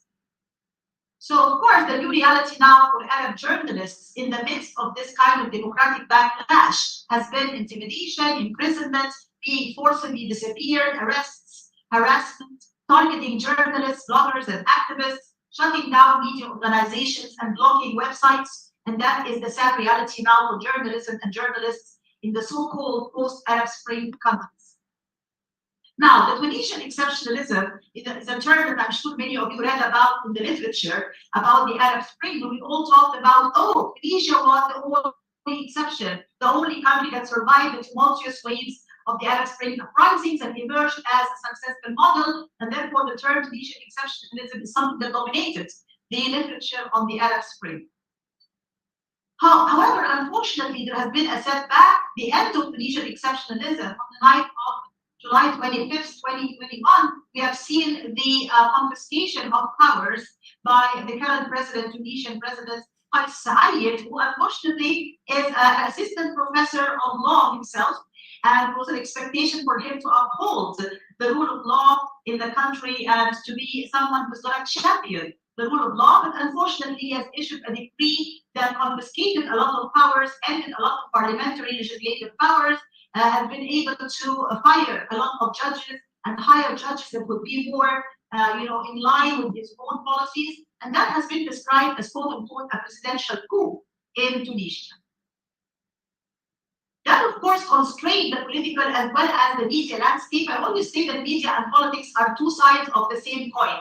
We can never divorce or separate politics from media. Whatever happens in the political sphere will inevitably spill over into the media sphere and have some kind of negative implications in that particular case. So we have seen some many reports talking about violations against journalists and press institutions in Tunisia, which have escalated since President CSID announced his quote-unquote exceptional measures in July 2021.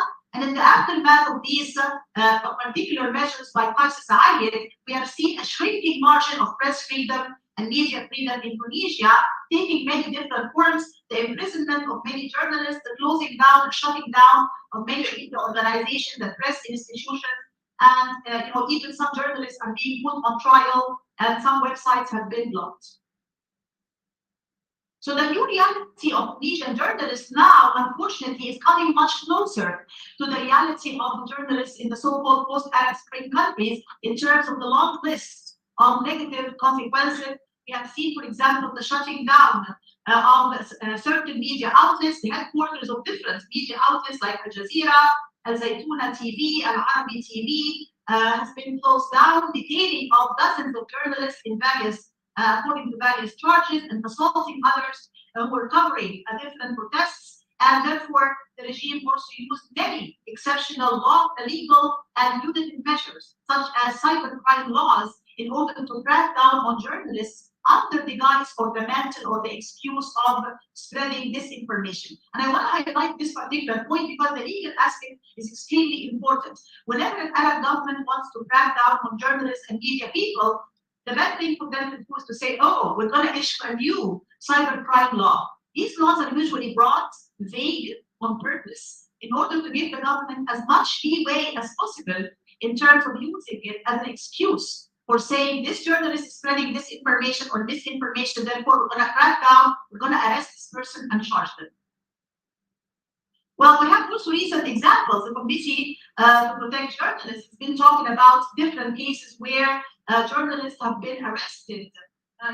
Zaid Al-Hili, who is a prominent columnist and political commentator, has been arrested because he simply has been critical of the regime. Also, other cases as well of different journalists who have been arrested and put to trial because of their own political views. One of them also is the reporter for Al Jazeera, Samir Sassi, and these are just a few examples among many others. However, it is fair to say that Tunisian journalists are not just taking all of that quietly and without any kind of resistance. The fact is, Tunisian journalists are, to their own credit, pushing back and resisting against different forms of authoritarianism by the regime. They're pushing back against repression in different ways. They are actually arranging sit-ins and protests and signing petitions, making sure their voice is reaching international and local media, and making sure the resistance is heard not just locally, but also regionally and internationally and globally. So to take a futuristic outlook, the ongoing push and pull struggle, it is very likely, looking ahead, that the tug of war between the Tunisian regime and the journalists who dare to speak truth to power will continue both online and offline, at home and in the diaspora, triggering ongoing cycles of conversation between authoritarianism on one hand and independent journalism on the other hand. As part of these ongoing struggles are triggered by journalistic challenges, political autocracy and authoritarianism, new tools will be invented by both parties as they constantly build their own learning curves and master new tools and techniques to challenge one another in these continuous political and mediated conversations. In other words, it's not going to be like one party is only building its tools and sharpening its mechanisms and strategies. The chances are the regime will continue to try to confiscate these powers and to really shrink the margin of freedom. But the Tunisian journalists are also most likely to continue to push back and resist in an ongoing push and pull struggle. Thank you so much, and I'm more than ready to take your questions. Thank you.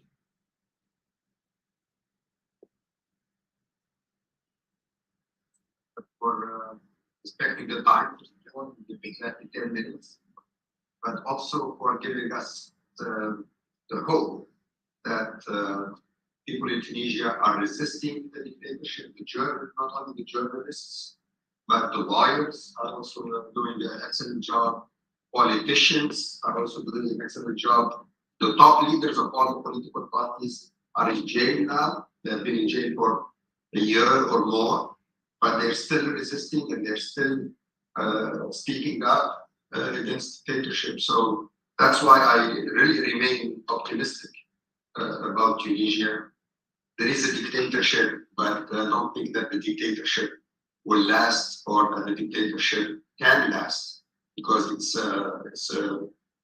because of the resistance of the people who have tasted freedom and democracy for a while, and it wasn't a perfect democracy, but they tasted the freedom. And I think once you taste freedom and democracy, you cannot go back to tasting, to accept the dictatorship. And there are a lot of people, I have a lot of friends who are in jail now because they wrote something on their Facebook or on their Twitter, and they were arrested and sentenced to jail just for their comment on Facebook. But still people are writing, still people are speaking up.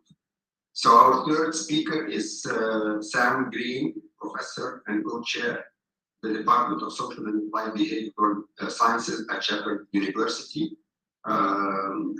He will speak about the Tunisian democratic decline in comparative perspective. Professor Green.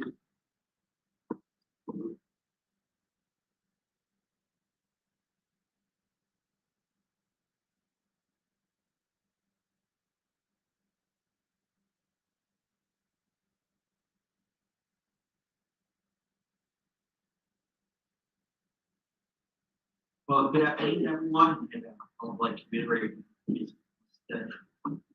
thank the center for the timely and important conference. So this project builds on a previously published article. It's a book project. My task is to tell you something useful about it in 10 minutes or less.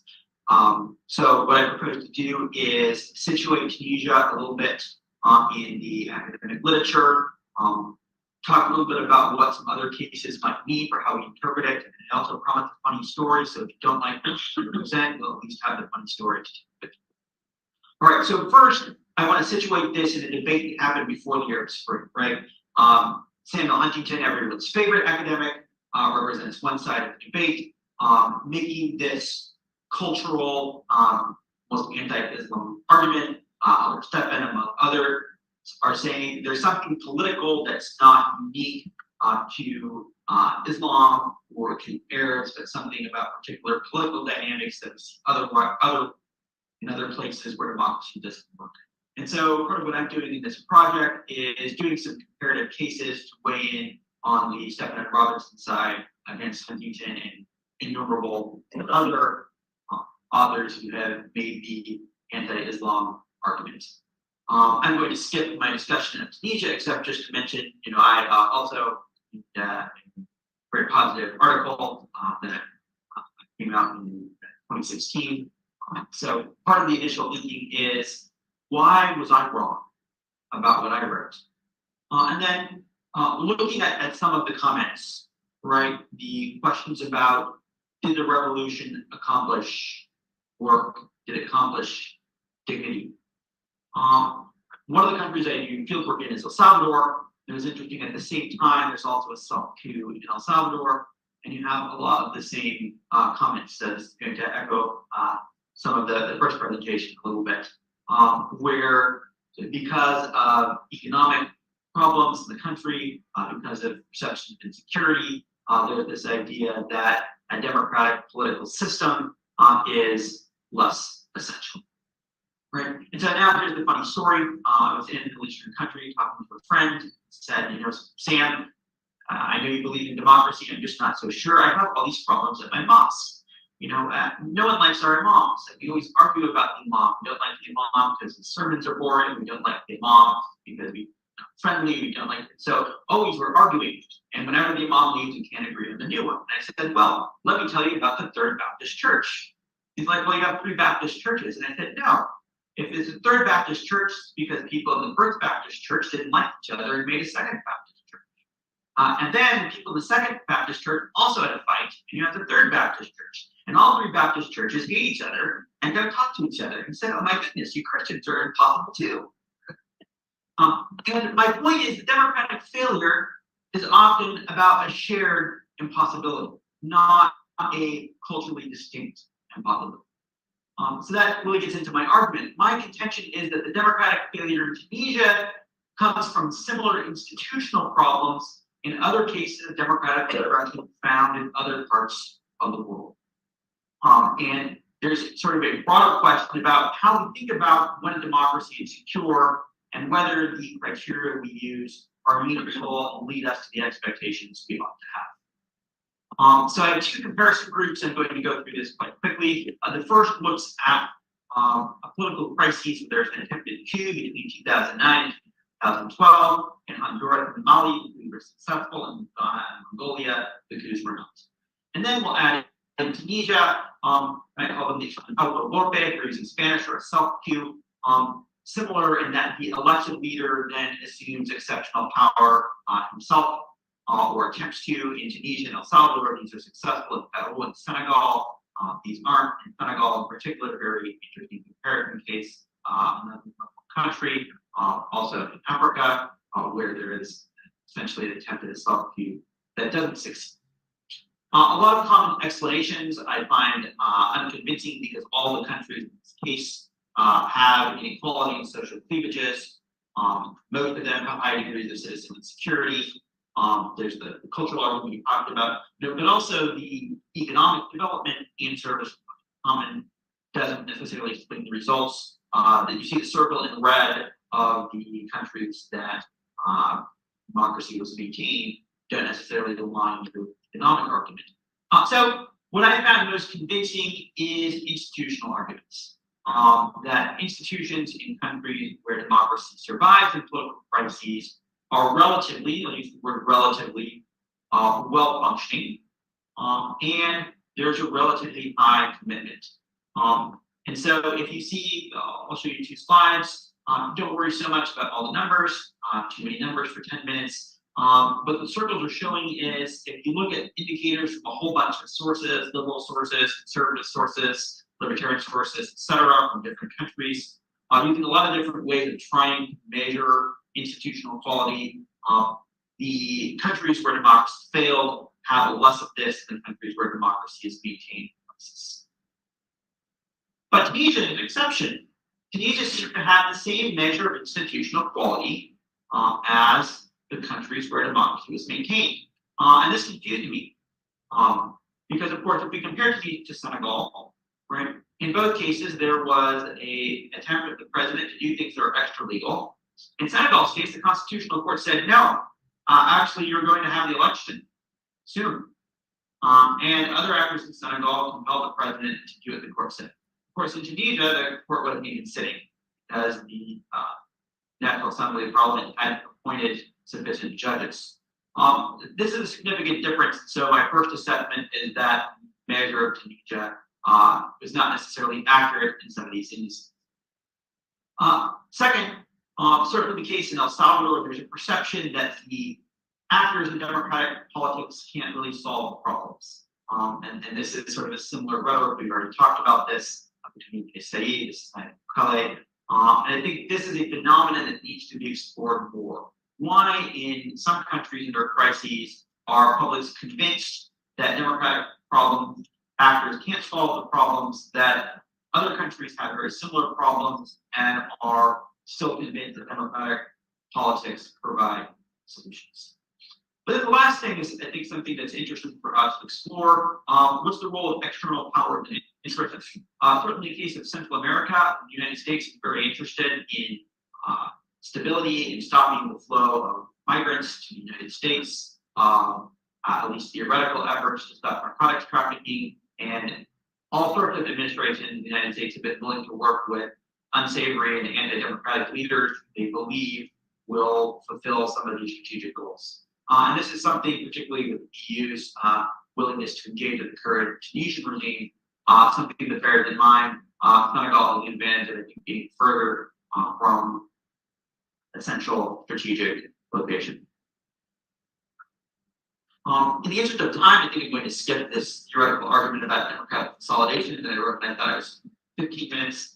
And I'll just say, I think the implications for Tunisia are twofold. One is thinking about why, better understanding why Tunisia was one of these cases where democracy was unsuccessful when faced with crisis, but also what can we do to reinvigorate Tunisian institutions. My colleague Sahar, as we look to a more positive future, what do we need not just in Tunisia, but in democracies in the area of the world more broadly, that will help inoculate them from the village we discussed. I'll leave it there, but I'm happy to talk more length about the examples for data.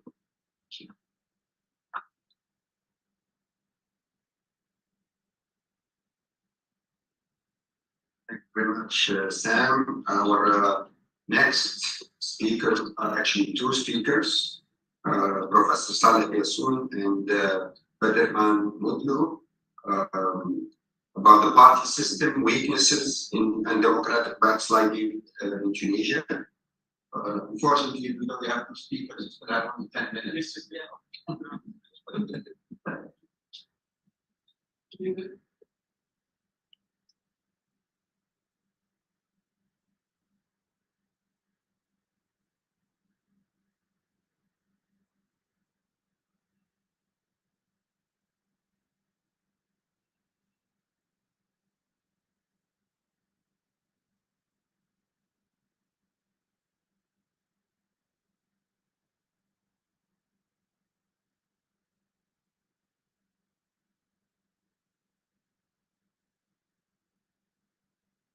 So hello, we'll stick to 10 minutes, but we're just running to co-author research with Bunn, which will publish soon, hopefully, at a further.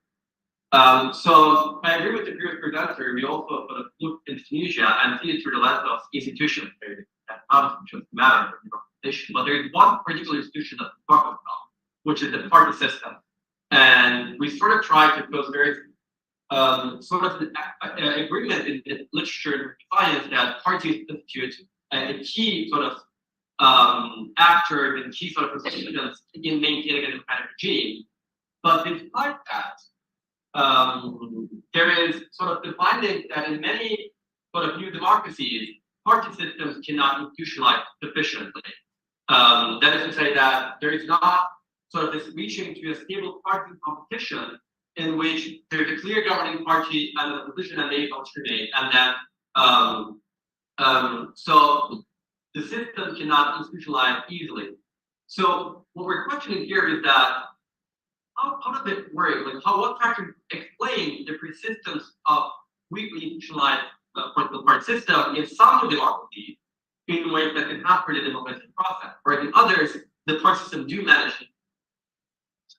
And we'll look at the case of Tunisia, and we conducted research in Tunisia after actually President Kaita's takeover in the initial months following the takeover, with political party leaders from political parties across different political ideological trends.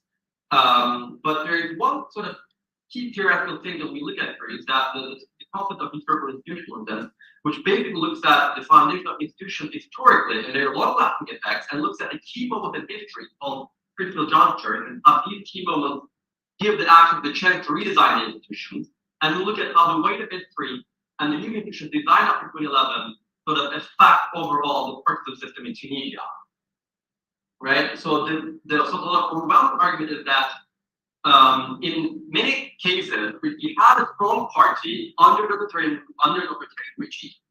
This strong parties actually translate into a more stable partisan competition after democratization as well. But Tunisia actually didn't work that way because Ben Ali, Tunisia had a very strong political party, RTD, with close to 2 million members, with a lot of links in society, bureau, everywhere. It was a strong party. It goes back to the Mubarak's party, for instance. And there's also the overall argument is that civil society is good for democracy. That if you have sort of absolute functioning civil society actors, be it NGOs, be it unions, all these things, they also have sort of democracy prosper. This is a very common sort of argument in the theory of democratization. And sort of in our argument, we're going to see that these things necessarily don't really fit into Tunisia, and we'll explain why. But before I pass it to so there are 14, when I looked at stable party competition, this generally means stable rules and competition, so that the stable rules in terms of party law, in terms of electoral law, but also stable social rules for the parties, that parties are able to connect with certain part of the electorate or population and then maintain a stable basis and also maintain some sort of unity within their party. And that they're perceived as legitimate, the electoral system and the party are considered legitimate, and they have sort of organizations sort of in terms of how they function.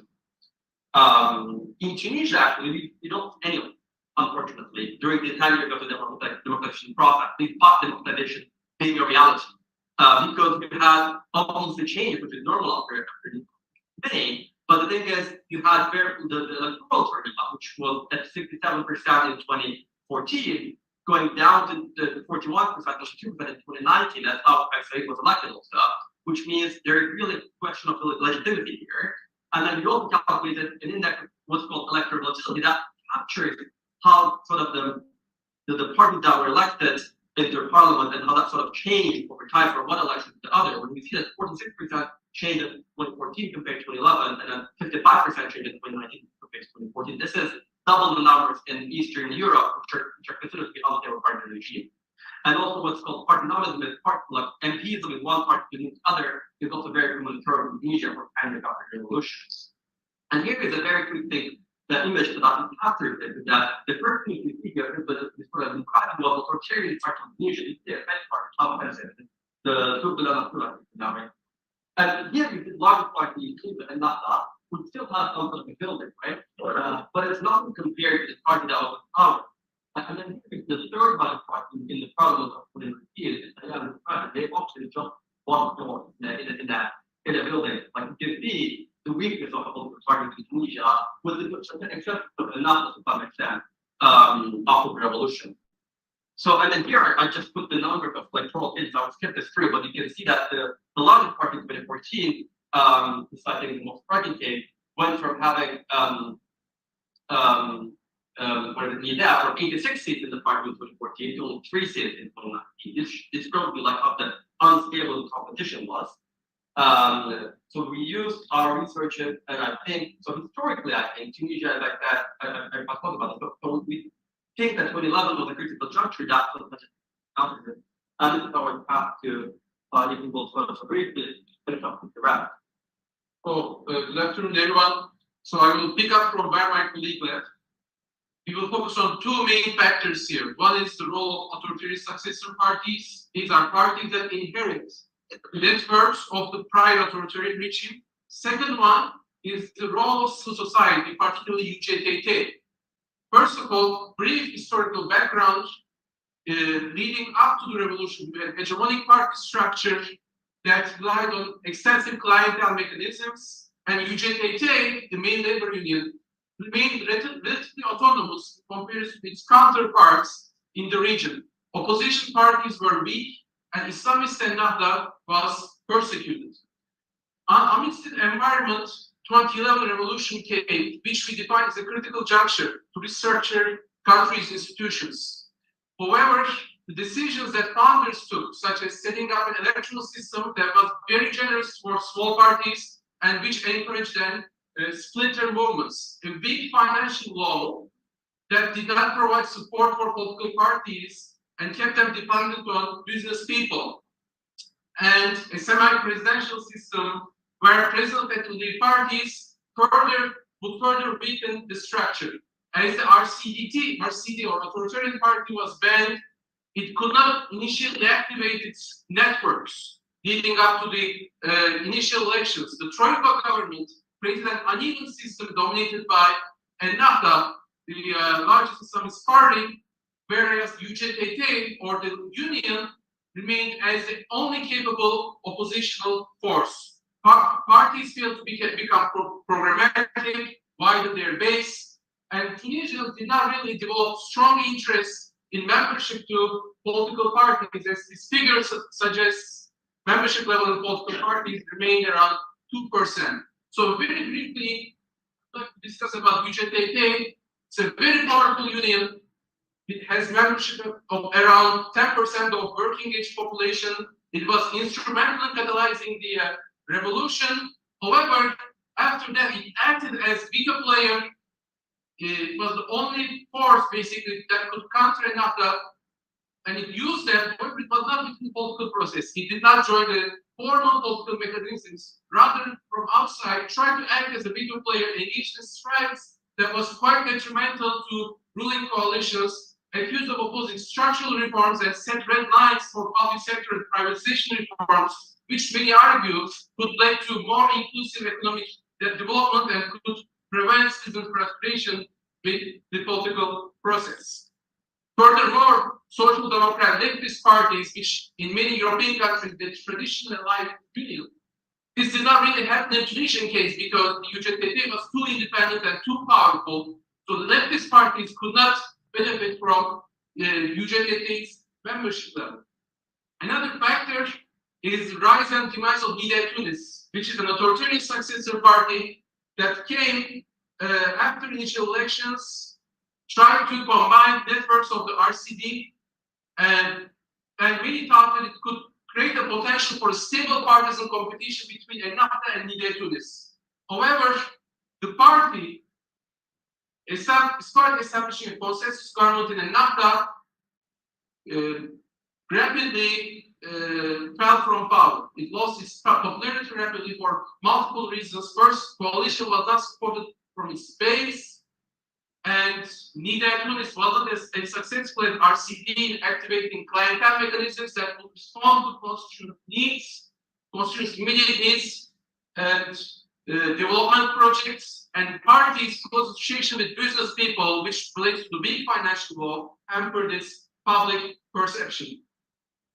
So I'm not going to go any deeper about the consequence of this because I believe our colleagues covered this issue very well. Eventually, the economic frustrations would continue, and this would create a path for nostalgia of authoritarian rule and Kayseri's power grab. But I believe the quote, I think it's a very important quote from one of our interviewees. These days, one can easily hear Tunisians pray for the soul of the late dictator Ben Ali in the Tunisian souk as a way of complaining about rising prices. So in a sense, it speaks to the disillusionment of Tunisians with political class, even some of them yearning for good old days, even that would imply their voices not being heard, creating a path for an outsider to dismantle the democratization path. And you see that overall, 10 years in, a lot of parties lost their popularity here, and majority of Tunisians remain disillusioned with the political process. So if you are looking at, thank you very much. Thank you very much. Our last and final speaker for this panel is Jumana Ahmed, the visiting professor of Middle Eastern Studies at Washington and Lee University.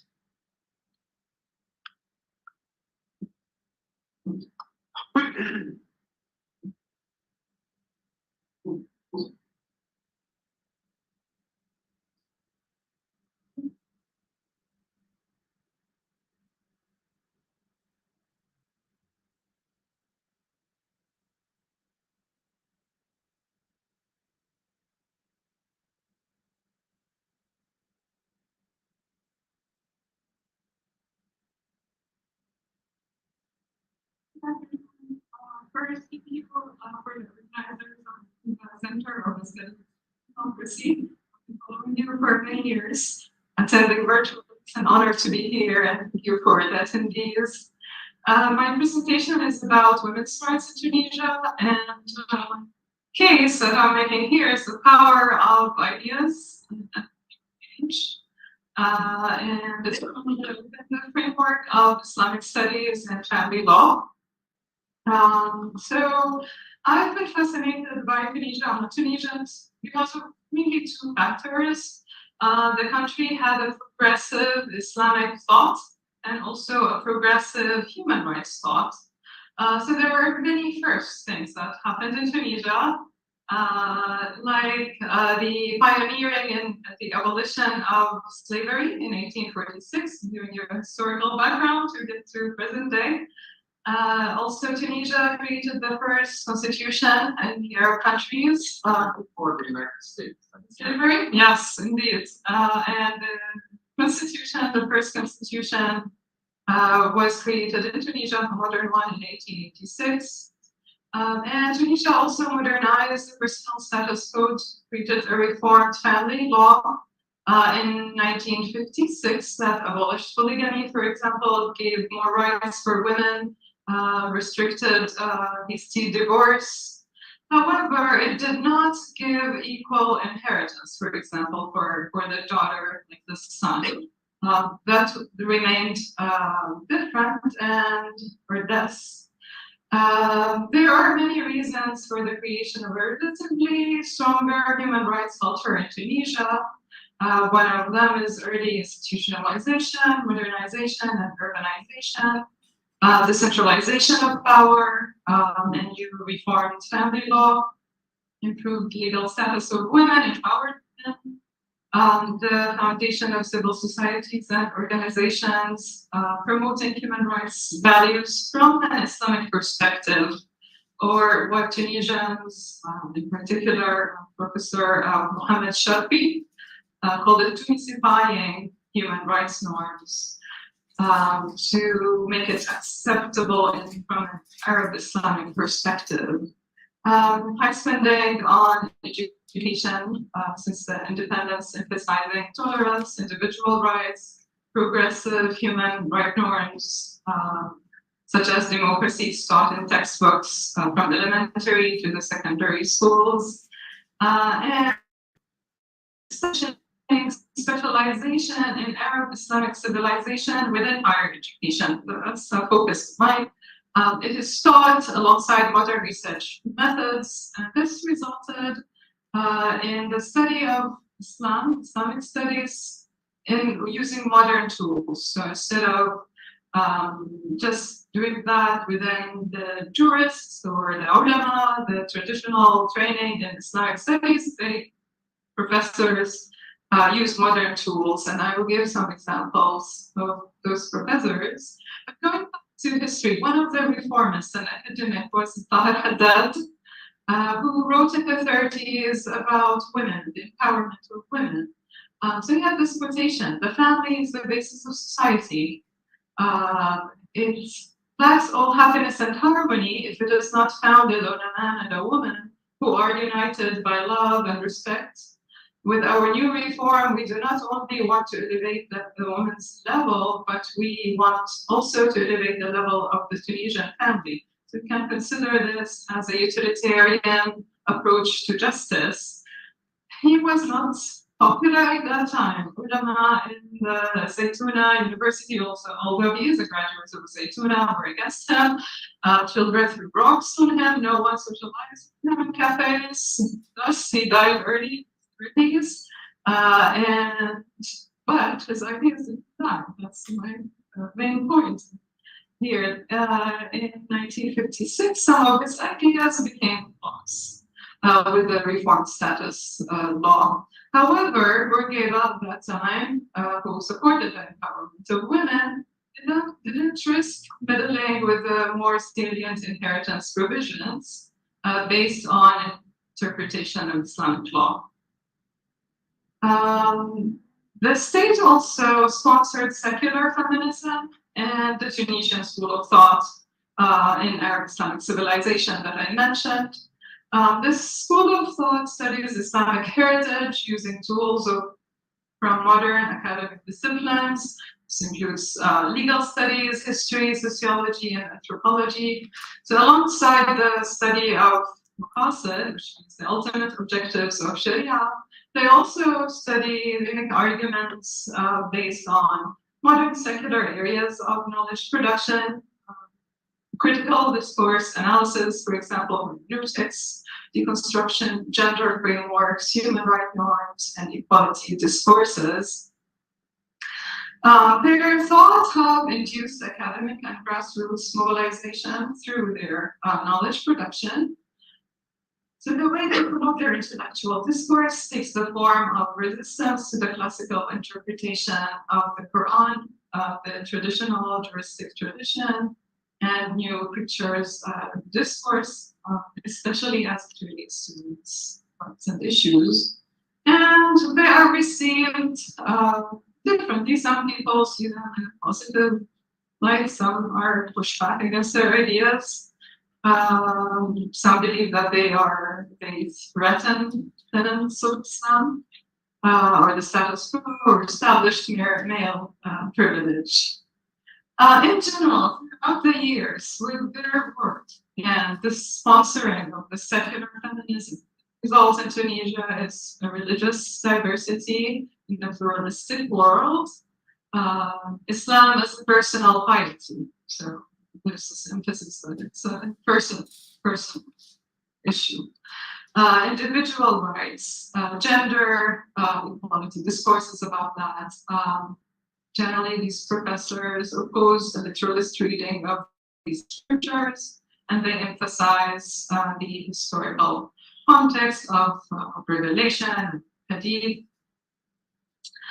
After the Arab Spring and the new constitution that emphasized equality, men and women in Tunisia, but it also described that the country is Arab and the religion is Islam.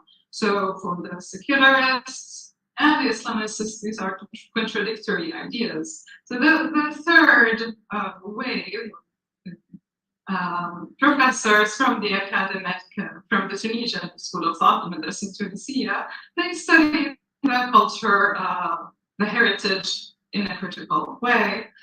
They were, their service, their knowledge production was used by President Sisi, who commissioned or formed the Individual Freedoms and Equality Committee on National Women's Day in 2017 to create a report about individual rights and freedoms. And this committee worked for 10 months until June and created a report.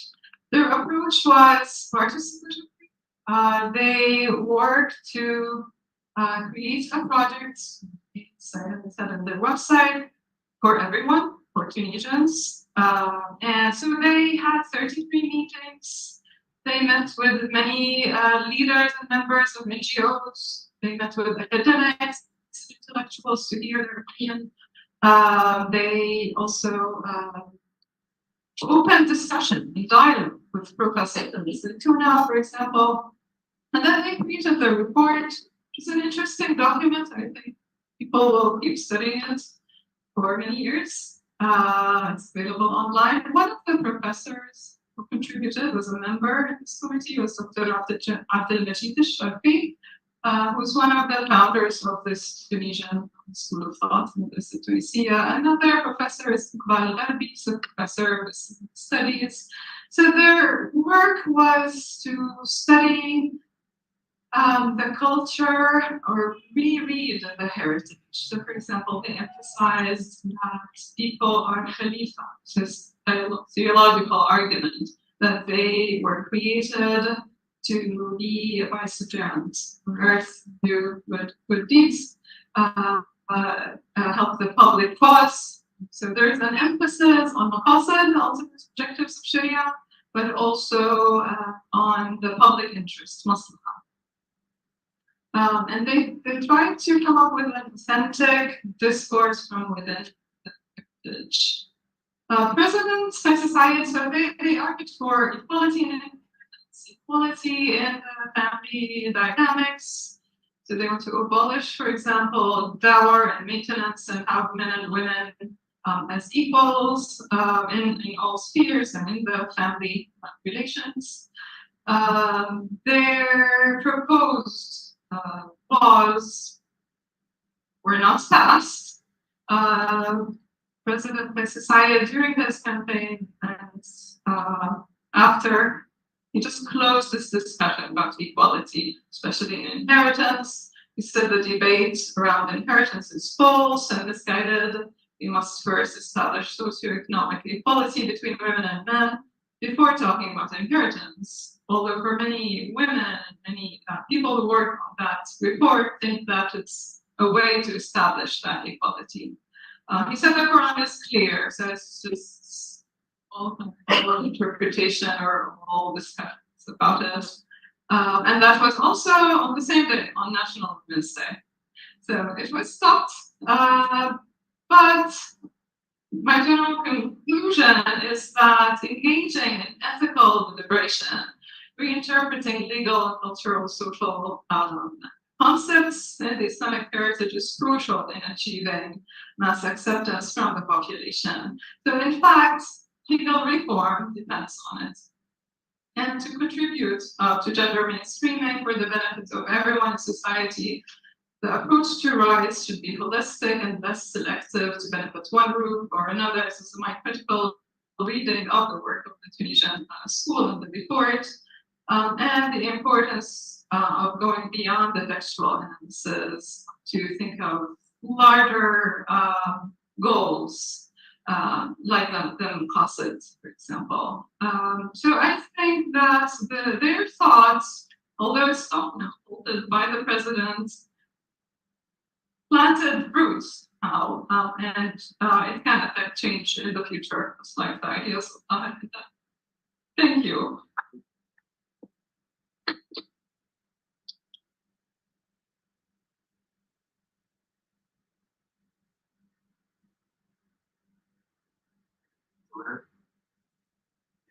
I'm very happy that we did this in 1 hour, so we have 30 minutes for Q&A, and we see how being disciplined gives us more time for Q&A. We have heard 5 excellent speeches and presentations about Tunisia. So now we can take your questions. Please make them short and to the point. We don't want speeches, we want questions. Dexter. Thank you, for packing tons of microphone. Thank you for packing a lot into very short time. So several of you talked about comparative perspective with decline of to-be democracy. And the two speakers were talking about political parties also sort of focus on the decline of this political party system. But I'm wondering, from a comparative perspective, from like Latin American experiences of constitutional authoritarianism or coups, are there examples of these two for like both? Are there places where there's this crisis? Mr. Linda talked about the like crisis in faith in the system that sort of leads people to accept this authoritarian figure in several examples, right? How do you reestablish not confidence in previous systems that didn't work, but confidence in some sort of alternative? And then how do you rebuild a political party system that's just been like completely destroyed and discredited? Like there have to be other examples of places like, I don't know, in Peru, the 90s, like parties that continue to be pretty weak. Like, that's my question. Where can we look for examples of like and like things to follow? Anybody wants to answer this question? How much time do you have? 2 minutes. Okay, yeah, so I can do that in 2 minutes. So an African case, we can look at Ghana, which had repeated political crises and resolved them within the institutions. And I think there's a lot of interesting lessons for why Ghana is a poor country. Ghana has an authoritarian history at times nasty. It's a lot of the arguments for like, oh, that's a rich wealthy country in a nice neighborhood, no violence don't apply. That's an excellent case to look at. Then the second piece is if you want a Latin American case, actually look at Peru and why the Castillo Alto Orbe didn't work. That's the second case. But then what about when it all goes wrong? I'll just keep talking about Latin America, right? Let's think about Chile under Pinochet, right? So the party structures are consolidated and destroyed. Chile has to rebuild democracy, but not just rebuild democracy, but rebuild a way of doing democratic politics. And that's after, God willing, we have democracy in Tunisia. That's the task. right? And how do we get back to resolving our problems within democratic norms? And I think that requires commitment of all the major actors to accept democracy even when it's not in their interest. And that's, I think, the common theme you get in cases where democracy keeps going when it could have not, is commitments of people where democracy isn't in their interest tomorrow necessarily. They could have gotten more of what they want by authoritarianism to insist on democracy at the start, and then later the habituation. Great. If I might add something to that, you want? Yeah, sure. There's a principle called If the mic. Democracy in Park Places by Tarek Masood and Scott Greenwood. Called Democracy in Park Places. They cover specific case studies that answer your question. Also, very quickly, Dexter, I think the good news coming up of Tunisia is people are now realizing that dictatorship is not a solution. You know, yeah, democracy did not deliver everything that Tunisians wanted or had hoped for, but dictatorship, they tried it now for almost 5 years, at least 4 years, and the results are catastrophic for everything. So I think Tunisians are starting to realize, hey, democracy wasn't so bad after all, compared to, dictatorship. Please. Hi again. So this is for Jamala, and I know already answered part of my question a little bit, but I'm actually really interested in the status of the constitution that was drafted or that was implemented by Iyad bin Ashur, and then Casey came in, and what were the changes, where is it now, and what is the Tunisian sentiment on this revamped constitution? And then I just wanted to say in regards to Ghana, that's also something, because they are, drafting or if not have passed an anti-LGBT legislation. Thank you for the question. Yes, the constitution has more equality between men and women, more role in politics, and also protection against domestic violence that was implemented later, 2016-17. However, full equality is yet to be implemented as the inheritance issue.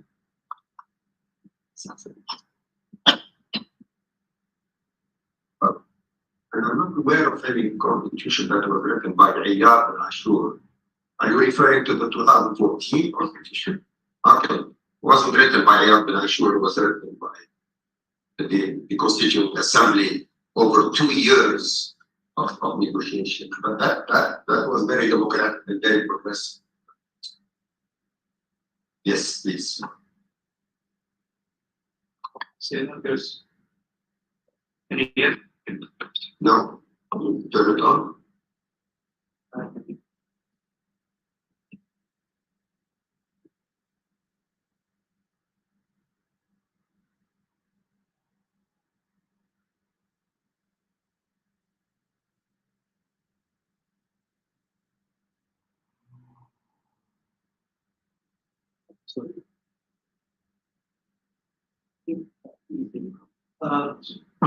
From Rutgers University.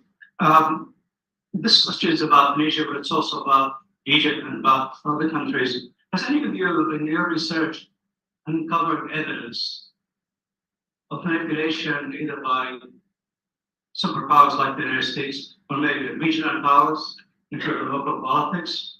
I haven't heard any reference to that, even though it's in popular media. There's always indication that there's other actors, outside actors, that are messing around with the local politics. Is there any evidence of that, or is this covered really well, but nobody's seeing it? Let's go answer that question. Thank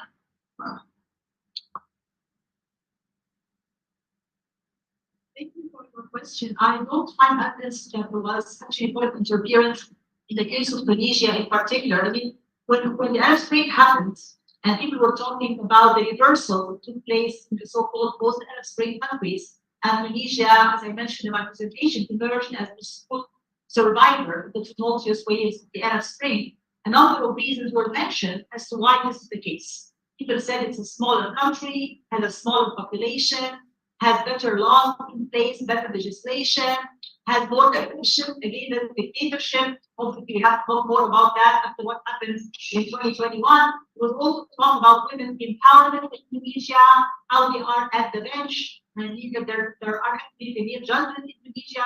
The fact that there's a high literacy rate in the country has one of the highest literacy and education rates, and also the fact that it did not have too many books in the kitchen. As you know, the saying, too many books spoil the soup. So it was a saying that it was not foreign interference, as in, for example, the case of Syria, where there are so many foreign interferences that led to the deteriorating and horrible humanitarian, political, and social situation was described as one of the worst humanitarian crises in modern history in Syria. So to my knowledge, really, I did not see evidence in the case of Tunisia, but really we have to also think about internal factors, right? What are the internal factors in each and every country in Tunisia that may have led to the rebirth of authoritarianism, or the reassertion and readaptation of authoritarianism in the ways we have witnessed? I think we need to pay more attention and more focus to this point. One other thing I wanted to briefly say about one of the other presentations that I made, like when you were talking about, I think it was your colleague in the presentation, that there were some discussions or talks among the people in the school, in the market, like, oh, we are looking back again at the days of Ben Ali, for better days in terms of economy and all that stuff. Unfortunately, you also see some of them in Egypt. People are like, oh, we wonder, it's really much better under Mubarak. Oh, we won't go back again to the days of Mubarak. And it's a serious tendency, right? Because the Dr. Masmoudi said, right? Suppose if you want to face democracy, you're supposed to be longing for more democracy. You want to be free, then you should be longing for more freedom. But in order to see now the backlashes, politically, socially, economically, in some of the so-called post-democratic countries, then you see people saying, oh, we want to go back again to the Army or the days of Mubarak, or even not the post-democratic countries like Iraq. Oh, the days of Saddam are much better. What's happening now in Iraq? That needs a further discussion. I mean, we won't have enough time for that, but that's a serious tendency. So we want to see a much hopeful future where people really cherish democracy against more violence and does not really look back and say, oh, the days of the dictatorship were much better. Thank you. But I want to add something. Look, foreign interference is a fact. There is no country that lives in isolation from what's happening in the region or in the world. And whether we like it or not, sometimes it's good, sometimes it's bad, but it's a fact. There is always foreign interference from many countries. They all try to interfere. Even in Tunisia, I was there, and they were all trying to interfere. So I think we're trying to help. Many were trying to make the democratic transition fail. And as proof of that interference, I just want to mention one example, one simple example. Within 7 days after the coup of CSID, 25th of July, within 1 week, 5 prime ministers from 5 governments came to Tunisia. It never happened before. Never happened that we have 5 foreign ministers. Sometimes we invite a government, some like 5, 6, 7 ministers came. Each day there was one from each government. And guess who the 5 governments were? Egypt was number 1. Saudi Arabia was number 2. UAE was number 3. Bahrain was number 4. And Jordan was number 5. These 5 countries were within Tunisia, meeting with CSID, where right after the coup happened, within 5 days. So I think there was interference. There is interference, whether we like it or not. It's an act of life. The only way to defeat interference is to have strong unity within the country. Malik bin Nabi wrote about al-Qabiliyya al-Istamar. If you are weak within the country, then other countries are going to take advantage of that, whether you like it or not. The only way to stop it is by having a united front, Tunisian front or domestic front, that pushes against this foreign interference. Yes, please. But like the interference, particularly of Tunisia, explicitly to ICD, to put certain political partners like Portugal in Britain. Sure. I mean, there are representatives of development one to think of. And actually, it's interesting that Taipei didn't do so 1 year after. I mean, I don't know if he could or couldn't, but I know he refused to the fate of, I heard it from very high authority that Tunisian officials at the time refused to make competition with certain representatives from Gulf country to in jail certain local figures that they thought should be in jail, but then decided to do so 1 year after. He jailed them now, yeah. Yeah, that's what I'm saying. He jailed them now. I'm going to say this is the story with what I'm saying is that Gordon Green doesn't very little before it can direct. First matter. CSID, the president between 2014 and 2019, announced publicly on TV that UAE offered him $5 billion a year for 5 years. He announced this publicly on TV with a journalist. If he can ban another. It was very clear, and he announced it not after the coup in 2019, in 2014. So this was very clear, and he announced it, and everybody knew it, everybody has heard about it. UAE made it a condition. We give you $5 billion a year for 5 years, which Tunisia desperately needed at the time. But to the credit of the CSID, he refused. CSID said, no, I'm not going to destroy my country and our new democracy, even for the sake of $25 billion. I prefer to save my country and to protect our democracy. But this is what he was offered back in 2014. Well, and just to add, I think when we talk about foreign involvement, we have to look not only at sins of commission, but sins of omission. One of my critiques is particularly the Obama administration talked a lot about Tunisia as a model democracy. I would have thought that more financial support for Tunisia should have been commented on that description. So in that regard, I think that the Western states that talked a lot about democracy promotion and said lots of nice things about Tunisia should have backed that up with additional financial support at a time when Tunisia desperately needed it. Absolutely. Yes, please. Fine. Yasun and Mutlu, with regard to the relationship between authoritative successor parties and strong state democratization, it might be idea, and I don't know if you've done this, to look further than the region, because that has successfully happened in Northeast Asia, strong state democratization with regard to authoritative successor parties such as the KMT and other South Korean parties that were ready for the next step.